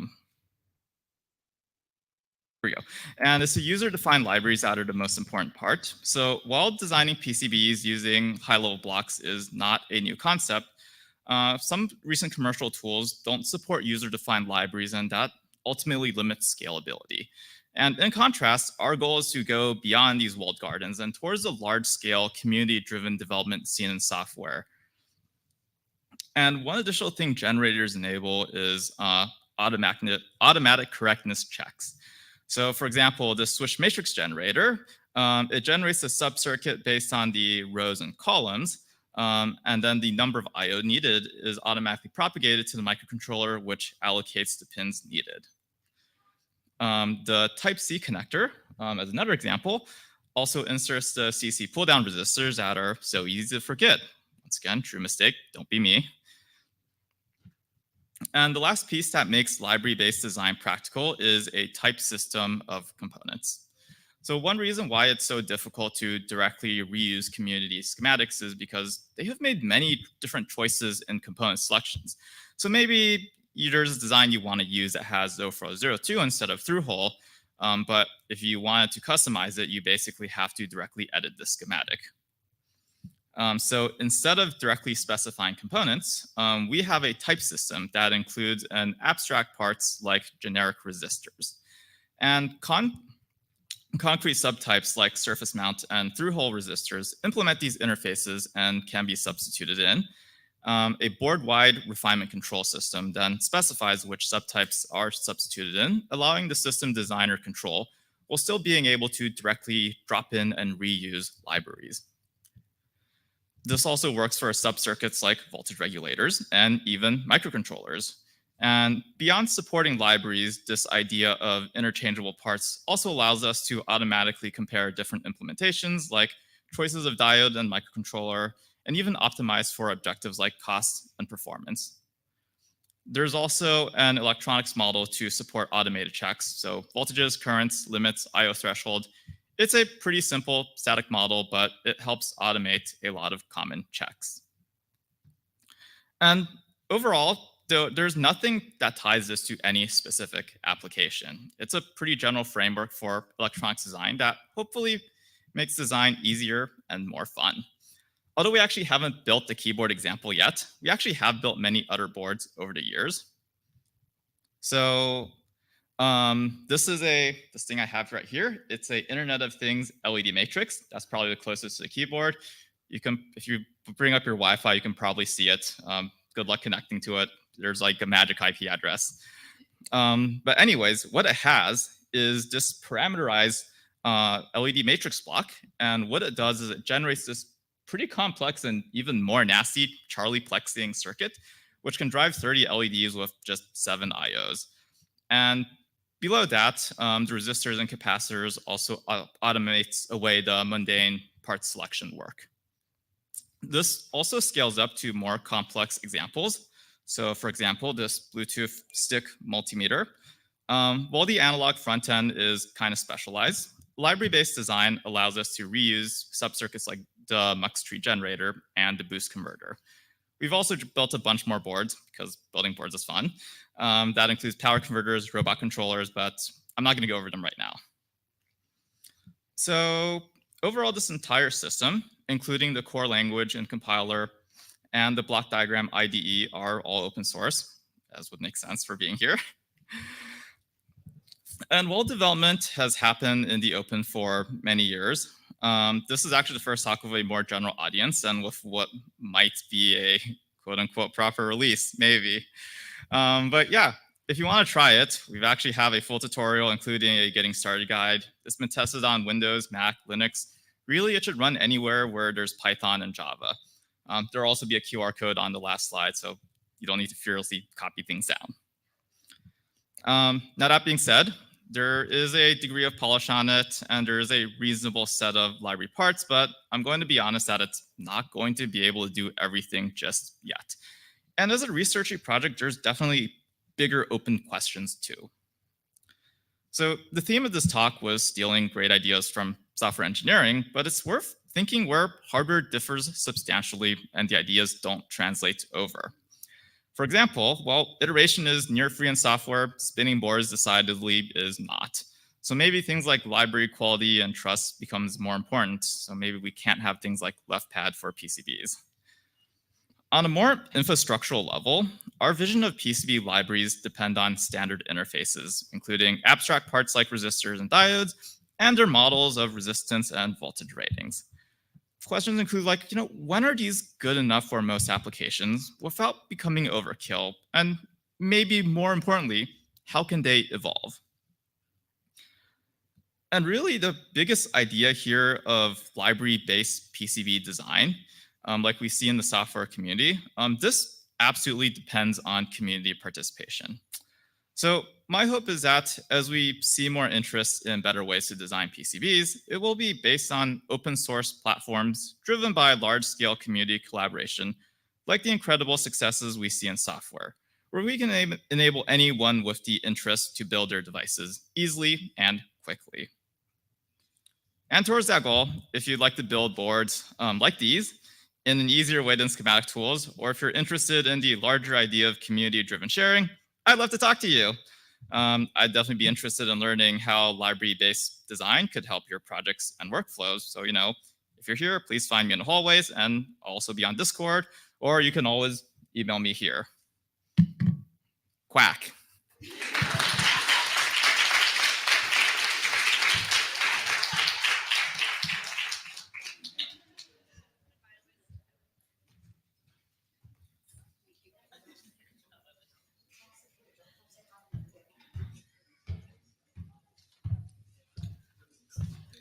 So next talk, very difficult subject. Talk title is RTFM, an exploration into designing great instructions. And our speaker is Steph Piper. Thank you.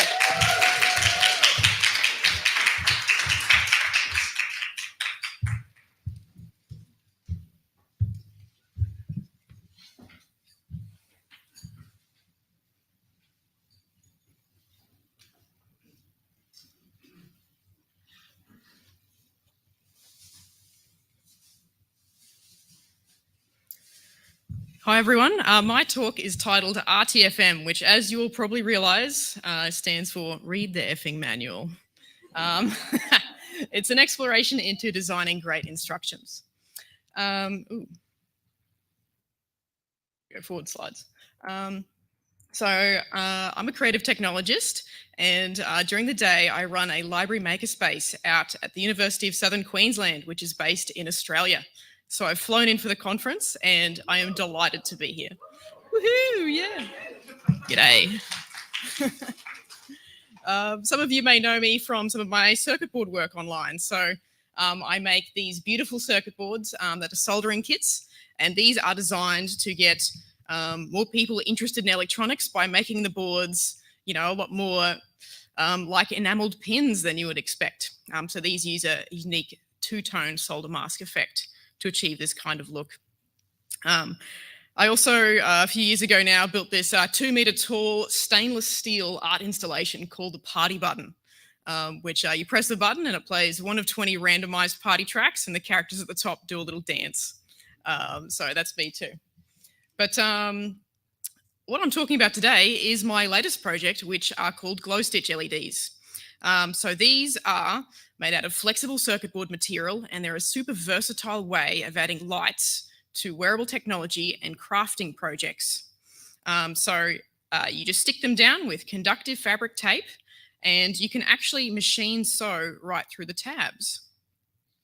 And these were born out of a bit of a frustration with some of the current wearable technologies that were available. So you've all seen LilyPad Tech already, up on the screen many times today. And if any of you have tried it out, you know how time consuming it can be to hand stitch with conductive thread, and I've taught a whole range of different wearable technology workshops, and geez, not many people know how to hand sew anymore. And even if you do, it is still quite time consuming and labor intensive. And so these glow stitch LEDs, can just be, stuck down and machine sewn. And in this project example here, this is actually a rainbow fish pencil case. You can see me using the sewing machine to sew right through the tabs on those flexible circuit boards. And I've also got a 3D printed scale overlay that I put on top of this, which diffuses the light. And this is classic 3D printing on fabric technique. And this build is actually inspired by the Rainbow Fish children's book. which some of you may know. It's about a little fishy. It's got little scales and it gives the shiny scales to his friends. Oh, bless. But otherwise, the other stuff you can obviously do with this is, you can paint over the circuits and you can add lights to artworks. You can do paper craft. You could do lots of kinds of crafts. You could do props and cosplay. Like, it's designed to be a one-stop shop to make it easy to put LEDs into crafting. And of course, they're open source. Woohoo!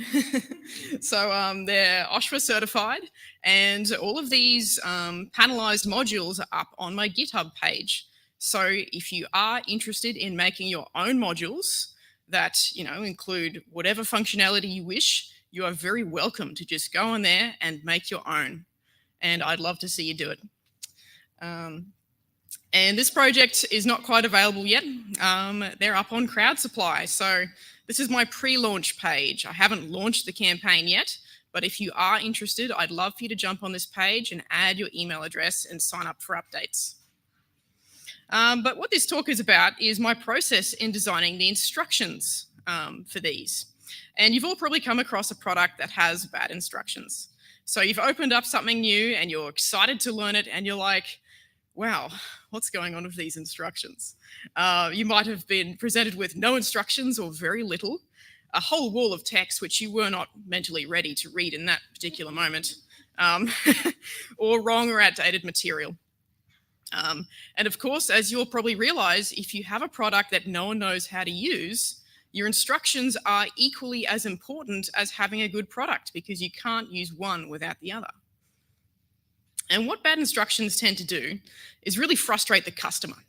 It leaves them feeling very overwhelmed and perpetuates this feeling that you're using your product is just too hard for them. And it also ends up making more work for you as well with customer support inquiries. And bad instructions also often gatekeep and make it difficult for new users to use your product. Non-traditional users feel like they don't belong and they aren't welcome. And you're trying to learn, but will you ever get past this glass wall? And you may be asking, what is a glass wall? So some of you have probably heard of the term glass ceilings, where it is difficult to get into leadership positions. But glass walls refer to moving tangentially and moving between careers and interest groups. So as an example, it's generally used to describe gender-segregated workforces, where you have more men in trades, more women in nursing, as a classic example. But I'm using it in this context to talk about some of our traditional interest groups or comfort zones. So obviously in the more feminine spaces, we have stuff like sewing and crafts and arty type pursuits. In the more masculine spaces, we have stuff like electronics and engineering and more practical type pursuits. And why I'm talking about this is because I still get so frustrated with how I personally run into my own glass walls all the time, and I see it so often in my workplace as well. People coming in and running up against their glass walls. And, as an example, I teach, one of my favorite things to teach at work is a Build-A-Bot class, where you get to come in over 2 days and you get to build your own robot creature from scratch. And it's inspired by the classic companion bot projects. And you get to use Arduino to make your little creature come to life with 2 motors and 1 LED light. And you get to do a bit of crafting as well. So you get to add a bit of character and life to it with some googly eyes or some faux fur or whatever it is. And often some of the more, feminine types come along to the workshop and come to me early and say, Steph, I am stressing about this. Sweet Lord, electronics today for me? My God, please help me a lot right now. Workshop hasn't even started yet. And, some of the more masculine types arrive, have a great time, but don't end up doing any of the crafting aspects. They sort of just leave with this naked robot because they feel like it's not for them, And, if you take anything away from this little talk that I've got, I'd like you to ask yourself if you have any of these walls in your own life, or whether, anyone else, or whether you could help remove these walls for other people. And I think what's so, exciting about like being at this conference anyway, is that there's so many fantastic wall breakers here. There's people who are pushing past those boundaries and getting into this exciting little space in the middle here, which I like to call the space between, which is a little bit less trodden, it's a little bit less explored. There's a lot more deep innovation to dig into there that not many people are getting into yet. And I think it is fantastically exciting to see what people are doing and making in that space. And yeah, wearable technology, of course, is one of those big spaces in that area. And you don't really have, that many people who have both textiles and electronic skills to combine in those spaces. And what this means for my product in particular is that I need to be radically inclusive because my wearable tech product is not something that, it's something that is outside of many people's comfort zones. It includes both, electronics and also sewing and textiles potentially. So my instructions anyway, I've included both detailed, electronics guidance plus, a big page on sewing machine stuff, what size stitches to use and all that kind of stuff that you wouldn't potentially automatically think to know. And sort of getting onto my why here, why I end up doing these projects and getting into this kind of work is because learning technical things is often way too complex. Like, sweet Lord, we need to find a lot more ways to make learning more simpler, more fun, more beautiful, and more inspiring. And sometimes you feel like that little tiny guy there next to that massive set of stairs. You feel like you're too small and the first step is too big for you. You can't get over it. And learning something new takes us out of our comfort zone and is super time consuming as well. And the more that we can reduce that first step, the easier it'll be to learn, the more people we're going to have at these fantastic conferences. So this is how my instructions began. Last year, I mailed out about 30 sample packs to people around the world, and it had just this one little page of instructions. And with all of the fantastic feedback that I got, I was able to go and improve it. And of course, I used an iterative design workflow. So I sent it out and I got lots of feedback, and I've been running this cycle quite a few times now to make sure that I can really improve the product and make sure it is the high quality standard that I'd like it to be. And now the instructions with all of that feedback have blown out to 20 pages. I've now got pages that include, detailed electronics, tips on the tape, technical specs, troubleshooting, sewing, and a couple of project examples as well.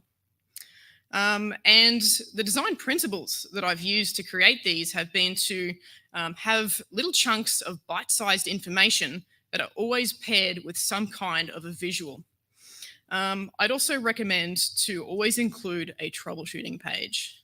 Get those emails out of your inbox and let people figure it out themselves, please. And you're always going to have to use some kind of jargon, and you can make that part of the learning experience by including some kind of a glossary page or making definitions. Some of the challenges that I've experienced with this so far is out of those 30 samples, only about 6 now have given feedback. Yeah, wow, great. So I've sent out a lot more since then, which is, fed back into it again. But, out of those, 4 of my samples got lost in the mail. Another 4 people deleted their Twitter account, during the Elon Musk takeover. So I wasn't able to contact them again. And I always need to consistently chase up testers for feedback. You also find that people misuse your product in new and creative ways that you never expected. But that kind of stuff really gets you in the mindset of what they expected from the product and lets you feed back in other great, concepts and ideas to make your product more versatile. So my final sort of recommendations for, if you are trying to make a product that is to a novice audience, is to write a lot less. So turn your info into bite-sized, concise chunks. Always pair it with a visual of some kind. And you may look at those instructions that I just showed and thought, wow, that would have taken ages. It did. And the process is time consuming, but it allows you to actually get right in the customer's headspace and think empathetically about, how they're using it and how you may anticipate problems before they even arise. It's a great thing to do. And obviously don't underestimate the time as well for doing these iterative design cycles. Like I expected to launch last year, that didn't happen. Yeah, I'm hoping to launch toward the later end of this year. I would definitely recommend getting into some of the great tools we have available for creating those visual aspects of the instructions. Fritzing obviously is a massive one. Like I can't count the number of times that I've opened up some kind of a kit and I've been presented with one of those black and white schematics. And I've gone, oh Lord, what is that? You know, especially when you're starting out, like that kind of thing, like doesn't quite communicate as much information as you would wish. Like it's great for advanced, you know, audiences who get a lot of information from those, but definitely recommend fritzing because it communicates a lot of info, obviously, you know, with the full color. And, you know, someone starting out may not realize what a breadboard is or that they actually need to use it. And by looking at that, they can start to unpack that information and really figure out visually how things are actually meant to come together. Also definitely recommend Canva as well. Super easy drag and drop interface to just pop in those visuals without you even needing to make them. So make it super easy and speedy for yourself, beautiful templates available. But if you do want to make your own images, definitely recommend diving into some proper vector software. So I personally use Adobe Illustrator, but there's also obviously Inkscape and Affinity. So you can actually start getting in there and making some really high quality polished visuals to match your instructions. Another one of my little secrets is I have a subscription to Icons 8.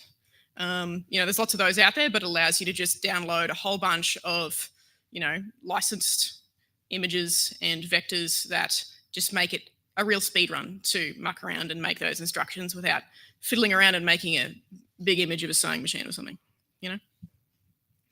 And so I suppose my final recommendation is to, you know, not just RTFM, but to WTFM, which is write the effing manual as well.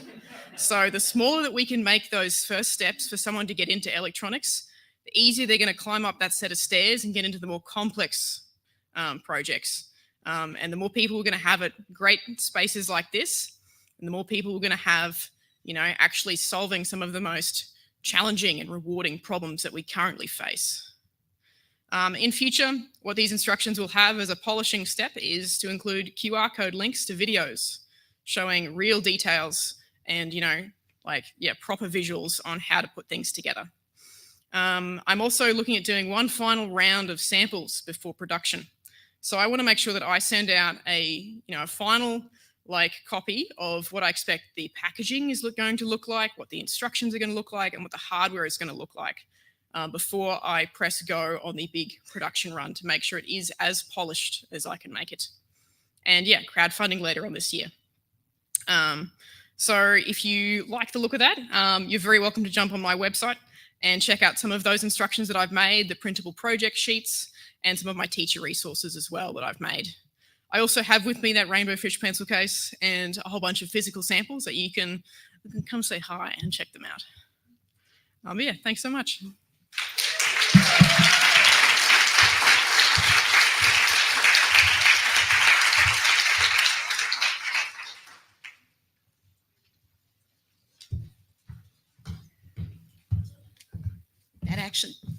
Talk actually solves a problem. I was having that conversation with my sister a week ago. She's just a seamstress, knows nothing about electrical engineering.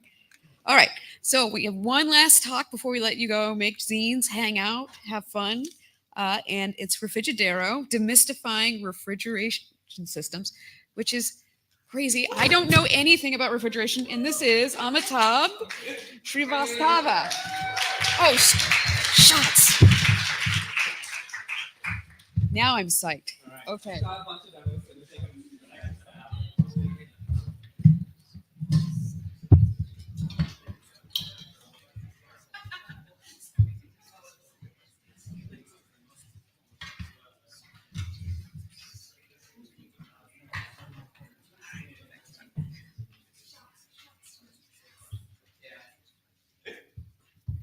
All right, folks. Today we're going to be talking about refrigeration systems and got some demos.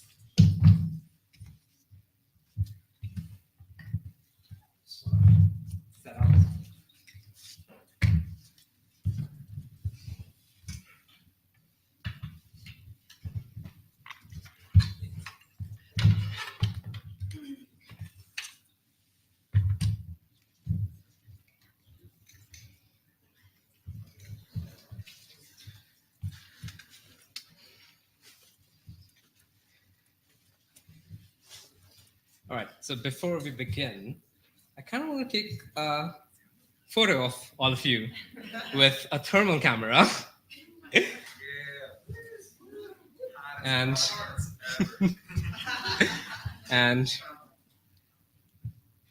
yep, just as I thought. It's a pretty hot audience out here. All right, so I'm Amitabh Srivastav, and today I'm going to be talking about Refrigerairo, which is an attempt to open source refrigeration systems. But I want to begin with a story. So it's a warm summer morning. Before you wake up, your house starts cooling down. But there are no air ducts, no drafts. The refrigerant running through the walls simply cools the entire house down. You head down to the kitchen and open the fruits cabinet. You chuckle as you think that not too far back, all of the refrigerated food in a house used to be kept in the same thing called a refrigerator. How funny. Different things need different temperatures and humidity.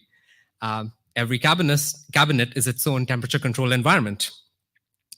You head to your water purifier that has two tanks, one for cold water, one for hot water.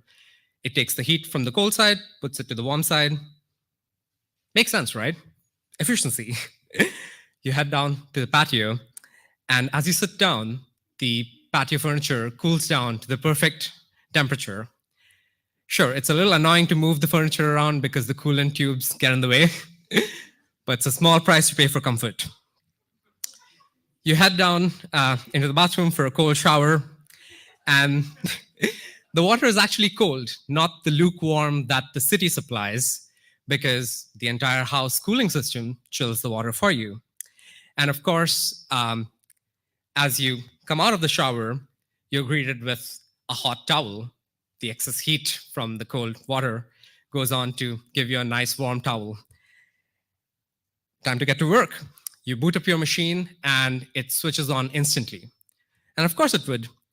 It is a computing beast that is plugged into the wall, not only for power, but also for coolant. Gone are the days of noisy fans, everything from a television and PS4 to lights and power adapters run cooler and last longer because they're actually cooled. Time to get some work done. So you head down into the basement and switch on your CNC machine. The water-cooled spindle makes a slight humming noise. It is much smaller than a typical air-cooled motor, and because of that, the entire machine is much leaner and cheaper. Time to head out for coffee. You pick up your jacket that has a phase change material in it. That's a perfect 65 degrees Fahrenheit. And you take a short bike ride to the nearby cafe. As you dock your bike into the cafe, the bike starts recharging and the coolant from the cafe cools down your battery, increasing battery life and charging rate. As you dock your jacket back inside the cafe, as you put your jacket on the coat hook at the cafe, the coolant line starts recharging the phase change material and for your journey back out. Now the question is, where are you going to head next? So this the story of a weird, fun refrigeration future was kind of thought up by my friend Aaron and me. Aaron is a third generation HVAC technician with more than 15 years of experience in industrial HVAC and refrigeration.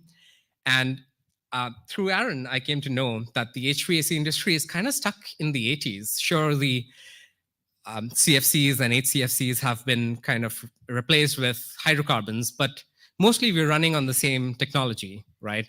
Innovation is not slapping an iPad on a refrigerator. Innovation is making things modular. It's making things repairable. It's making things for all. Thank you. And as an EPA certified HVAC technician myself, I got the license on Tuesday. Thank you. I also know that the HVAC industry, unfortunately, is a little bit us versus them.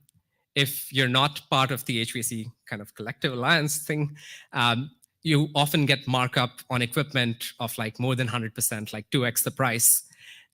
So, this is not an industry that is built for innovation, right? So that's where I think that open source hardware can really come in and change the game of what we think of as refrigeration. I want to show you the simplest refrigerator possible. And it is not here.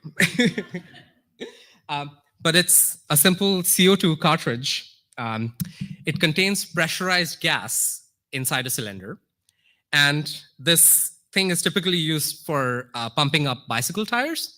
But essentially, when you let that carbon dioxide gas expand rapidly, all those molecules that were really close to each other, as they come far apart, those intermolecular forces need to be overcome. So the molecules slow down and the temperature goes down. Temperature is simply a measure of how fast the molecules are moving. So you could actually take this thing hiking with you and have a chilled cocktail at the top of a mountain. They're actually the product that makes this exact thing with just a little bit more heat. It absorbs a little bit more of the heat, but essentially it's like a chilling stick for your cocktails. And this probably is the second easiest refrigerator that I can think of. And what it is a couple of, it's basically 3 copper tubes, the red one, then a little capillary one, and then the blue one. And this blue one here is not connected to anything. It's just for kind of as a control. What I'm doing here is pumping air into the red tube through a bicycle compressor, which is what I have here as well. As I pump the air and compress it, it heats up, right? And as that hot air goes into this red tube, it exchanges some of the air, some of the temperature with the air and cools down a little to ambient room temperature. And then when it goes through this capillary tube, it finds itself into the blue tube, which is at atmospheric pressure. So suddenly it goes from like 3 or 4 atmosphere pressure to 1 atmosphere pressure, expands rapidly and cools down. So you can barely make out on the thermal camera there, the side right just on the left side, well, my left, your right, of the capillary tube is a little darker shade of purple, and that's a small decrease in temperature. Now, the decrease in temperature is very low because air is a very poor refrigerant. And that's what but essentially the core concept of refrigeration is exactly the same, okay? It's just, if I were to do the same thing in a propane atmosphere, I would get a much larger drop in temperature. This whole journey started when I wanted a water chiller for my laser cutter. And it was crazy to me that I couldn't find a water chiller for less than $300, where I could find an ice maker for $90 new and $20 on Craigslist. And I was like, they're both boxes that make cold, right? So I'm like, okay, let's take the ice maker. And I ripped it apart and I got rid of the case. I got rid of the electronics. I didn't need any of that. I just took the thing that makes cold and I put it in water, and then it made the water cold.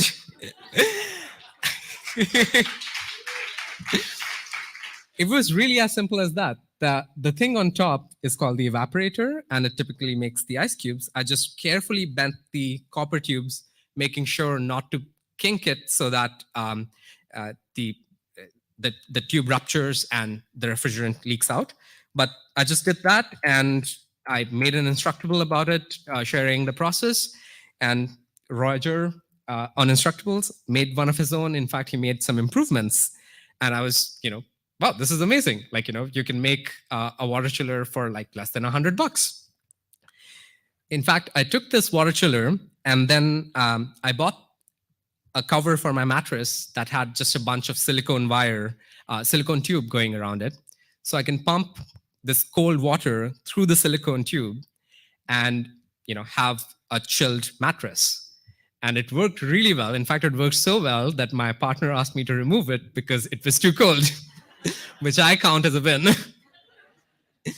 But you can imagine that you can very quickly take the system and add temperature sensors, humidity sensors to make sure that you're keeping the mattress slightly above the dew point, not to get any condensation. You can set up zones so that different parts of the mattress are at different temperatures. And you can do this entire thing for less than $300, which is about the 10th of the price of what you can buy a cooled mattress for, which is great. So now that we have seen some of what makes a refrigerator, let's actually have a look at the full refrigeration cycle. And this is the most common kind of refrigerator that you would find in your kitchen refrigerator or at the supermarket chiller. At the very bottom is a compressor.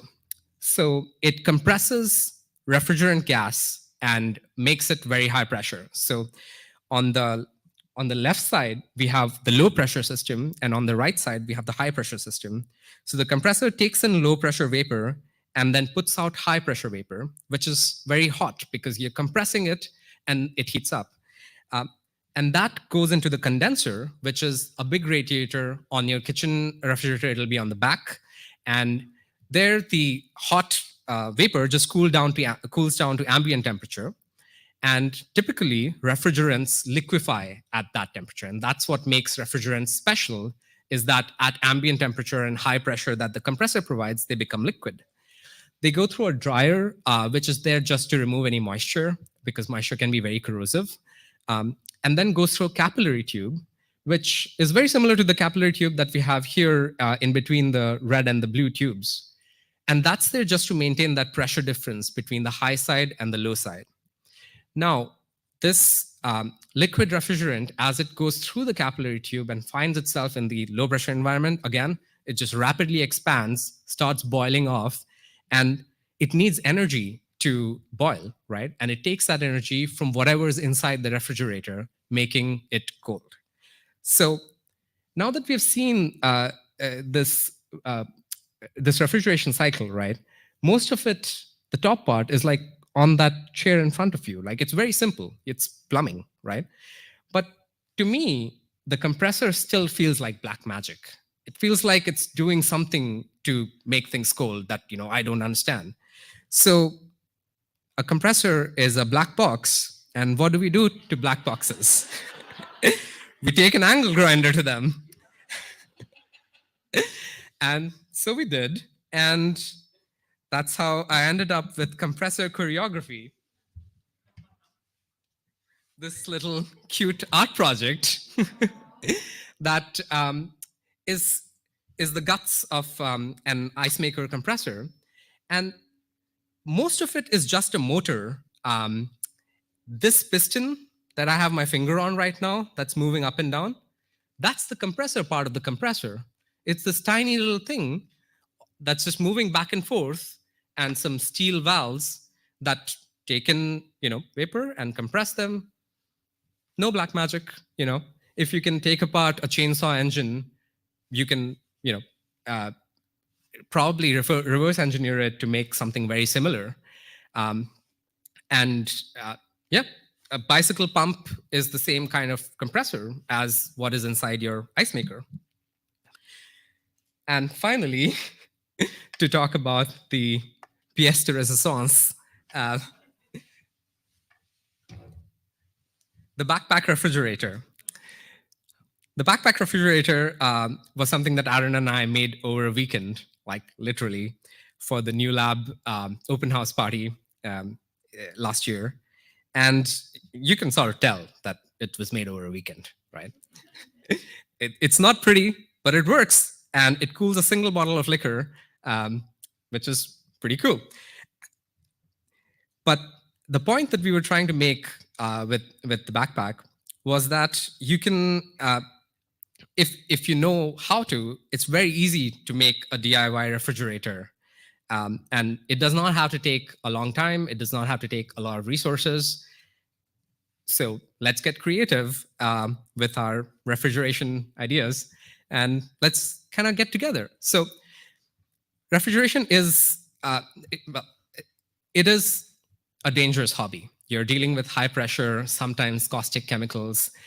So I would not suggest that you go out and just start taking apart ice makers. But I think the best parallel that I can draw is ham radio, right? Same as with refrigeration, you're dealing with something that's very dangerous, but there's a community and there are educational tools and set ways to get inculcated into the field. But then once you're there, you can make some very incredible things. So I would like the same to happen for refrigeration systems. And by the way, I want to shout out Josh Levine. Hi, Josh, who has been making videos on refrigeration systems for a very long time. And I didn't realize that he's based out of Brooklyn as well. And I've learned a lot from his videos. So thanks, Josh. And yeah, for some reason, people really love the backpack refrigerator. And, if this is what it takes to get people excited about refrigeration systems, then sure, let's have a party. Let's all come together and make backpack liquor chillers. But also, once we get excited, let's start thinking about vaccine refrigeration. Let's start thinking about a bicycle-powered refrigerator. Let's start thinking about minus 80 degrees Celsius cryo coolers for microbiology, right? All that is possible, and it's not black magic. So join us on the Discord, and let's start building. Thank you. By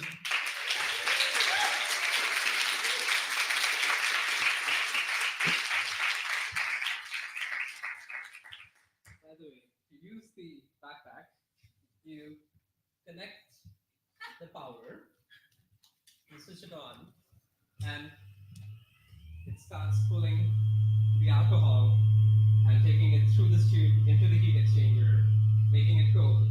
And when it is cold, you pour it. Salute.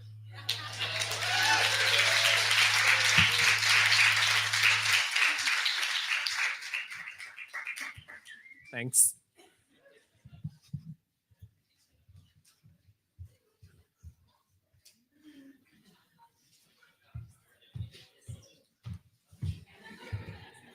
All right. Well, thank you. That was wonderful. So we've got a couple more hours of stuff. Do you guys need to speak? No? Okay. We're going to do a quick zine demo, and then you're free to go make some zines. Thank you for coming. Remember to show up at 10 a.m. tomorrow. And there's party tonight. Okay. We got it.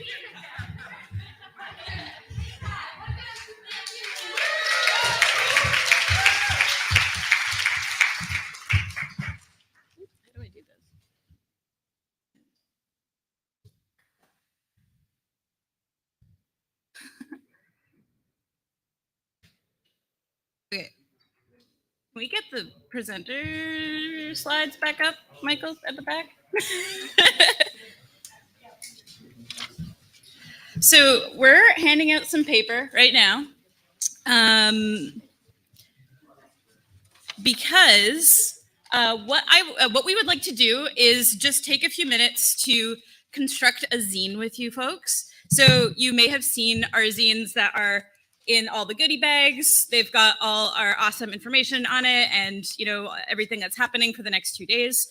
And I really love the zine format because it's part of a tradition about sharing things that you're really excited about. And if there's anything that I love about this community is that we're all so excited about the weirdest things.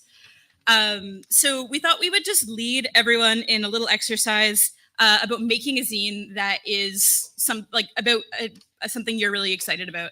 So what we thought was we'd have everyone fold one, and there'll be lots of other paper, and then you can take it to the party later tonight, or you could take it back to your hotel room and just make a zine about something that you love and something that you care about, and then bring it back to us, and we will document them all and share them with the community.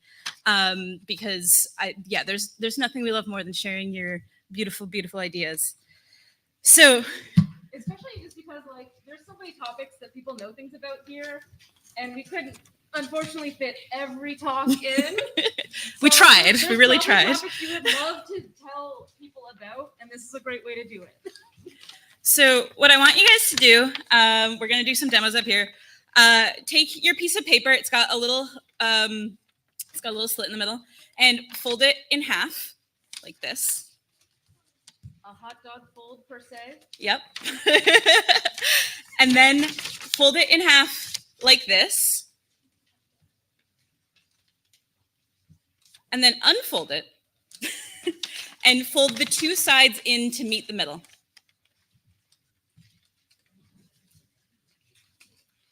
So we should be at this place where we have like, If you like completely unfolded it, you would kind of see all these defined little rectangles from your folds. and you want to make it into this weird mouth. This is what we're going for. The way you do that is you kind of like, you kind of puffing it up. Yeah. Should all be able to do You're this. gonna take the middle folds, kind of puff them out. Pull them out, yeah. Make a little mouth. And then we're gonna, this is sort of like the magic of the beautiful thing. So these two are gonna be our front and back covers. And to do that, you kind of want to push this all down and wrap it over. And it magically becomes a book somehow. So we're gonna do this a couple times. Yeah. So we'll go back. It's not as magical as it seems. Yeah. But it is magical because paper is magical. Yeah. So you got the mouth. And these two parts here, they're the front and back covers. So fold it down. First, if you have the mouth, you want the mouth to touch. Yeah. Closing the mouth. Just like that. And then you're just kind of folding it down. Put it in and put it around. Taking a little bit. So yeah. Fold down. And then you're gonna start folding those little cheeks into each other. And there you go.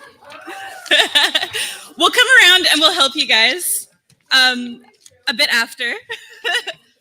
But the idea would be that you guys can bring back your zines in the morning and all day, and we'll have lots of paper so you can make lots of zines and just write things that you're excited about. And the beauty about zines is that they don't have to be beautiful in any way.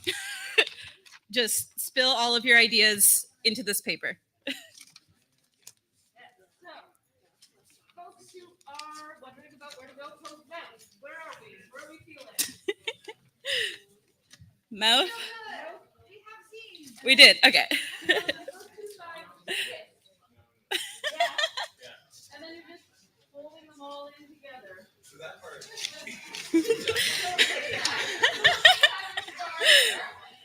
It helps if you figure out where your covers are. Your covers are here. And push it in. How are you feeling? You got the mouth. We're coming back. Still got it. So you can come find me and Sid after, and we'll help you all individually. But And then yeah, you just have. It's not that many pages. If you want it to be more, you can flip it back out and do both sides. And fill in both sides if you want. But overall, you've got a cover, a back cover, and then 1, 2, 3, 4, 5, 6. What's up? You want to know how to make a 10-page phone book? I mean, you can make a zine about how to make a 10-page zine.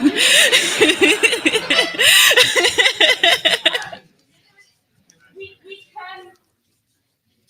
That can lead you to many other goals. Yeah. But for now, we're going to focus on just the mini zine today. So the last thing that we just want to leave you folks with is the QR code for the party. So we hope to see all you folks at NYC Resistor for our after party tonight. And we will also be opening the doors again at 9 a.m. tomorrow. And our talks start at 10. And we're excited for another whole day of awesome workshops with you folks. Thank you all so much.